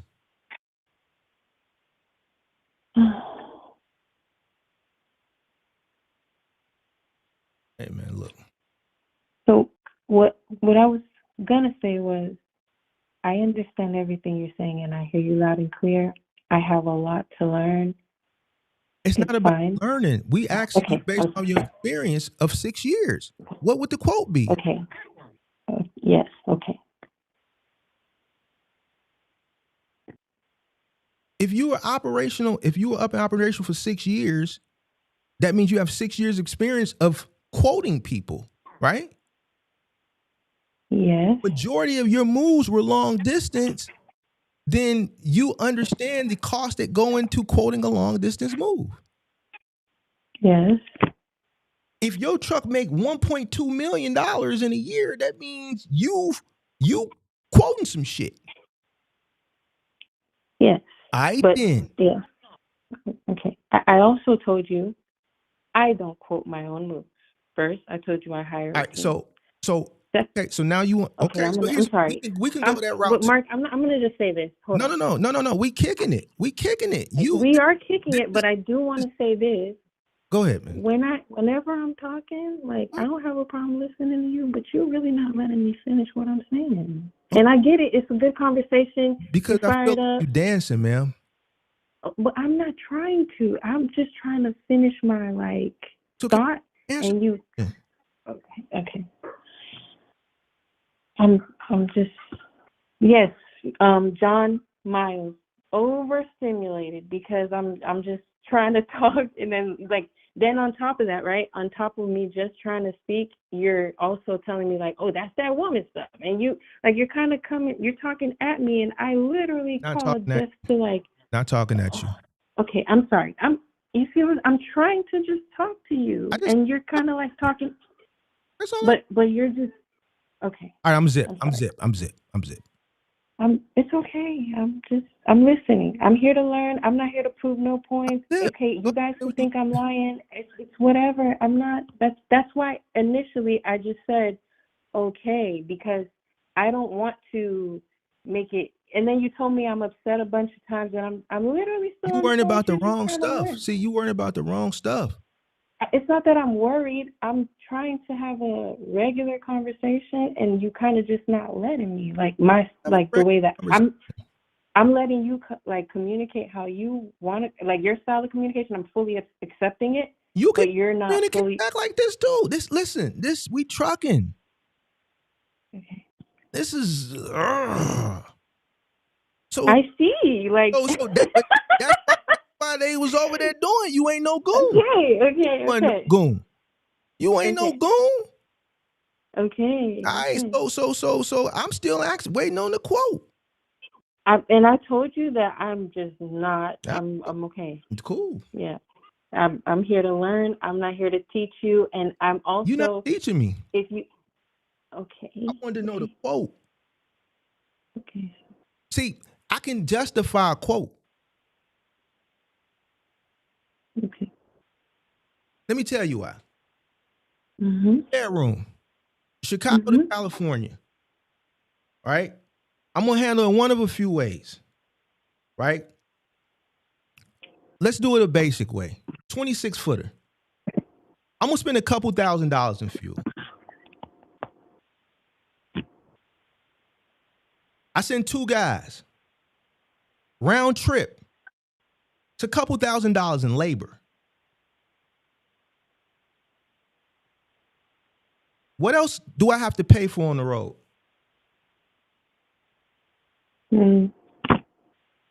Hotel. Fuel, we got labor out the way. Mm-hmm. I'm just talking about road. I ain't talking about the cost for the loading at the point A, point B. I'm just talking road. What else I got to pay for over the road? Just a hotel. What else? That's about it. How many hotels? 2 or 3. Okay. What else I got to pay for?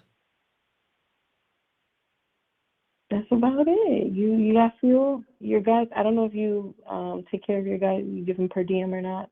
Per diem. I don't. Why do I have to pay per diem? Because you guys have to survive on the road. No. Why do I legally have to pay for per diem? Fuck they survival legally. I don't know. Tell me legally whether you have to pay. The moment they leave their home market, you have to pay per diem. They're operating outside their home market. Okay.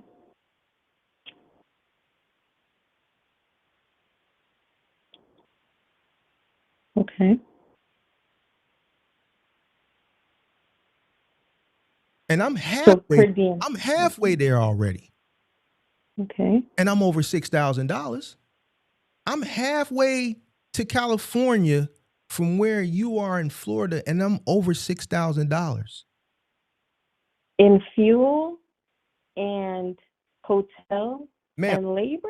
Listen. Mm-hmm. The travel there. Now, let's think about it. What has to happen before the travel?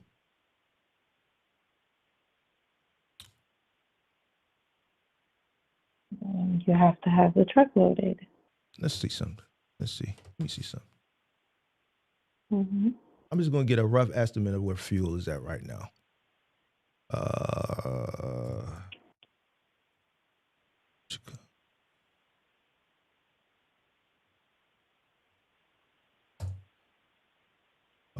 Diesel.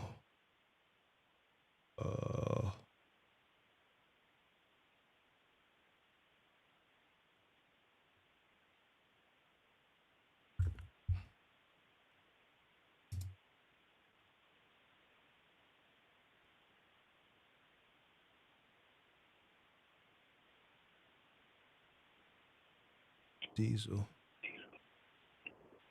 Why can't I write in this chat? I don't know how to write in this chat. You just type in the box. No, I don't know. I'm on my computer. I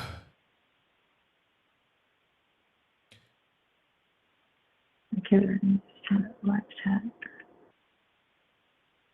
Messages appear from people who have subscribed to this channel for 5 minutes or longer. Oh, have to subscribe.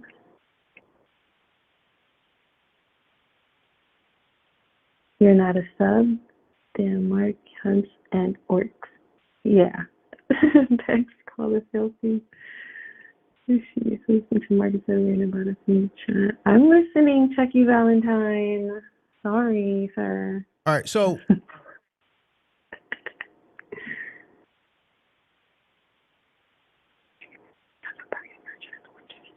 with my labor, I hope I'm not giving you a headache, huh? no, cause like you tweaking. Okay, but I'm here to untweak. I'm listening to untweak. You I'm can't trying to untweak in a one phone conversation. Huh? You can't untweak in one phone conversation. No, that's not the goal. I'm just saying, like I'm hanging in there because I'm trying to learn. It's going to take way more than one phone conversation to untweak. Your level of tweaking is not borderline untweakable. You far off the borderline to go from tweak to untweaked. Okay. So let me do it like this. To load a 20 footer. Mm-hmm. Huh? Materials.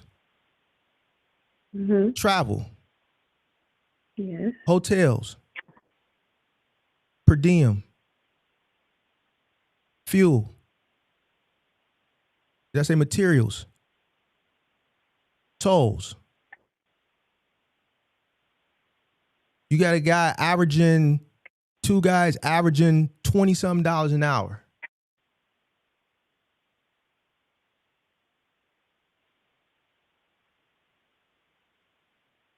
You telling me $6,000.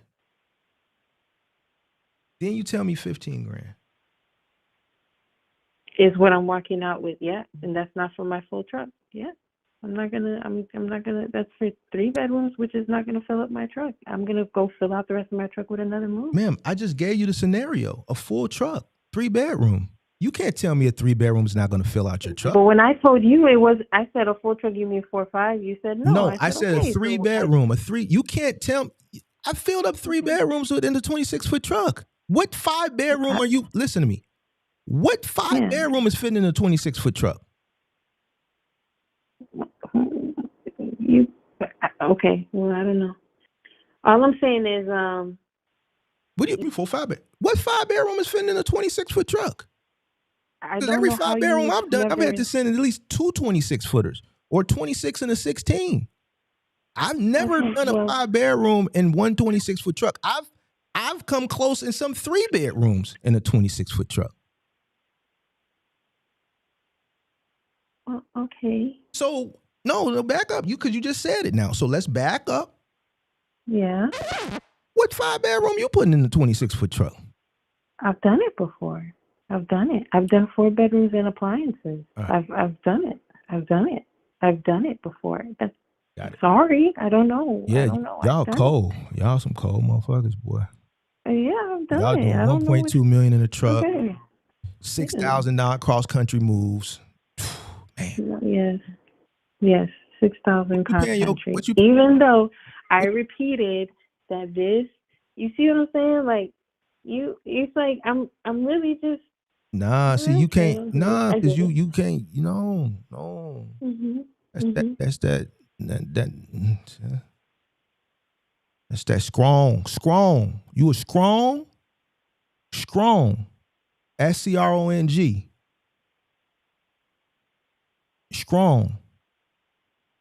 Strong.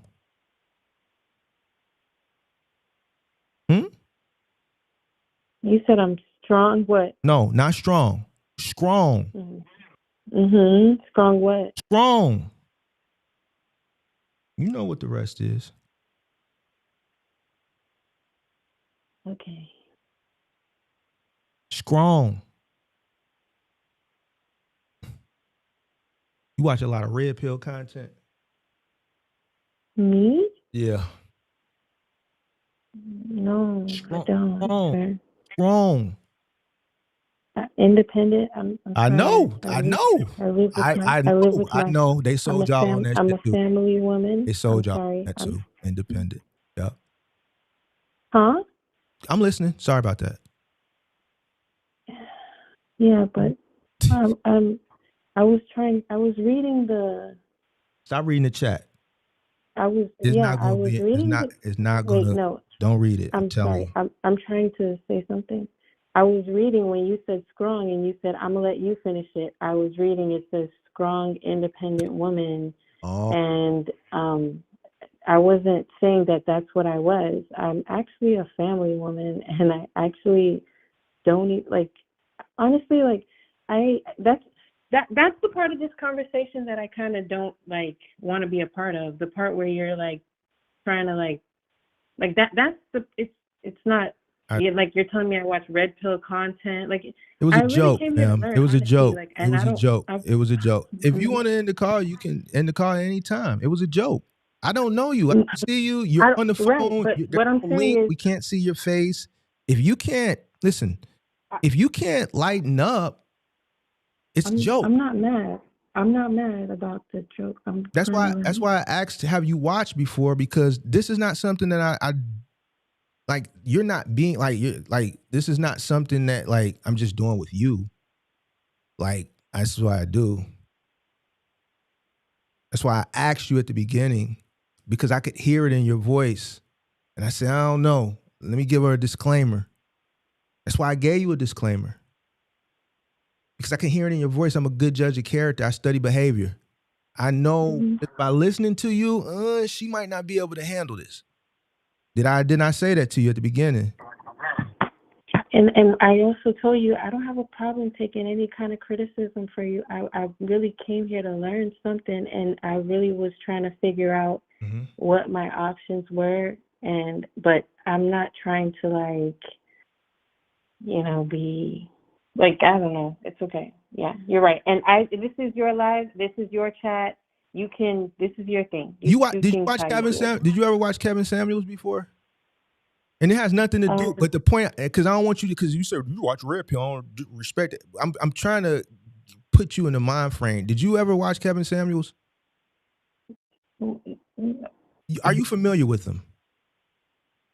Yeah. Okay, so did you see the way how he did that as it pertained to relationships and shit like that? Yeah. Okay. So imagine that in trucking.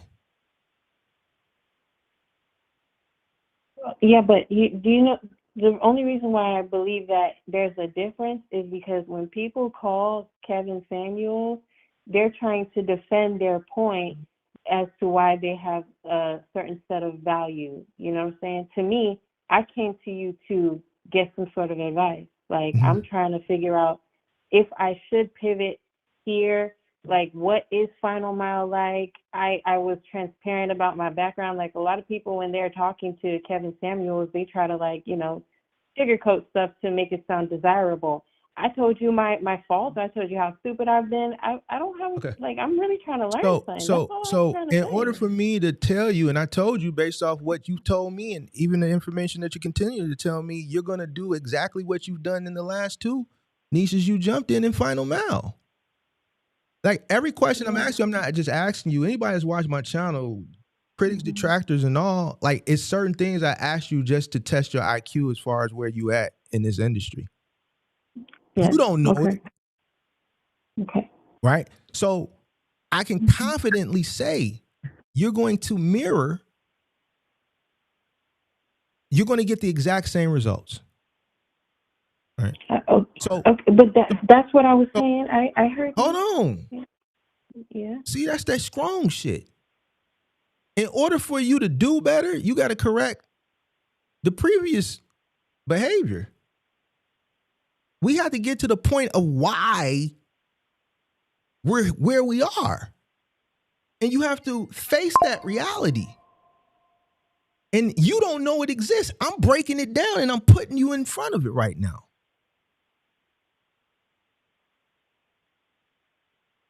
You, like, so me to sit right here and tell you know what, I've done some shit you probably you probably throw up.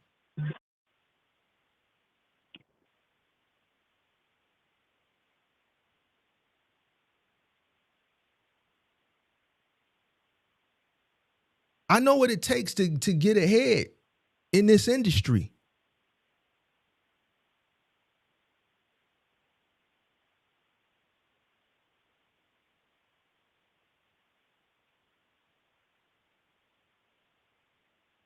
Well, that's why I called. All right, so the first thing you need to do, you want me to just tell you some fairy tale perfect shit, but listen to what I'm saying, it's not gonna matter.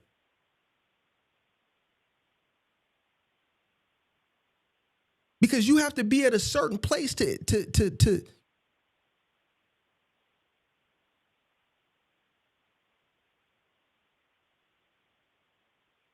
take that shit on and be able to whatever I tell you. Okay, you asking me about Final Mile, I can boom give you this blueprint.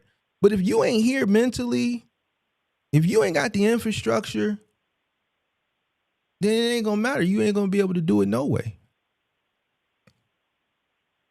Well, I understand that. That's why I'm listening. What I didn't contest you. Like I didn't. So it's confusing me. It ain't confusing. Let me just say this. It's confusing me when you say I'm on some strong shit because I'm not arguing with you. You worried about the wrong stuff. Wait, that no, shit right there is supposed to cover your head. No, I don't. Let me explain something to you because that's your emotions talking. That shit right there, jokes. No, I'm trying to say. No. Now I'm serious. This ain't kicking it. I'm training you right now. That right there is jokes. That shit. Okay, but this is what I'm saying. If I'm not arguing. I'm open to what you're. You proving my point though. Here's the thing. Fuck all of that shit. That shit ain't got shit to do with shit because those jokes. But you taking the emotion and you can't run business off emotion. All that. Listen. All that shit don't mean shit. That shit jokes. Fuck is you like? Why are you worried? See, because I'm taking it. You keep saying it's strong. It's fucking jokes. I've said way more harsher things to motherfuckers. People in the chat literally said, "Man, he being nice to you." Like I'm showing you respect. I brought up Kevin Samuels. I'm married. Kevin Samuels called women out their name, call them bees and all type of shit. I ain't did none of that shit. I've shown you the utmost respect. I've cracked a few minor little jokes, strong, independent, shit like that. That's it. And you worrying about that shit instead of worrying. I'm not. Ahead, I'm trying to tell you that I don't have a problem with that. I'm telling you I'm not being combative, but I'm just not understanding what else you want me to answer you. But then you're telling me like that's like I'm answering you in the wrong way. You can't answer in the right way. I'm not expecting you to answer based on what you told me already. I already know where you at with it from a knowledge base. So I don't expect you to know anything. I've quizzed you unbeknownst to you as far as moving. I've kind of quizzed you unbeknownst to you as far as general freight. I can already come up with a synopsis of how Final Mile is going to turn out for you based on the conversation we've had for the past however many minutes. 2 hours. And your general knowledge as it pertains to business in this industry, I've quizzed. Yes. So the answer, to be honest with you, I gave you an hour ago. We're just kicking it right now. Okay. But because you're focusing on the wrong thing, you missed the answer. I gave you the scope, play by play on what to do an hour ago.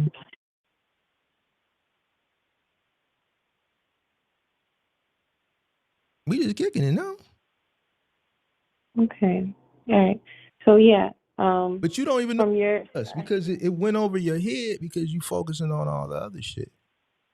No, I heard you. You said based on what my knowledge or where I am, that it's going to be the same thing. That's not the blueprint. That's not a blueprint.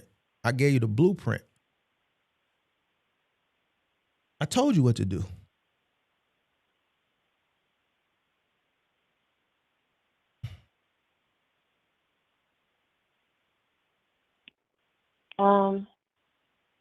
Yeah, but yeah, you said start out with one truck, which I told you that's all I have on the road. I told you I downsized already. I heard that. And you also basically just said, like, if I'm not, basically from what I heard and what I'm interpreting, moves is the best way to go. And I need to get that together. And, you know, I get it that I'm not on my toes with, or I'm not as knowledgeable as I should be. So yeah. And the reason why it was difficult with you is not because you weren't knowledgeable, it was because you came up and you said 6 years. So I gave you a IQ quiz on 6 years of knowledge for being in this industry. And I didn't really go upside your head, right? I hit you with some very, very entry level shit. Mm-hmm. And what I got was excuses. You gave me excuses. You put things off on other people. All right. Well, no, I told you it was me. Like I completely agreed with you that it was ultimately me alone. After I said, "No, you can't put that," I said, "Man, who's the majority owner?" I said, "All right, that's you." You said, "Man, I was coached into that. It really wasn't my decision." I said, "Well, man, whose business is it?" Well, no. So Okay, I get what you're coach saying. you into accepting and taking and being accountable, right? You was in the blame. What I'm saying is, if I didn't understand that it was not my issue, I wouldn't have made the changes afterward. I was just trying to give you where I was coming from. Like I started this a while ago, and I was just trying to like give you more of a, you know, just take you along the journey with me mentally, basically. Right, so this is where I'm gonna repeat it. If there's anything that you want to do out of these three, you need to go back to the moving. All right. If you know, I listen, I'm gonna be honest with you. I ain't gonna bullshit you. I don't believe, because the numbers, you see what I'm saying? That shit is way off. I don't believe that shit. I'm not gonna bullshit you. I'm not finna sit up here and kumbaya with you. I'm speaking from years of experience. 1.2 million in one truck. If you're not moving dope, and it's a 26 footer. If you ain't moving dope, or you got some government contract where you moving, goddamn it, some type of some private nuclear shit or some shit like that. Now, if you moving them, if you moving them things, because you said you coming out of Florida, if you moving them things, then that's different. No, not at all. It's completely legitimate. I'm not doing nothing on the side. I'm just trying to, really just trying to make a way, make a new lane for me and my family. That was it. All right, so I appreciate it. I appreciate all of the, you know, knowledge that you gave to me today. I'm grateful, and I'm gonna just keep trying because, like I said, I already have the assets. There's nothing else to do but try to make them work. And you know what? Moving does make more money than all of them, but I guess I got to figure out, you know, a different way to make moves. Either way, another day. I told you what to do. Yeah. Okay. I mean, I heard you. I'm just saying. It's not gonna stop. Like I appreciate it. Nobody told you to stop. I told you to go get a partner. I already told you I have a partner. Well, then I don't know what he doing, because shit. Yes, I told you I have a partner, and I said I have one truck on the road, but I said I had 3 other trucks sitting, and that's what I wanted to do final mile with to kind of get the partner to get the is he the one driving? No, he's not driving.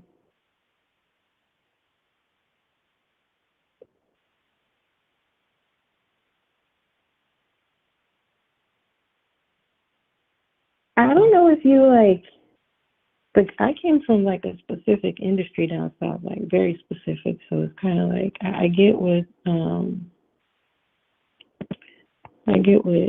you know. It's very specific though, is what I'm saying. Like, you know, it's like dominated by the guy that called before you.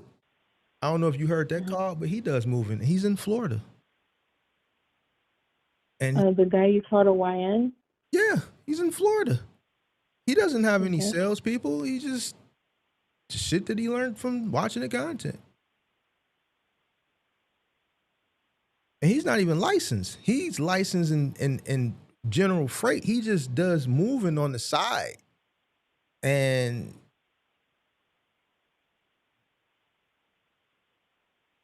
so, you know, it's just if you got a partner and this stuff that we're talking and that person isn't giving, that's not the right partner. The stuff that we're talking, and you don't have this knowledge and you have a partner, that means you don't have the right partner.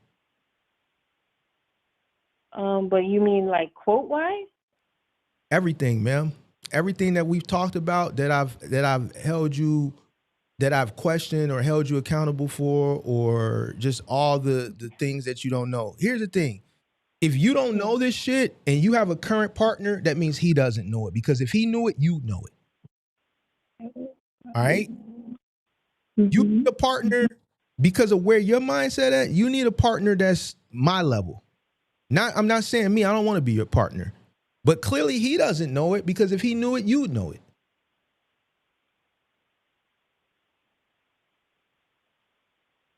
Okay. So where your knowledge is at, you need somebody that's here to pull you from a knowledge place up there.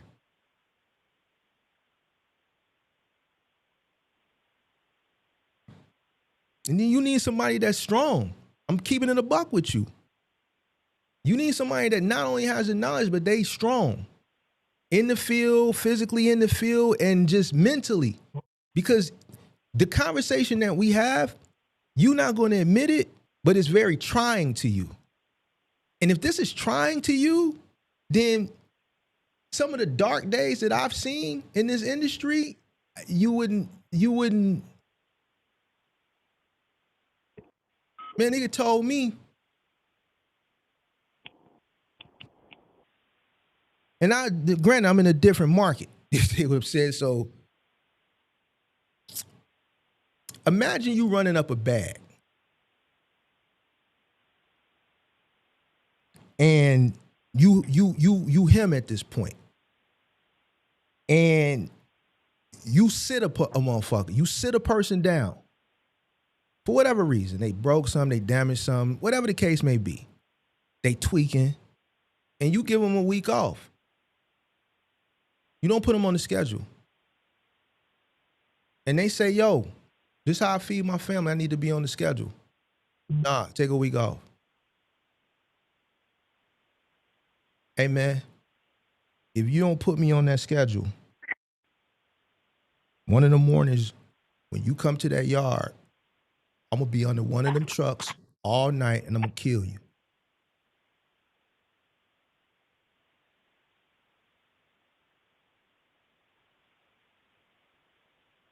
How would you handle something like that? Motherfucker told me they was gonna kill me because I took them off my schedule.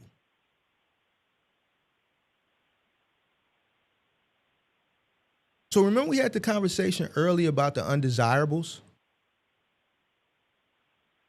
You still there? Uh-huh. I'm here. And you say, yeah, you're right. So that lets me know you've dealt with some people in this industry. You understand the type of people that you hire to do this work. How would you handle something like that? Motherfucker told you they gonna kill you. They gonna lay up under the truck in the cold all night, wait for you to come to the yard early, 5:30 in the morning, so they could pop out and kill you because you didn't put them on your schedule. Ugly motherfucker too. You're an ugly motherfucker. With a big ass red 5-point star right here. What would you do? How would you handle something like that? I don't know. Right. So the conversation that we've had right now, and it kind of like angered you a little bit. And this is a business this was a very I wouldn't even say aggressive. I would say just strong business conversation, a firm conversation. And it kind of triggered you. This ain't shit. This ain't nothing.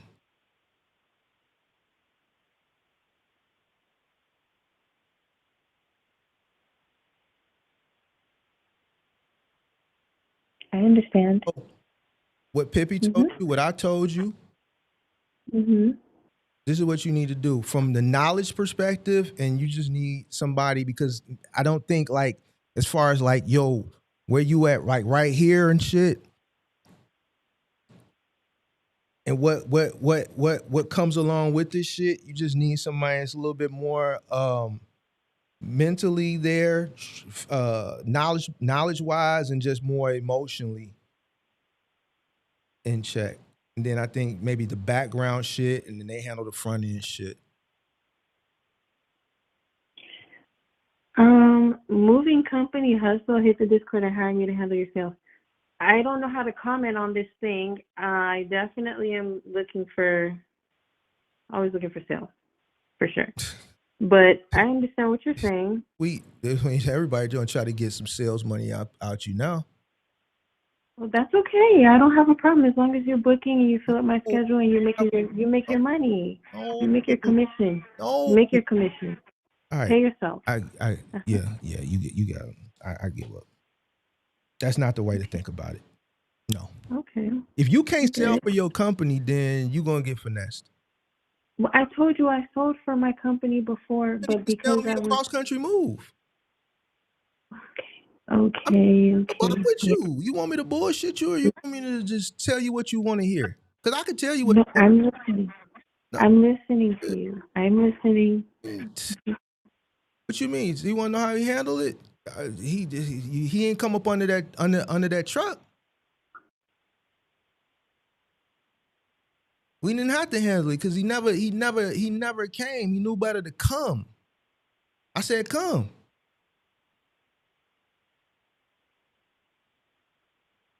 I said, come.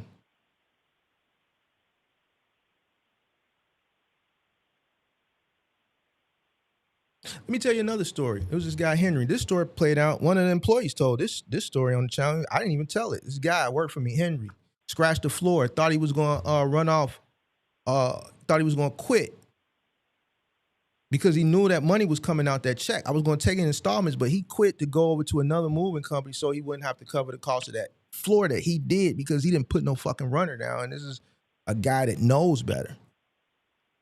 You know what I did? I took the deduction on his last day, and it was still something left over. It was $10 left. So the check was for $10. When he got in the car, he opened it. He was upset. He called, cursed me out. Then his son called.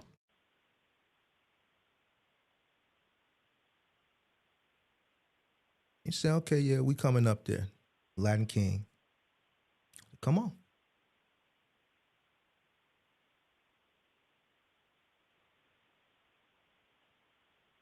How you would have handled that?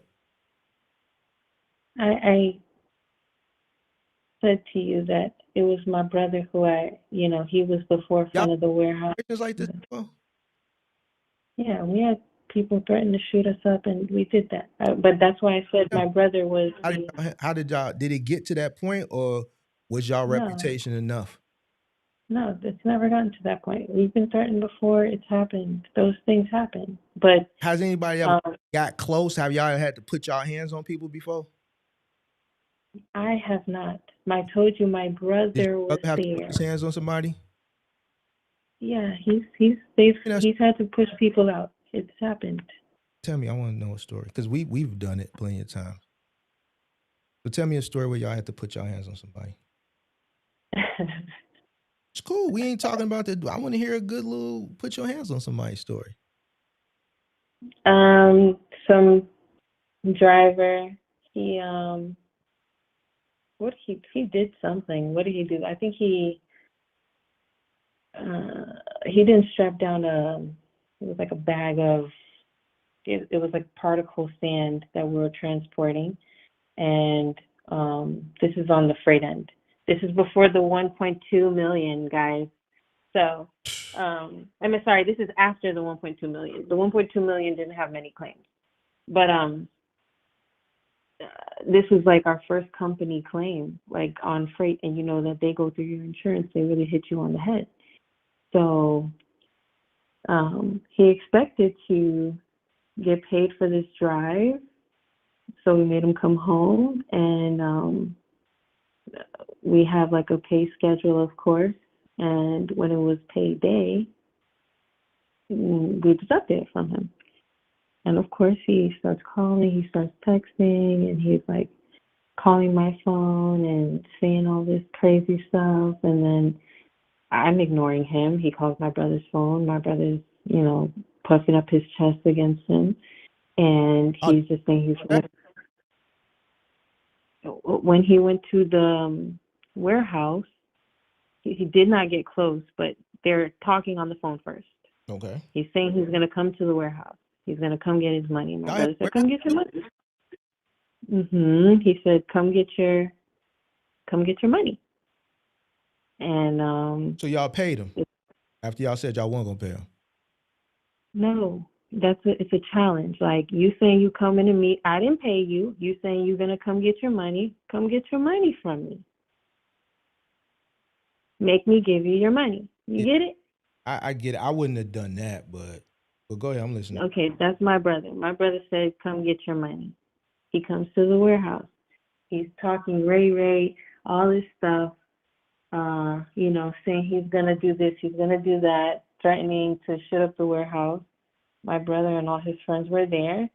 They were just like ready for him. Like, okay, what do you want to do? And of course, he's just talking, and we're not the only warehouse there. There's neighbors, there's people there. They see the commotion. So our neighbors are coming out. He's feeling cornered, and he leaves. It doesn't get too crazy. Never push him out. If you made your decision already, you don't tell them, all right, well, come get your money, because then that can be like premeditated because you invited it. Nah, if they come on their own, you know what I'm saying, and then they come on some bullshit, then you know what I'm saying, you can't, all right, man, come get it then. No, you can't. Well, I can't tell him how to talk. I mean, we already told him you're not getting paid. We didn't pay him. I'm just giving you advice for the future references. Yeah. Yeah. See what I'm saying? Giving you advice for future references. But, it get ugly, man, with this moving and this final mile shit. You know what I'm saying? So people that are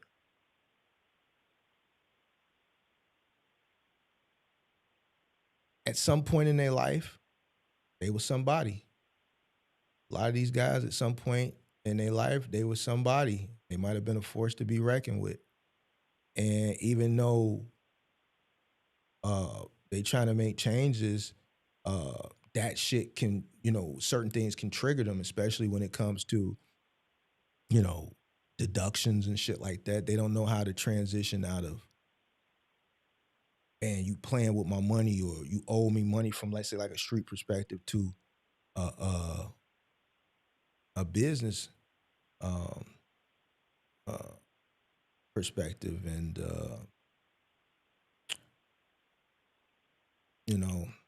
that's one of them things where you have to be ready and have to deal with that type of shit. So I've had to deal with it A lot of times didn't nothing come from it. Some of the times motherfucker them got froggy and things had to happen.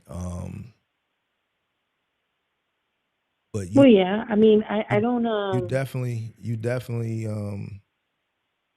want to have a partner. Outside of that fact, it's just based off the information that you've given from the business point as far as the knowledge is concerned, and just even the way through. You know what I'm saying? You just need it. I just think you need it. I appreciate that. I'm not opposed to anything. I do have a partner that I've been working with for the past year. He's very knowledgeable. Anything that I need, guys-wise, like on the road, I just forward their number to him. He handles it. So I get what you're saying. There's a lot of things that I, keep my nose out of. But social working and bartending was my bread and butter at a point, like only moves, which is why I had the sales team, which is why I have the office. Like I'm doing this now, like working a job because I need to, like I said, I'm working from the bottom again and I'm funding things from one truck and I'm trying to see how I can get back in the game and do it better. Honestly, I'm not opposed to any advice. I'm not all knowing. I need anybody who can teach me something. I'm willing to learn. Basically, I'm willing to work any job, and I'm gonna get it regardless, and I'm gonna do what I got to do to get it. So yeah, I appreciate you and your time. You should get out there too. Yeah. What do you mean? I should do a job? Like I should move some stuff? You can't move nothing, but I mean, if you're still you should probably just go out there and sit out there. Maybe a summer, go on every job and watch. I mean, I wouldn't recommend you. Well, I've been to some jobs. I've especially at first, it was my thing. I used to ride in the truck with the guys. I went out of state with the guys. I did stuff like that. But as time went on, I couldn't. The demand, it kind of put me in one place. But Mark, also, can you explain to this guy, Chucky Valentine, how the company made over $1.2 million and she has to start over? Sir, do you know how money works? Listen to me. Does this guy know how money works? I know how money works, but I also know that the market. Does he know how money works? Sir, do you know how much money I made? Like, it's not even about how much money I made. All of that is in the past. All of that is like BS because it's not here and I'm starting over again. That can happen to anybody. Well, here's the thing, and I'm going to tell you why you don't have any money. Mm-hmm. Like you even just said you had a warehouse. Like you had a bunch of shit that you didn't need. I told you that when I got in partners with my brother, he was more on the, like he didn't understand infrastructure and he didn't understand the funnel. I'm more of the inside. He was straight outside. Like he was just excited that we were young and doing something that our peers weren't doing. That was it. So I already know what the 1.2 million, like moving can make you very rich. Yes, it can. Yeah. And so, I only know another content creator who was in moving who has retired and he's well off. He just does content now. He did moving for a van line. And he's about my age and he's retired as well. Yeah. So I don't, I don't want to digress from where we were 20, 30 minutes ago, but I've never had a truck make $1.2 million. Well, so remember I told you I had a sales team too. It's a specific. It's not just the truck. It's the whole. It's the whole structure, and it's mainly the sales team. To be honest with you, that's where the real money is coming from. Besides going on the jobs and the revised contracts, those are the three elements. Yeah, I just wish I wish I could see the books for how a truck can make, the selling points of how, a truck can make 1.2 million. Like what especially at like where I'm based off the answer that you gave me as far as a cross country move, I'm trying to figure out where are we gouging at? Because there's got to be a lot of gouge. It's got to be somewhere. For sure. There was a lot of output. I'm just curious to know where the gouge is at.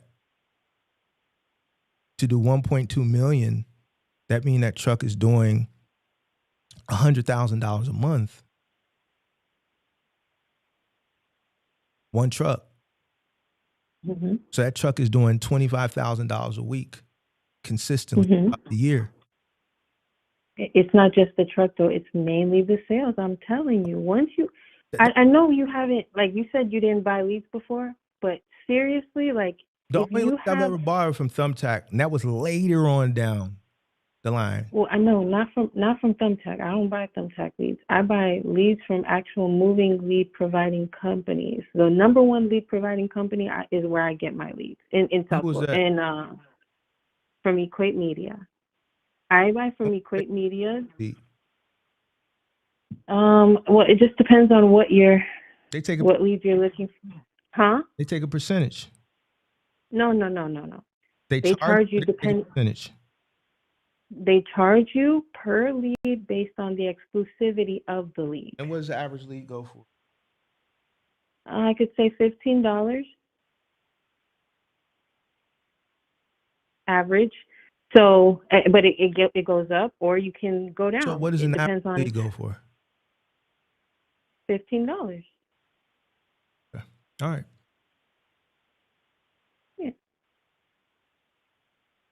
But like I said, if you want complete exclusivity for your lead, you can pay more. Moving company. Okay. Those are cheap leads for moving, especially for cross country. Okay. I haven't seen a cross country lead for less than about $100. On Thumbtack? Just period. Here's the thing. If I'm selling leads, listen. All right, listen. Yeah, on Thumbtack. If I'm selling, hold on, let me explain how business is conducted. Yeah. If I'm selling something of high value, yes, why would I charge it to you for so low? If I have something that I know you're going to make $10,000 off of, why would I charge you $15 for it? No, you asked me what's the average they sell. You can literally call them. Okay. I gave you the name of the company. So, right, but it fluctuates. Now, if you told me in prior to this that majority of your jobs to generate 1.2 million are predominantly cross-country moves, and we know a cross-country move is more high value than a local move, then I would expect your average lead cost to be higher than $15. No, not at all. No, you got to call these lead providers. So if you're buying leads, yeah, for that cheap, yeah, where is all the money going? Because how much is your profit margin on your labor?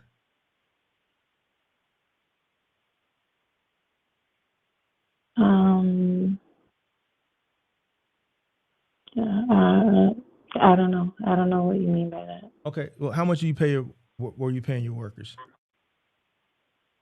My workers were getting paid daily, per day. How much per hour were you paying them per? Oh, so you weren't paying them per hour? No, they were not getting paid per hour. How much are you charging the customer? I charge the customer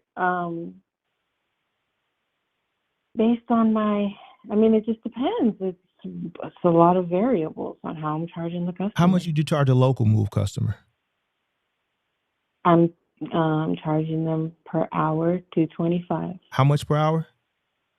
$2.25. You said $2.25? Yes. Okay. And what are you paying the workers for that job? $2.20. If you're charging $2.25, what is the employees making?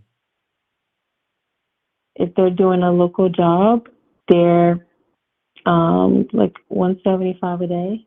So you're charging the customer about an hour and you're paying these guys a flat rate. Mm-hmm. The job takes 10 hours, they get $175. Yes. If a job takes 1 hour, they're getting $175. If they go to the job and it gets canceled, they're getting paid $175.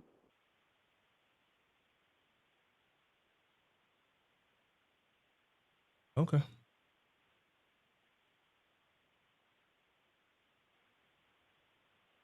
Well, yeah, like I said, like I don't want to, like I think everybody does business differently. So, you know, I get what you're saying. I hear you completely. I get it. I didn't say nothing. But that's I didn't say nothing. no, I don't mean right now. I mean this entire conversation. I get what you're saying. I'm not like debating it. Everybody does their business how they do it, and I learned from a specific niche of people. And yeah, that's what I'm saying. Were you a licensed company? For sure. I'm licensed and insured for household goods and for freight. All legit, 100%. That's why I'm looking into, I told you, I went on Indeed. I talked to a couple of companies. They have already called me back. I sent them my paperwork and stuff. Like, I was just trying to figure out what's the ins and outs of that final mile stuff. Yeah. Ooh, you must have had you some migrantes or something working for you. So, I told you that I don't know if, where are you from? Chicago. Okay. South Florida specifically, it is a moving culture ran by Jewish people. I'm going to say that, and I'm going to leave that there. Okay. But that means you operate like that? You got a person doing that labor-intensive work to... No, what I'm saying is there's a market that it doesn't take a lot for me to beat. Okay, but here's the thing. If you're paying 2 guys on a truck or 3 guys, how many guys? Average 2 most of the time. All right. Huh? That's what is that? $350, right? Yep. All right. You're charging $225 an hour. Is there a minimum?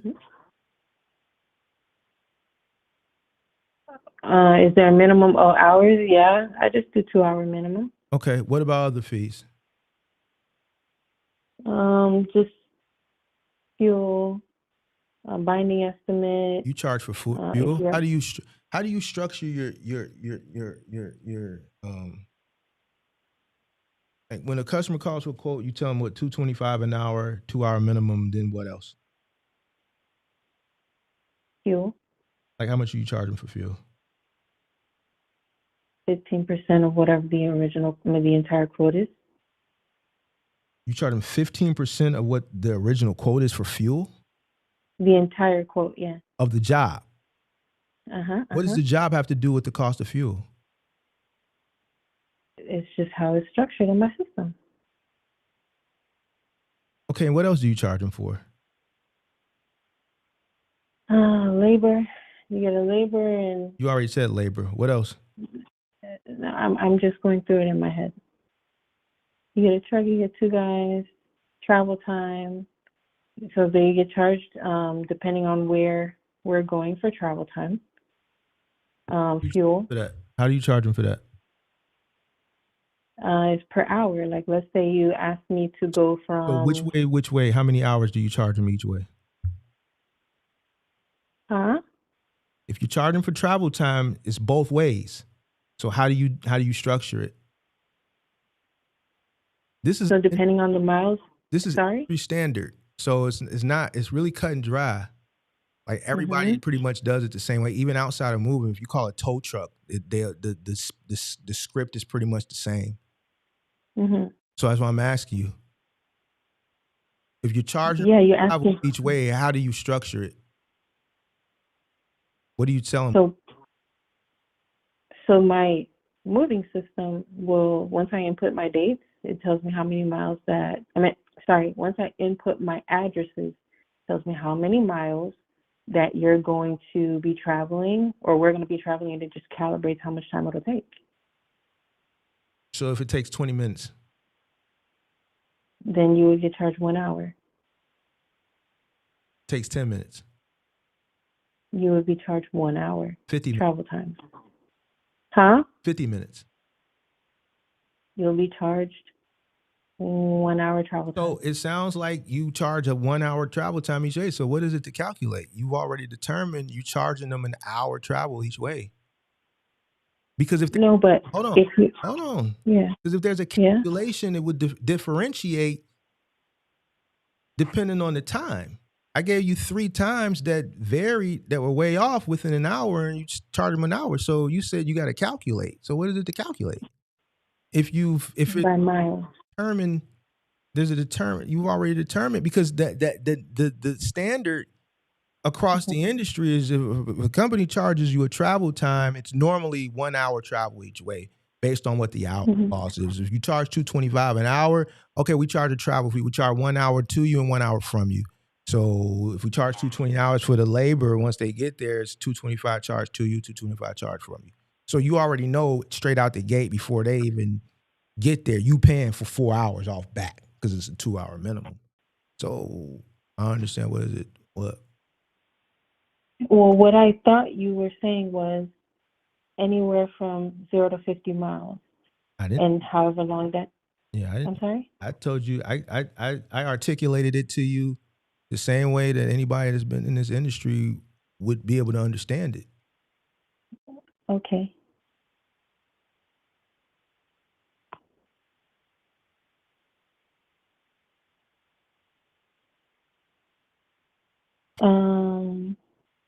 Yeah. Yeah, 1 hour.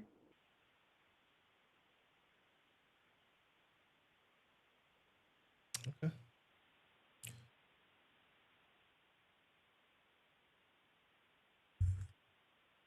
Yeah. So, okay. Yeah, I don't know. A lot the shit you just said right now, as far as like what you pay, and yeah, there's a lot of shit in your system that can just be corrected. Okay. I don't disagree. I think 225. But that's why I also said everybody does business different. I get it. You're from Chicago. I don't know how things are in Chicago. I know it's a cold area, and I know it's also a good hub. I'm from the bottom. It's not really. Why do you charge so much for labor and then pay so little? I told you I didn't come up with this was an industry before me. I didn't, make this That have up. to do anything? Huh? What does that have to do with anything? I asked you, why do you charge so much and pay so little? And your answer was, I didn't come up with that. This was an industry before me. What does that have to do? Yes. Why do you charge so much and pay so little? I'm just staying within my market. So once again, why do you charge so much and pay so little? Because I'm staying within my market. That has nothing. You said what? Because I'm staying within my market. What does that have to do? Like if you're gonna go up the street and they're gonna offer you XYZ, it's not gonna take. If I offer you $25 more, you're gonna go with me. That's really it. Also, it just depends on what I have you doing for the day. If you're a helper, you're making $175 for the day. If you're a foreman, you're going to make $225 for the day plus 10% of any increases you do on the job. So if you're $225 an hour, don't you think it's beneficial to pay by the hour?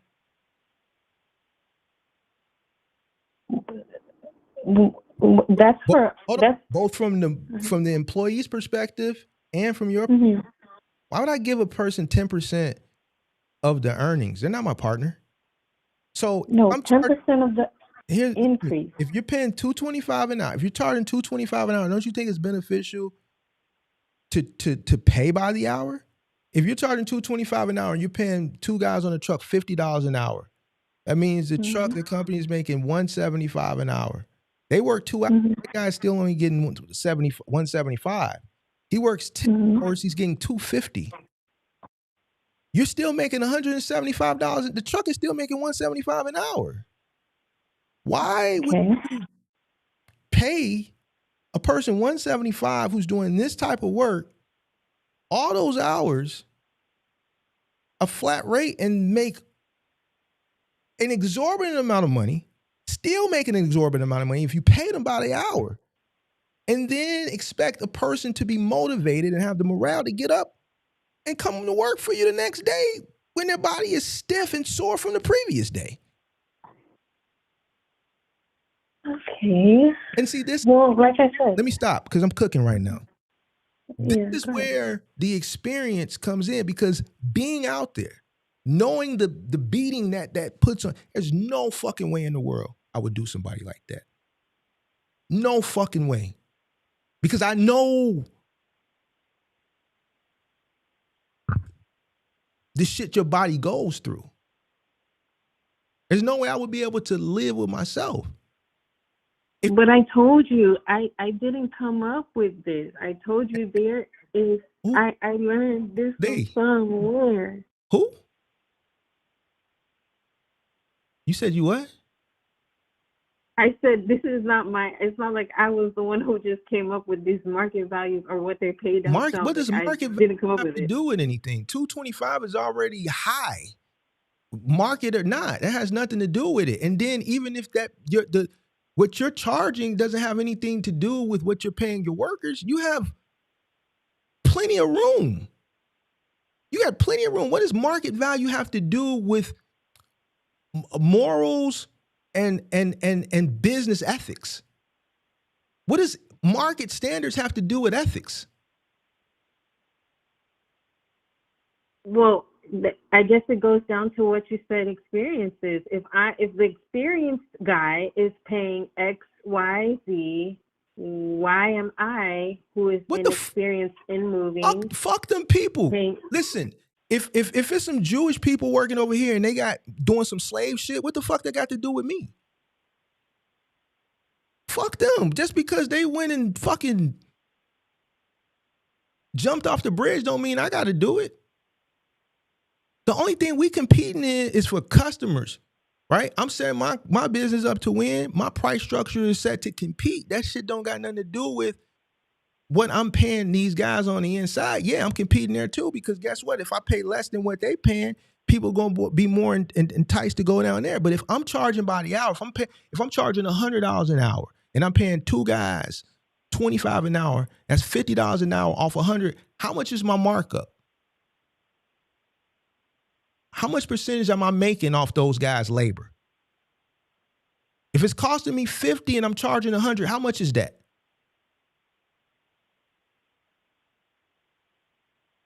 Hello?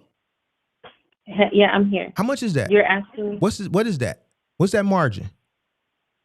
If it's costing 50%. me 50 an hour, no, it's not. If I'm charging 100 and it's costing me 50, what's the profit margin? How's it 50%? I'm making 100% markup. Okay, you're making double. That's 100%. Yeah, you're making double. So okay. So because these motherfuckers is Jews, I gotta operate like that too. Seeing these guys out here, that's why it goes back to what I said earlier. Mm-hmm. Until you beat your body up, you ain't gonna have that shit where hell no. I'm already making 100%. How much more greedy do I need to fucking be? Well, I told you I didn't make these prices up. What the fuck? All right, man. You telling me you running a business, you telling me you didn't make these prices up. Yeah. Anything for my business, I make up. What are you talking about? Ain't no motherfucking way in the world I'm gonna have some guys paying them $175 and I'm charging them motherfucker $225 an hour.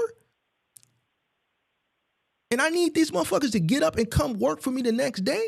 No, I'm not finna cut them short like that. I need them to come out. I need to incentivize them to get their ass up in the morning. I'm already making buku money. So you don't think 10% of the increases is incentive? Why? Why would I do that when I can give them $25, $30 an hour?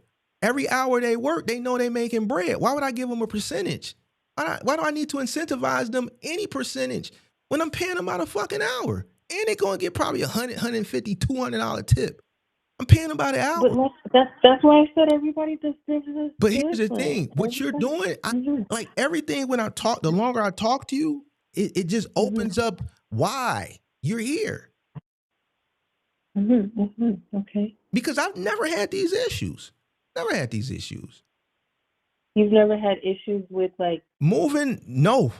Final mile? Yes. Moving like issues like claims, but I ain't never had like these issues. Like I'm making buku money. It's not costing me anything. Customers paying for the materials, customers paying the truck fee, customers paying 100+% markup on the labor. If I'm charging $50 a man and I'm paying them $25 an hour, I'm making 100% off a person's. But I didn't say I was having issues with money. No, I said I what wanted I'm to. saying, I'm listening to the whole structure of the layout of your business. A lot of this moving shit is like some of the shit we're talking about is just standardized practices across the industry. These are some of this shit is standardized. Yes. So but then when I asked you a question, you said, "Well, I didn't come up," but I'm talking to a business owner who owns a business. You're telling me you didn't come up with these prices. Well, these are market. The market, nothing. You come up with your prices. If you're next door to me and you're charging $100 an hour for two guys, I'm gonna charge $90. If you come down to $90, I'm going down to $85.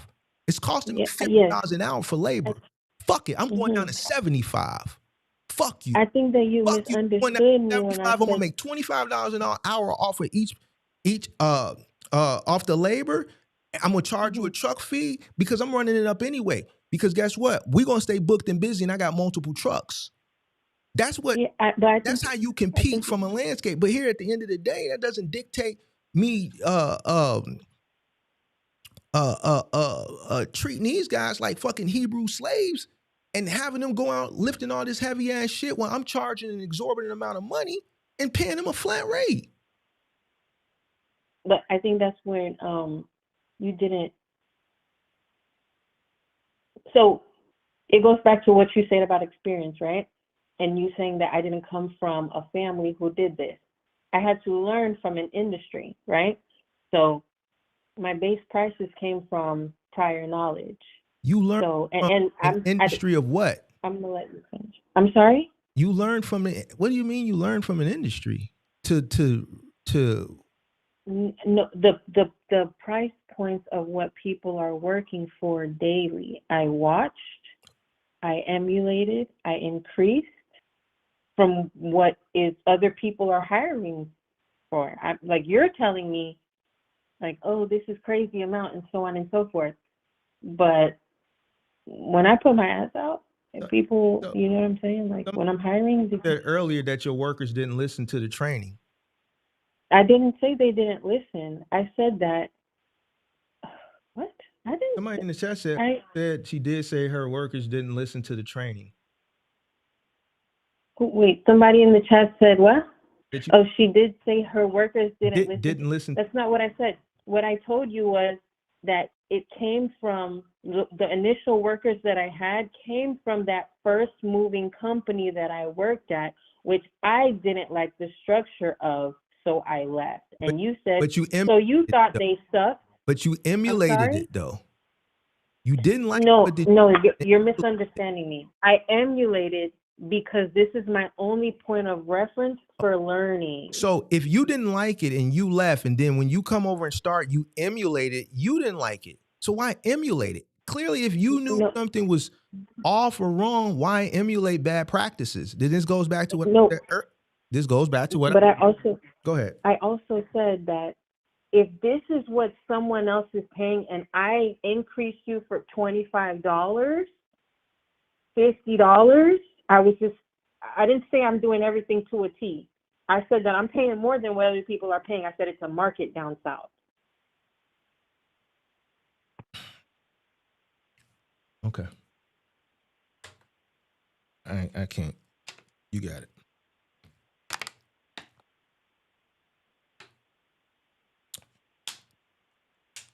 You got it.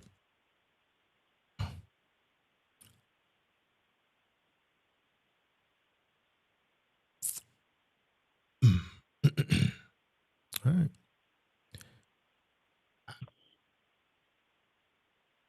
Okay, well, she was in a different environment off stream.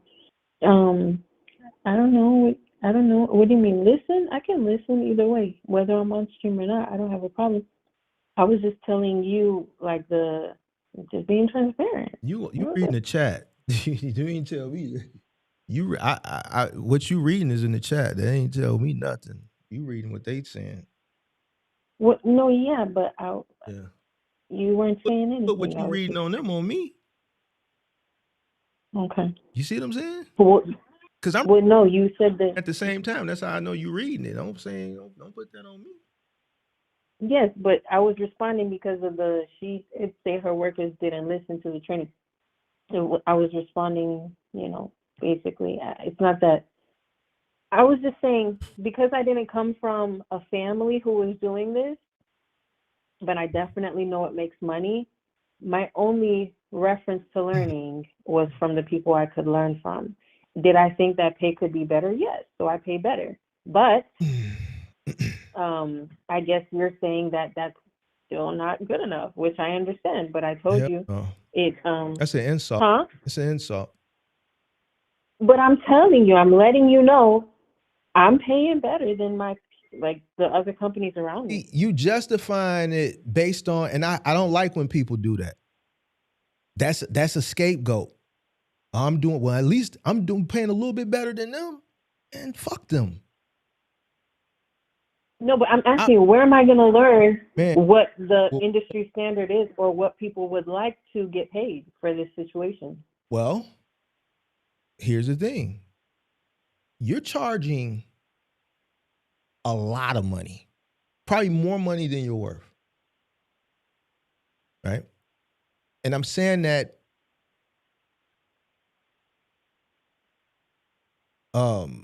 confidently. More money than you're worth. And you're paying minimal. You're making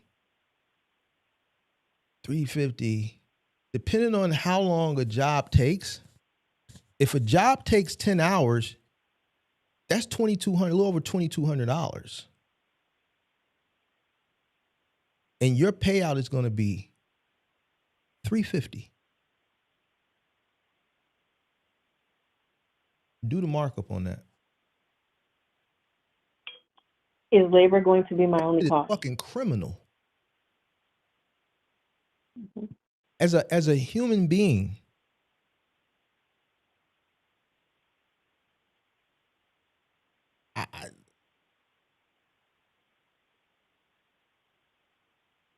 and you a sister.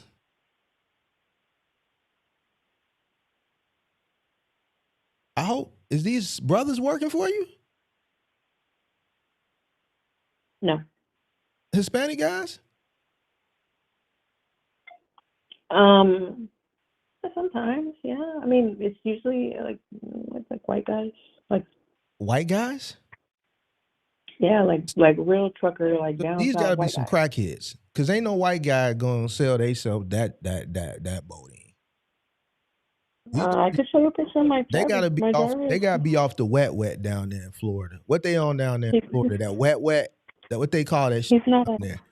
I don't know what wet is. Flocker. That's what they call it. Flocker. They gotta be off the flocker. They gotta be off the flocker. They have to be. They gotta be on. They on something. It's gotta be that flocker. That's that wet. We call it wet up here. Flocker down there. We call it the wet. No. No, they is. They off the flocker. They gotta be. No. They off that flocker. I'm telling you. No, you don't know. I can tell by listening to you talk. You won't come from this type of lifestyle. You wouldn't know even if they was. You wouldn't know. You ain't from this. I'm from this shit. So they would be what? I wouldn't know if they're on drugs. I don't need to see them to know they on the flocker. I don't need to see them. Wow. I know they on the flocker. They on that wet. Wow. Yeah, they on that shit. No, all you have to do is come from. Listen to me. Go ahead. I'm telling you. I'm listening. I'm him. Mm-hmm. I know everything. Mm-hmm. Motherfucker come work for you all that time doing this type of work because they know they're gonna get a guaranteed 175. They on drugs. Okay. Ain't no motherfucker in their right mind doing that. Either they on drug or they illegal.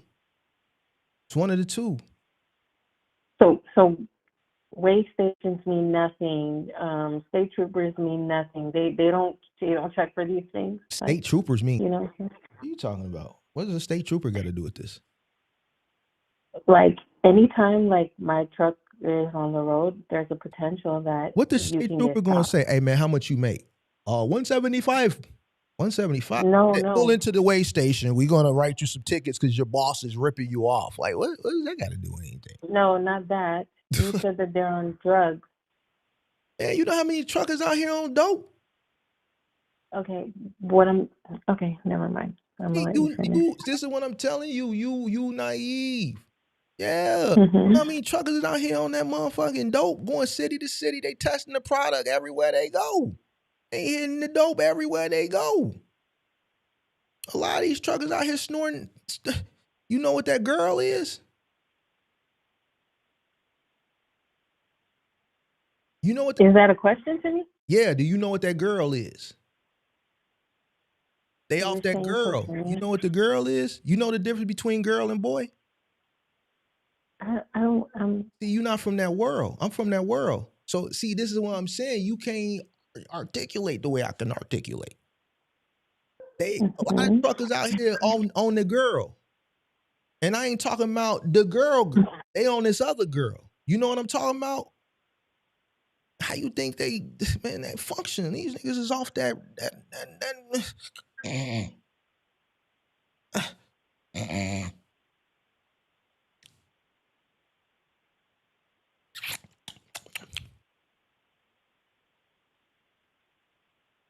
You still don't get it. I hear you. I hear you snorting. I get it. I'm just like, what am I supposed to say about it? They off the girl. What am I supposed to say about that? You know what the girl is? I'm waiting for you to tell me you adhere to what I'm saying. Girl is obviously cocaine. All right, then act like you know. What? I know you done Google search it over there, and there's all this time you should have picked up on. What's the boy then? Hurry up. You're snorting and what's stuff. Boy? How What's am boy? I not gonna? What's boy? What's boy? Thank you. I'm from South Florida. What is boy? Yeah, what's boy? Come on.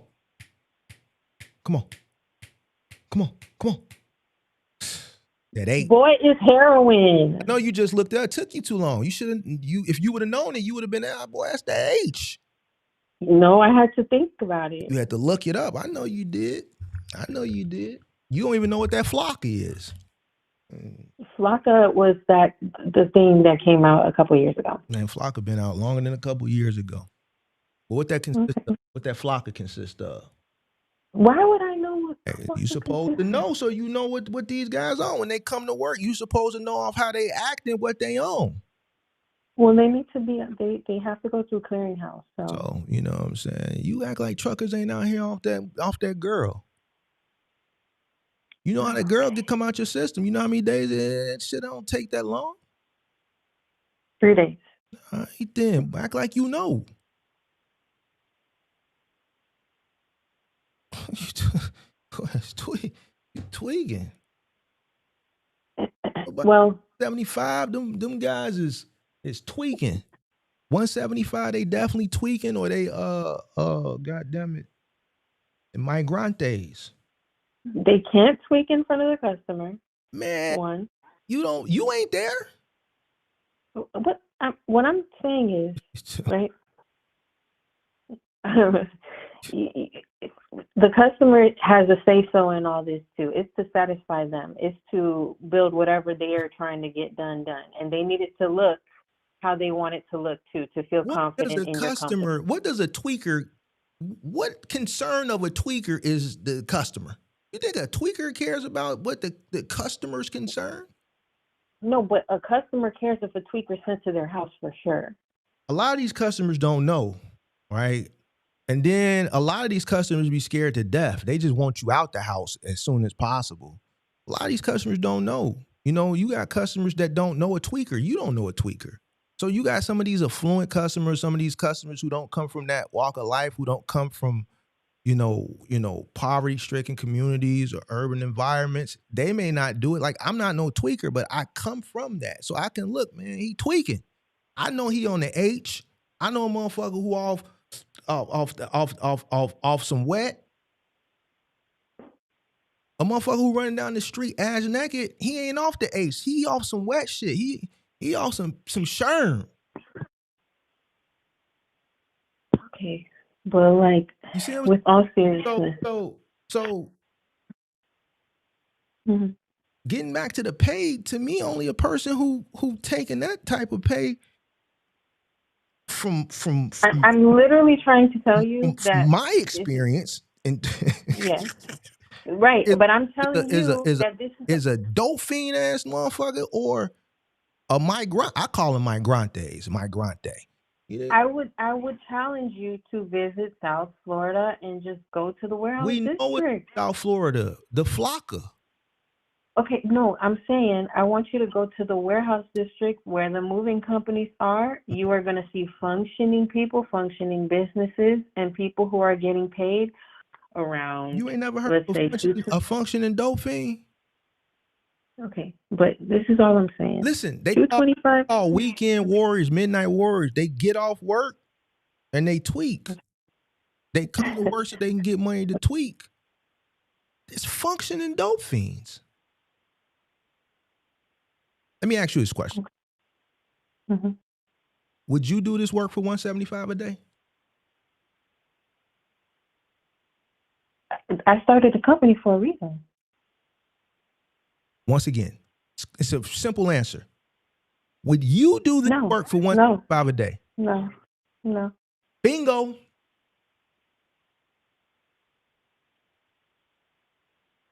That means you know your price ain't fair. Because if it's your company, if it was a fair price, you would have said yes. So you know. Would I do it as a foreman? No. I'm trying to educate you, young lady. I'm trying to educate you, young lady. This ain't a time to go back. This is a time to listen. Mm-hmm. You wouldn't do it. See, I'm never going to have somebody do something that I'm not going to do.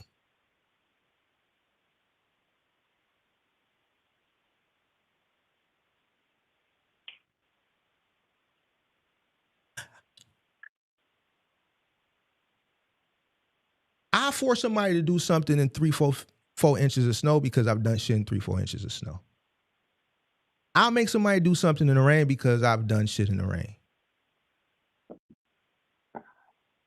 I'm not going to make nobody do something in an infested place. One, because I don't want that shit on my trucks. And two, I ain't going to do it.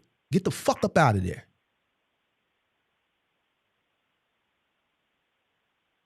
Would you do that shit for $175 a day? No, because you know it's not fair, but you making other people do it. Price point should be set on something that you think is fair that you would do. Would I work for $25 an hour? Yes. So I'll pay $25 an hour. Would I do this type of work in this climate for $10 an hour? No. So I'm not going to make somebody else do it, especially when I'm charging $150, $200 an hour. I have plenty of room, plenty of margin. What you just said, you just pretty much admitted to operating unethically.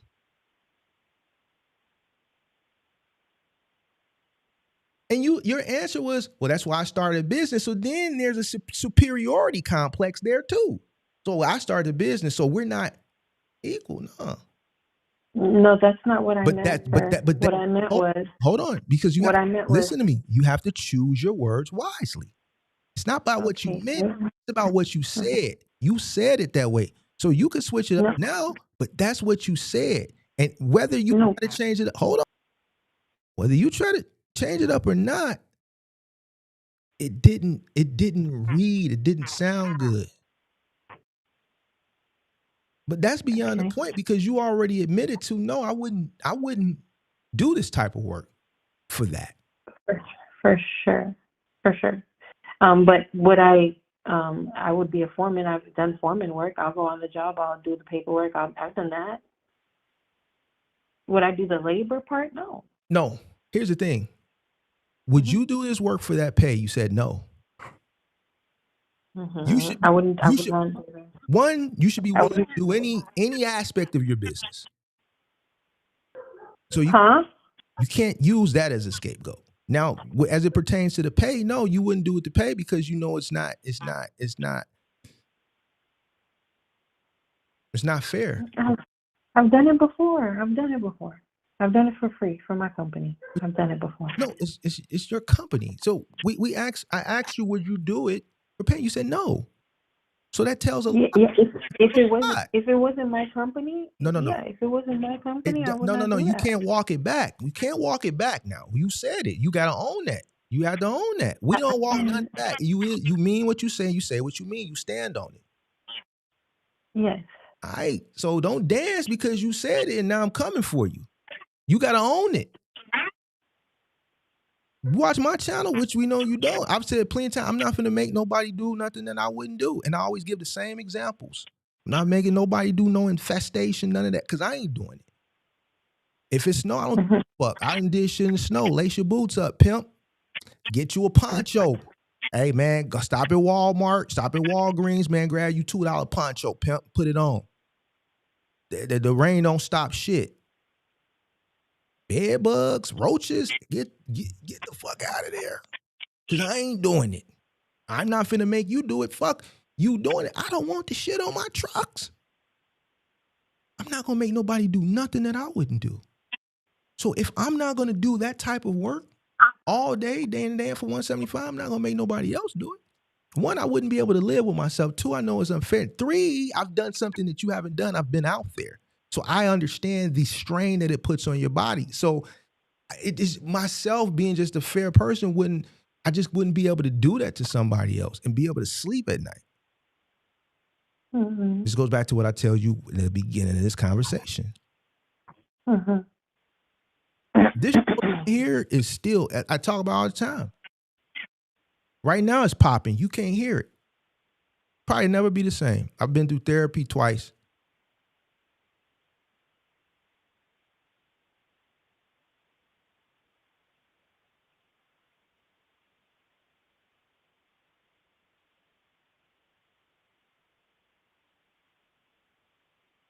A person that's doing that type of work and they're in a situation where they're under stress and strain, they're not going to be with you forever, but this injury may last them for the rest of their life.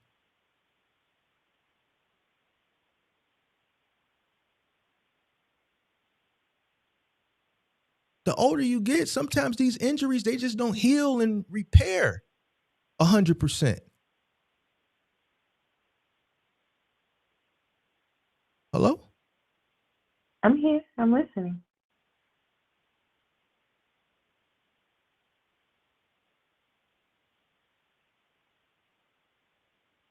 That's it. But I ask you again, right?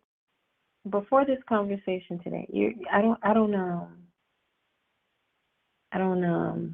call people for their advice or their opinion. And I told you I called for the final mile. Yeah, we gave it to you. Okay.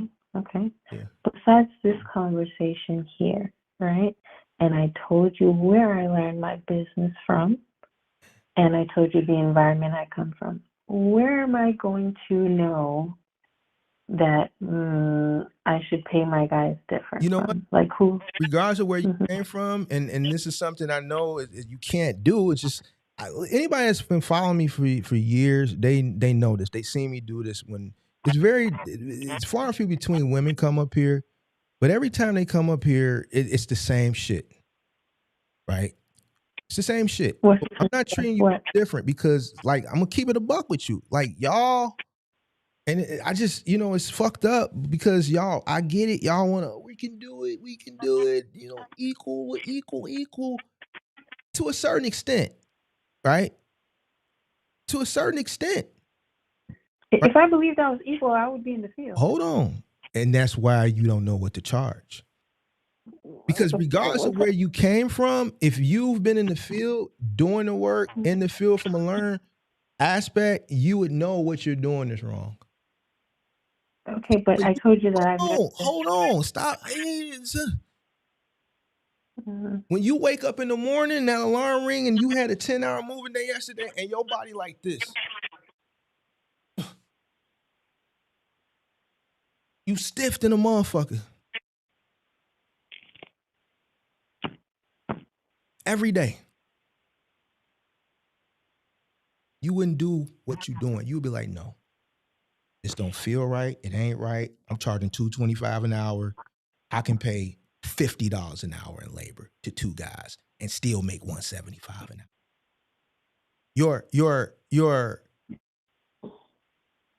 Your something would have kicked in. Moral compass.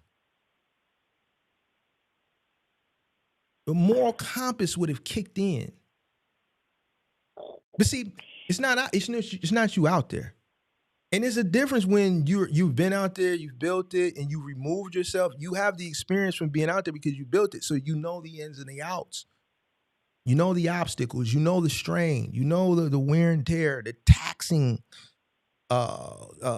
shit that it goes on, the taxing work, the toll it takes on your body.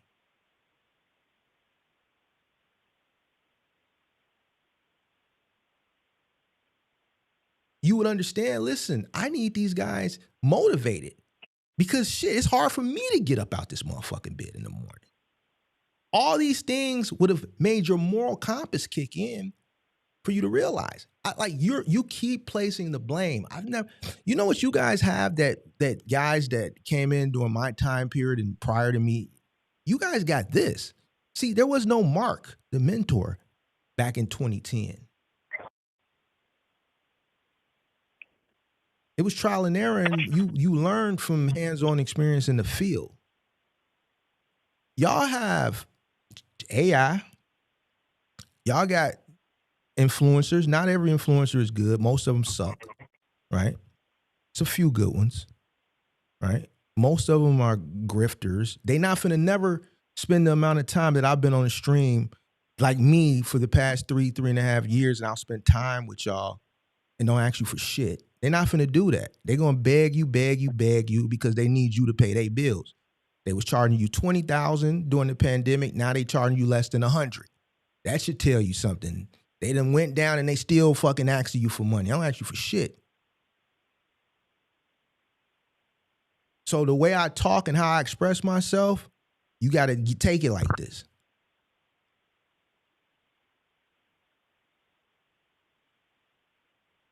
Your moral compass should have kicked in at some point.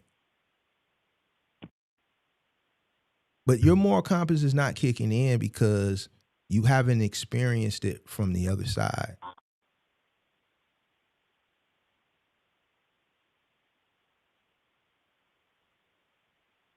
I know if I'm charging $100 to an hour to a customer, I'm paying 2 guys $25 an hour.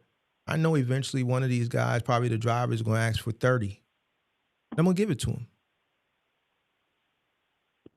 So I'm still got 90% profit margin off the labor.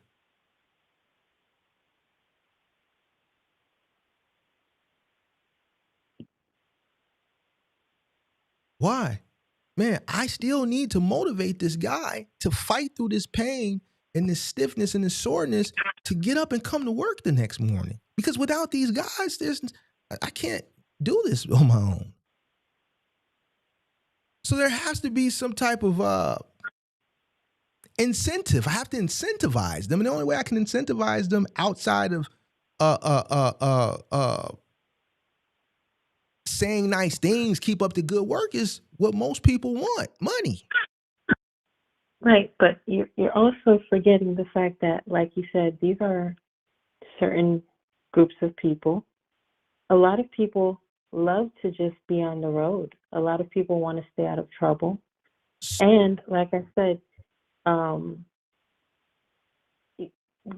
you're a foreman at my company, you can make $1,200 in a day. So just because there are certain types of people, we take advantage of the fact that they are already demonized and pushed to the side by society. A lot of these guys have felonies and they can't go out and get in certain jobs. So just because they come from this type of walk of life, we take advantage of that and we don't pay them an adequate. No. Well, I just told you 20 minutes ago, pick and choose your words wisely.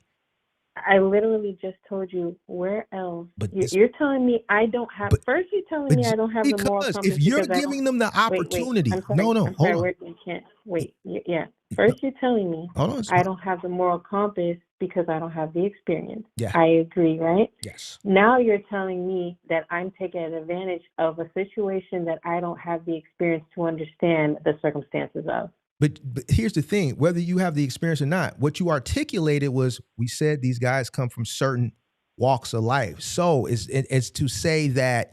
These are your words. No. Yeah. These are guys. But you're saying that you're taking advantage because of that. No. I'm saying that there's expectations that they have, and there's different reasons why they take these jobs. There's some drivers who are like, listen, I don't have a place. I need work. I don't even have somewhere to live. Put me in a hotel. I'll work for you. I wouldn't hire. It's not. Wait, I'm sorry. I understand what you do, right? I told you that there's people who do business different. I don't have, like, it's not all about, when I said different walks of life, I'm not just talking about felons or like ones. There's circumstances. People go through things. And I get it. Maybe you don't want to hire people who are going through really tough situations, but me, I've done it before where guys are like, I have a chauffeur license. Here's why. A homeless person is not a reliable person. See, at the end of the day, business is busy, but a person that comes, I'm gonna pay them well. A person who tells me they're homeless, they're not reliable. I understand that situation. But here's the thing, man. See, this is where the man shit kicks in versus that. Don't take it the wrong way. I don't give. They home. I was that just expounding on you saying see, that that's I'm where the taking sympathy. advantage No, of I'm glad you situations. said that. I'm glad you said that, because now from a business perspective, I'm going to counter that. Mm-hmm. I'm not hiring no homeless motherfucker. Well, what if he was? What if he was homeless last week? That's an unreliable what if his person. mom kicked him out? What if, like, there's a plethora of situations out there because they have no place to live, so that means they're not reliable. I can't depend. They have no place to go. They're wandering. I feel for them, but from a business perspective, it wouldn't be a good decision based on the fact that they're homeless. How can I rely on this person? Two, I run two industries where this individual has to go into a person's home. This person may be disheveled. They may have an odor. Like, I'm dealing with the consumer directly every single day in both businesses. This is not an individual that's conducive to what I have going on. But the individual that I do hire, I'm going to pay him well. See, but like I said just now, just Hold like on. we established. Let me kick it. I'm not going to feel sympathetic to this situation from a business perspective. Mark, right. yes. But just like business, we established, but you're talking about morals, so you are speaking in that direction. Morally. So, it's not immoral. Yeah, morally, you're speaking. Go ahead. From an individual perspective, right? From a business perspective, this isn't a qualified candidate based on what we're doing. This is not a person that's stable. So if they're unstable, how can they be beneficial to the business? You were talking about me taking advantage of people that I am not aware that I'm taking advantage of, because I'm looking from a business perspective and an industry standpoint that this is what you guys are getting offered in this area that I'm hiring from, that my business is based out of. So this is the premise that we're talking about this conversation from, right? And I'm telling you that if it was purely to take advantage of people, then situations like what I'm saying now would be something that I'm like so gung-ho about. I'm not here to take advantage of people. I'm here to give chances, stimulate the economy, and try to get my business off the ground. Like, I understand what you're saying stability-wise, mentally. You want someone who can at least take care of themselves, because you know they're going to be able to take care of your equipment and your position that you give them. I get that. But all I was just bringing that up was to say, I'm not over here looking for people who are like I put out an ad, you come to me, I give you an interview, like, you come in for the job. There's a big walk of people who come to apply for these jobs. It's not just, oh, he's a felon, he can't get another job. It's different situations. And what I'm saying is, it's not me looking into those situations just to take advantage of the situation. That's it. And like you said, I don't have a moral compass for it because I ain't been in the field. Okay.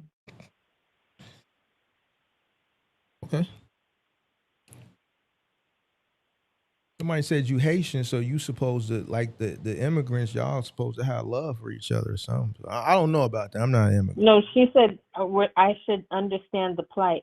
I told you that I'm Haitian. I didn't say I come from a poor Haitian family at all. We know you didn't come from a poor Haitian family. We can take. I don't know what she means by that. Understand what plight. My parents, they work hard. They work hard, and they. We can tell you didn't come from the struggle.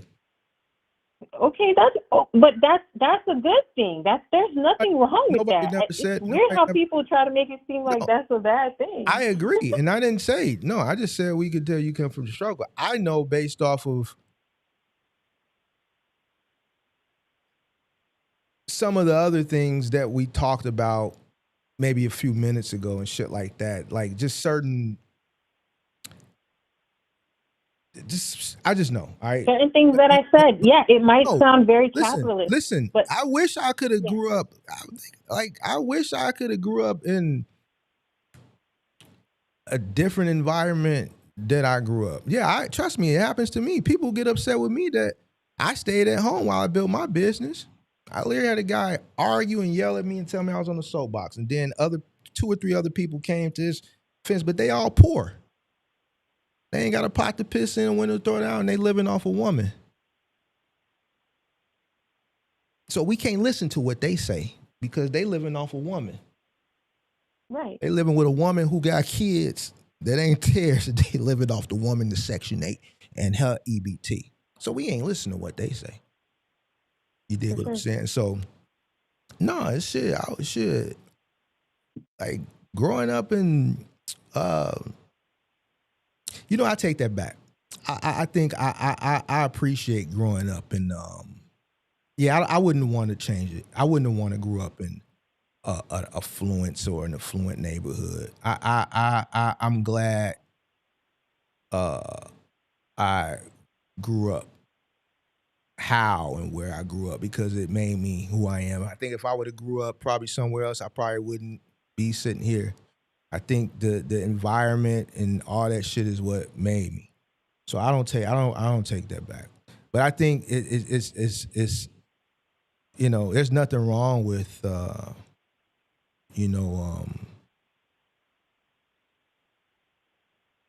coming from a better environment, so to speak, as far as upbringing. There's nothing wrong with that. Yeah. I mean, I would agree. I think that there's a lot of things that like I said, I'm learning every day. I'm alive every day. I'm learning every day. I don't think that, just because I've seen X amount in the past or I've done X amount or I've had this amount of anything that I'm I'm up there. Like, in your eyes, you could think I'm low level and level 1 and I need to learn and I need a partner and I'm fine with it. I'm not too proud to take someone else's perspective and to grow from it and learn from it. And that's exactly what I plan to do. I'm not going to quit just because you're saying these things at all. That would never happen. And I definitely plan to... I told you to quit. Huh? I never told you to quit. No, I didn't say you told me to. I'm saying that... I miss my gym talking to you today, right? Huh? I miss my gym time. Having this conversation. Yeah. I was literally about to get off right before you called. It's 5:00 over here. Did you miss your gym? My gym I normally go to the gym about 4. It's 7:00 here. It's 7:00 where you are? Yeah. So what are you in? You said you're in Chicago. Yeah, I completely understand what you're saying. I get it. Yes, there are some things I need to learn, but like I said, there is a certain place I came from, and I'm just trying to break down barriers for me and my family so that me and my kids, we don't have to go through, my children don't have to see certain things. They can, you know, take it over one day. I can pass it down and they can do everything morally correct. And I'm just here to build something that I can pass on. If you build it up, that you makes want to sense. sell it. I don't know. You only 33. Huh? This is not something you sell it. This is not, well, the people that I know in the industry, they've been in the industry for. They Jews.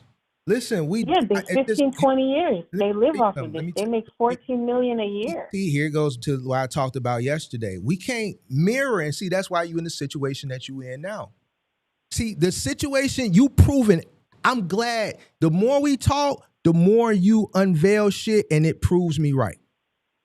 Mm-hmm. You can't mirror yourself with the same strategy of Jews. You can't. That's why tell me why. You doing it. Because that's what they do. We don't do that. We don't mistreat people. And I'm not saying they mistreat people, but we don't. Lord have mercy, they're gonna come after me for this. Listen. I didn't say they mistreat people. I didn't say they mistreat people. Let me say with this.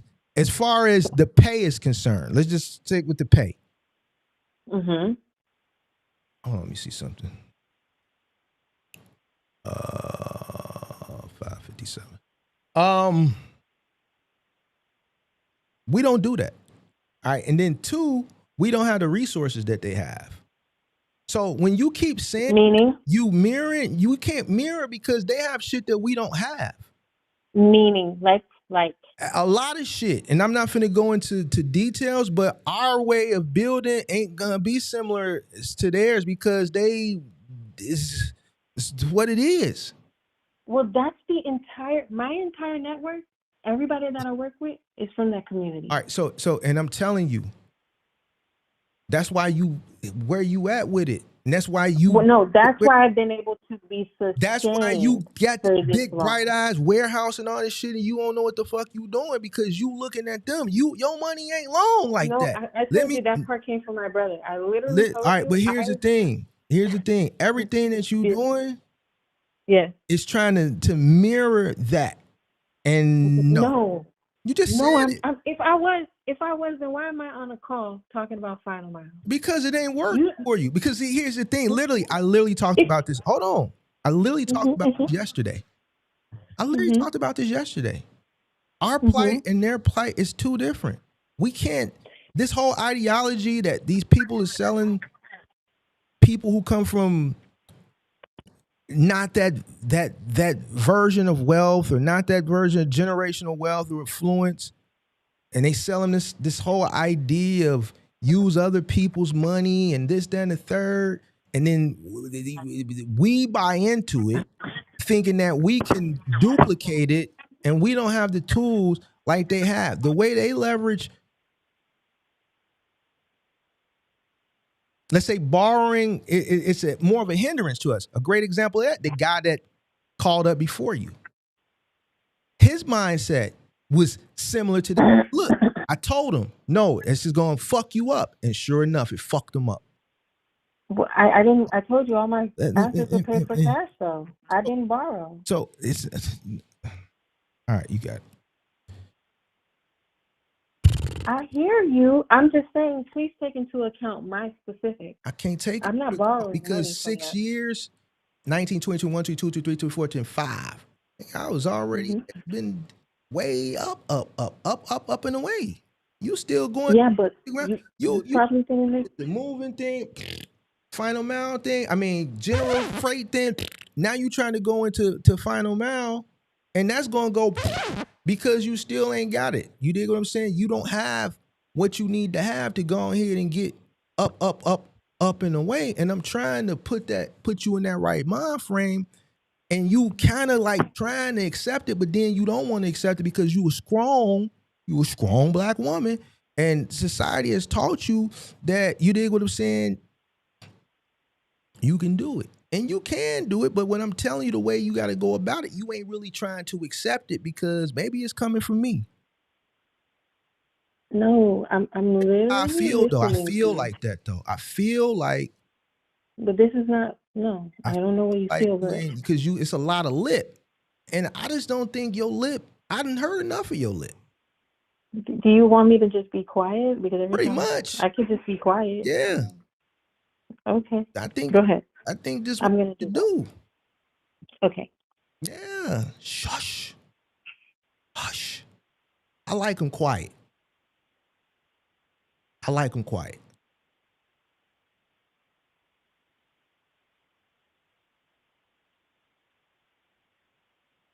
And this is what you're going to do. When you get off this phone, you're going to take a step back. You're going to assess all your expenses. You're going to see where you at. Now, you saying you don't want to get rid of no trucks. Fine. If that's not what you want to do, cool. We'll start back at the beginning. Out of all the 3 things that you want to do, the moving is going to be the best thing. Even though you failed at it, you still had 6 years of something at it. So then this is where you start at. But this time, you're going to start from the basics the correct way. 1, your infrastructure. You're going to reduce the infrastructure, if you haven't done already, down to 1 truck. You're going to get the basics. You're going to get the understanding. You're going to have to get the training. If you're not going to get the training, then you have to find somebody that's willing to go out and train. Now, whoever this partner is, he don't know shit neither, because if he knew it, you knew it, and you don't know it. So I know he doesn't know it. So this is what I would have him do, because you're going to need some type of masculine figure to be out in the field and deal with the people. What I would advise him to do, are you listening? If you really want this to work, are you listening to me? Yes. He needs to go work for a moving company next summer.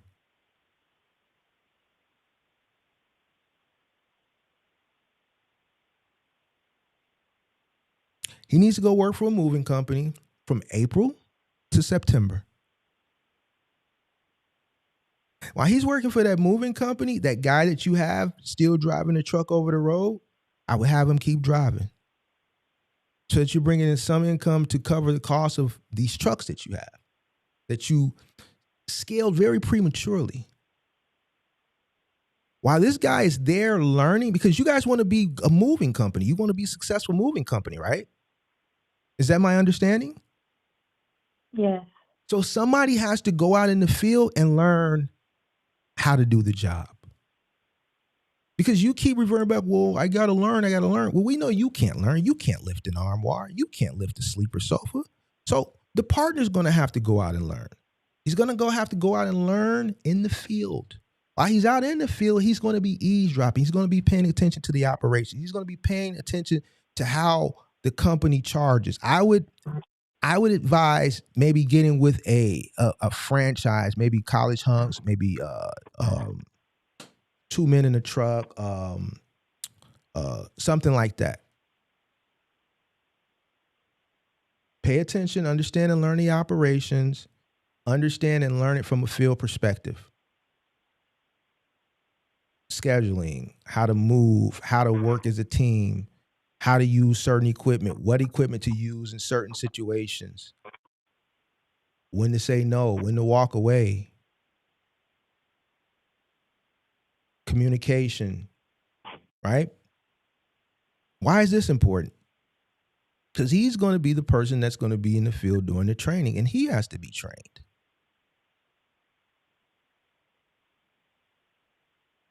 So he's getting paid training for 1 full moving season. He needs to see the different style homes in the market that you guys are going to be operating out of. Moving a specific item into one style of home is going to be completely different than moving it into a different style home.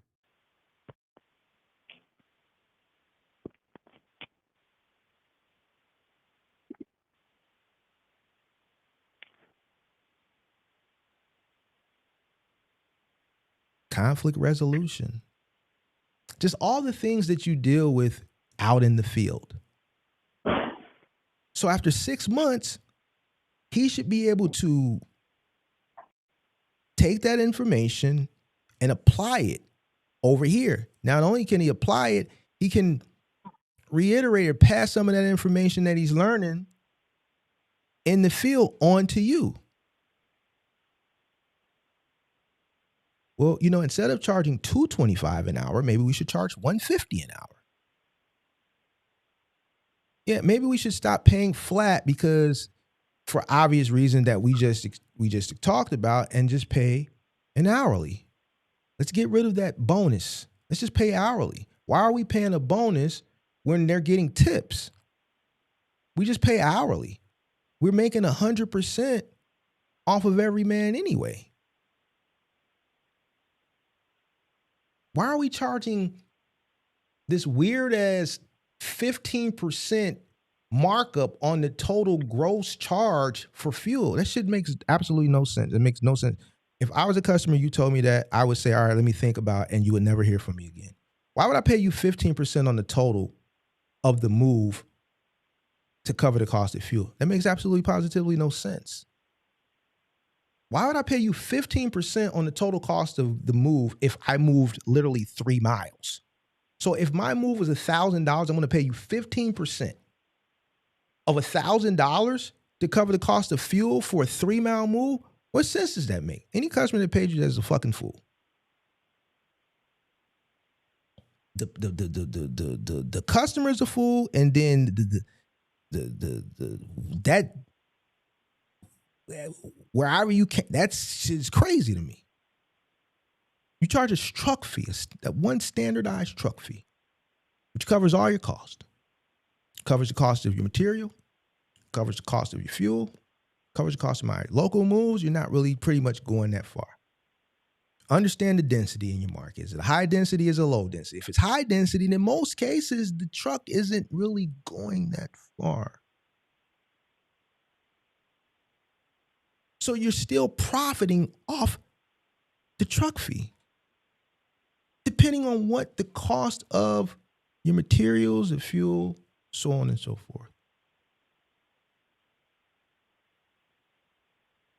It's simple. It's easier for the customer to digest. Customer is trying to digest, okay, $225 an hour, 2-hour minimum, plus we're going to charge you 15% of the total cost. So whatever the total cost is of the move, we're going to charge you 15% of that for fuel. So now there's a level of uncertainty there because we don't know. But if I tell you $150 an hour with a 2-hour minimum plus a $150 truck fee, all inclusive, materials, fuel, so on and so forth. Okay, boom. We know this is $150. We know there's not going to be any weird upcharges or anything weird coming off. That's $150, and then it's $150 an hour with a 2-hour minimum. It's easier for the customer to digest. It's cut and dry. There's no uncertainty there, both from the labor because they don't know how long it's going to take, and then the uncertainty of the total in this 15%. They have something that's cut in stone as far as the truck fee is concerned, materials, the fuel and things of that nature, the cost of the truck. So now they're just keeping tabs on the labor. You want to simplify it for the customer. You there? You there? Yes, I am. Yeah, I like you when you quiet. I like you when you quiet.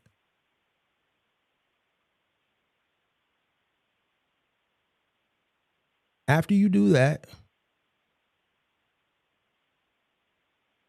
that's pretty much it. We walked you back down. We retraced. We put him through training. We went through cost. Yeah. That's it. Any questions? Nope. Thank you. Okie Okay, thanks. Bye. Bye. I told her she had to be quiet. The attitude changed. That's what y'all gotta do, man. Y'all gotta She didn't want to be quiet. That's why she didn't want to be quiet. That shit is where it just. All right, man. I'm gonna get out of here. 7. I might still make the gym. I told her to send Buddy to work, man. She didn't have nothing to say about that. Kind of curious what she thought about that. Oh well. I guess we'll never know.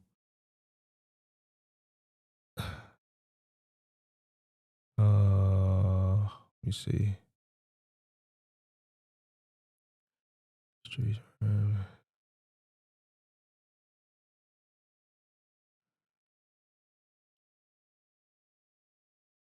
Randy's comments.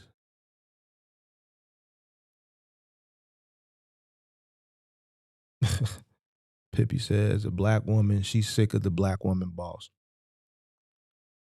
I don't know, Pippi. Look, that's a conversation that I would have it, but I would need a black woman up here to have it with. I'm just not going to have that conversation by myself. I would need a black woman up here, whether they in agreement or disagreement. That's something that a black woman would have to be on the panel. But I'm going to be honest with you. I think, they starting to realize the shit. But and then some of them ain't. They don't like when you tell them that. And they've been empowered, which is cool, but that shit don't work in every industry. Like, there's certain things that women just can't do.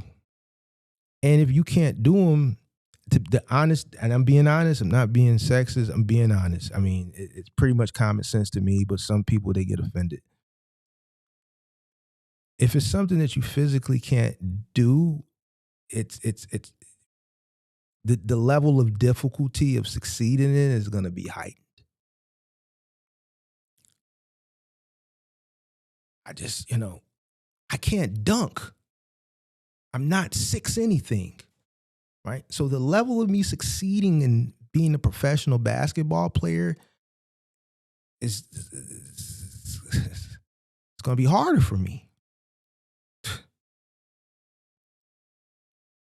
I'm not tall enough. So, not saying that. I mean, we had Spud Webb, we had Muggsy Bogues, and I'm taller than them. But I'm not 6 something. I'm taller than them, but I'm still not 6 something. So those 2 guys were anomalies. So it's harder for me to be a professional ball player. If I was a little person,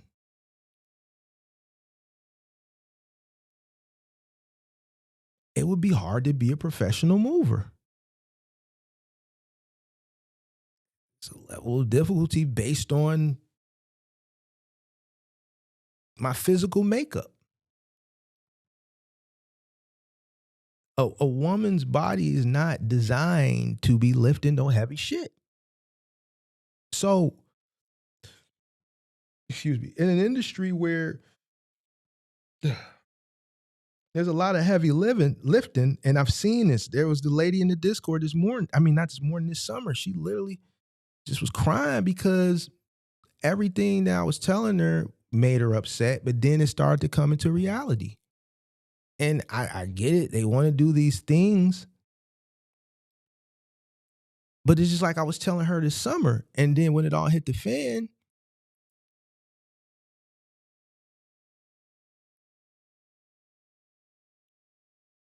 how can it's hard to be successful at something that you can't do.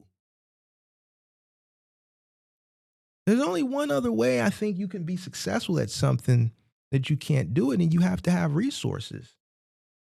If I wanted to start a moving company, and I'm not speaking for her, I'm just recapping this. And I wanted to start a moving company, and I wasn't capable. Let's say I was paraplegic, so I can't do it. But this is what I want to do. So because I can't do it physically, I would have to hire someone that does, and I know I would have to pay him well. That's the thing. It's two ways. You can either do it, or you can hire someone that can. And usually the person that can comes at a cost. And it would be up for them to build the business to profitability. But you would have to have the money to cover their costs initially to build it, because you can't. And that's just that. To me, things are, I don't make things out to be hard. If there's something that I know I just can't do because of things that are beyond my control, I just, that's why I was telling her that she has to find somebody. She has to partner. She has to partner with somebody. She has to, in order for it to work. So, all right, man, this is a long one. I appreciate everybody for tuning in. I'm out. Peace.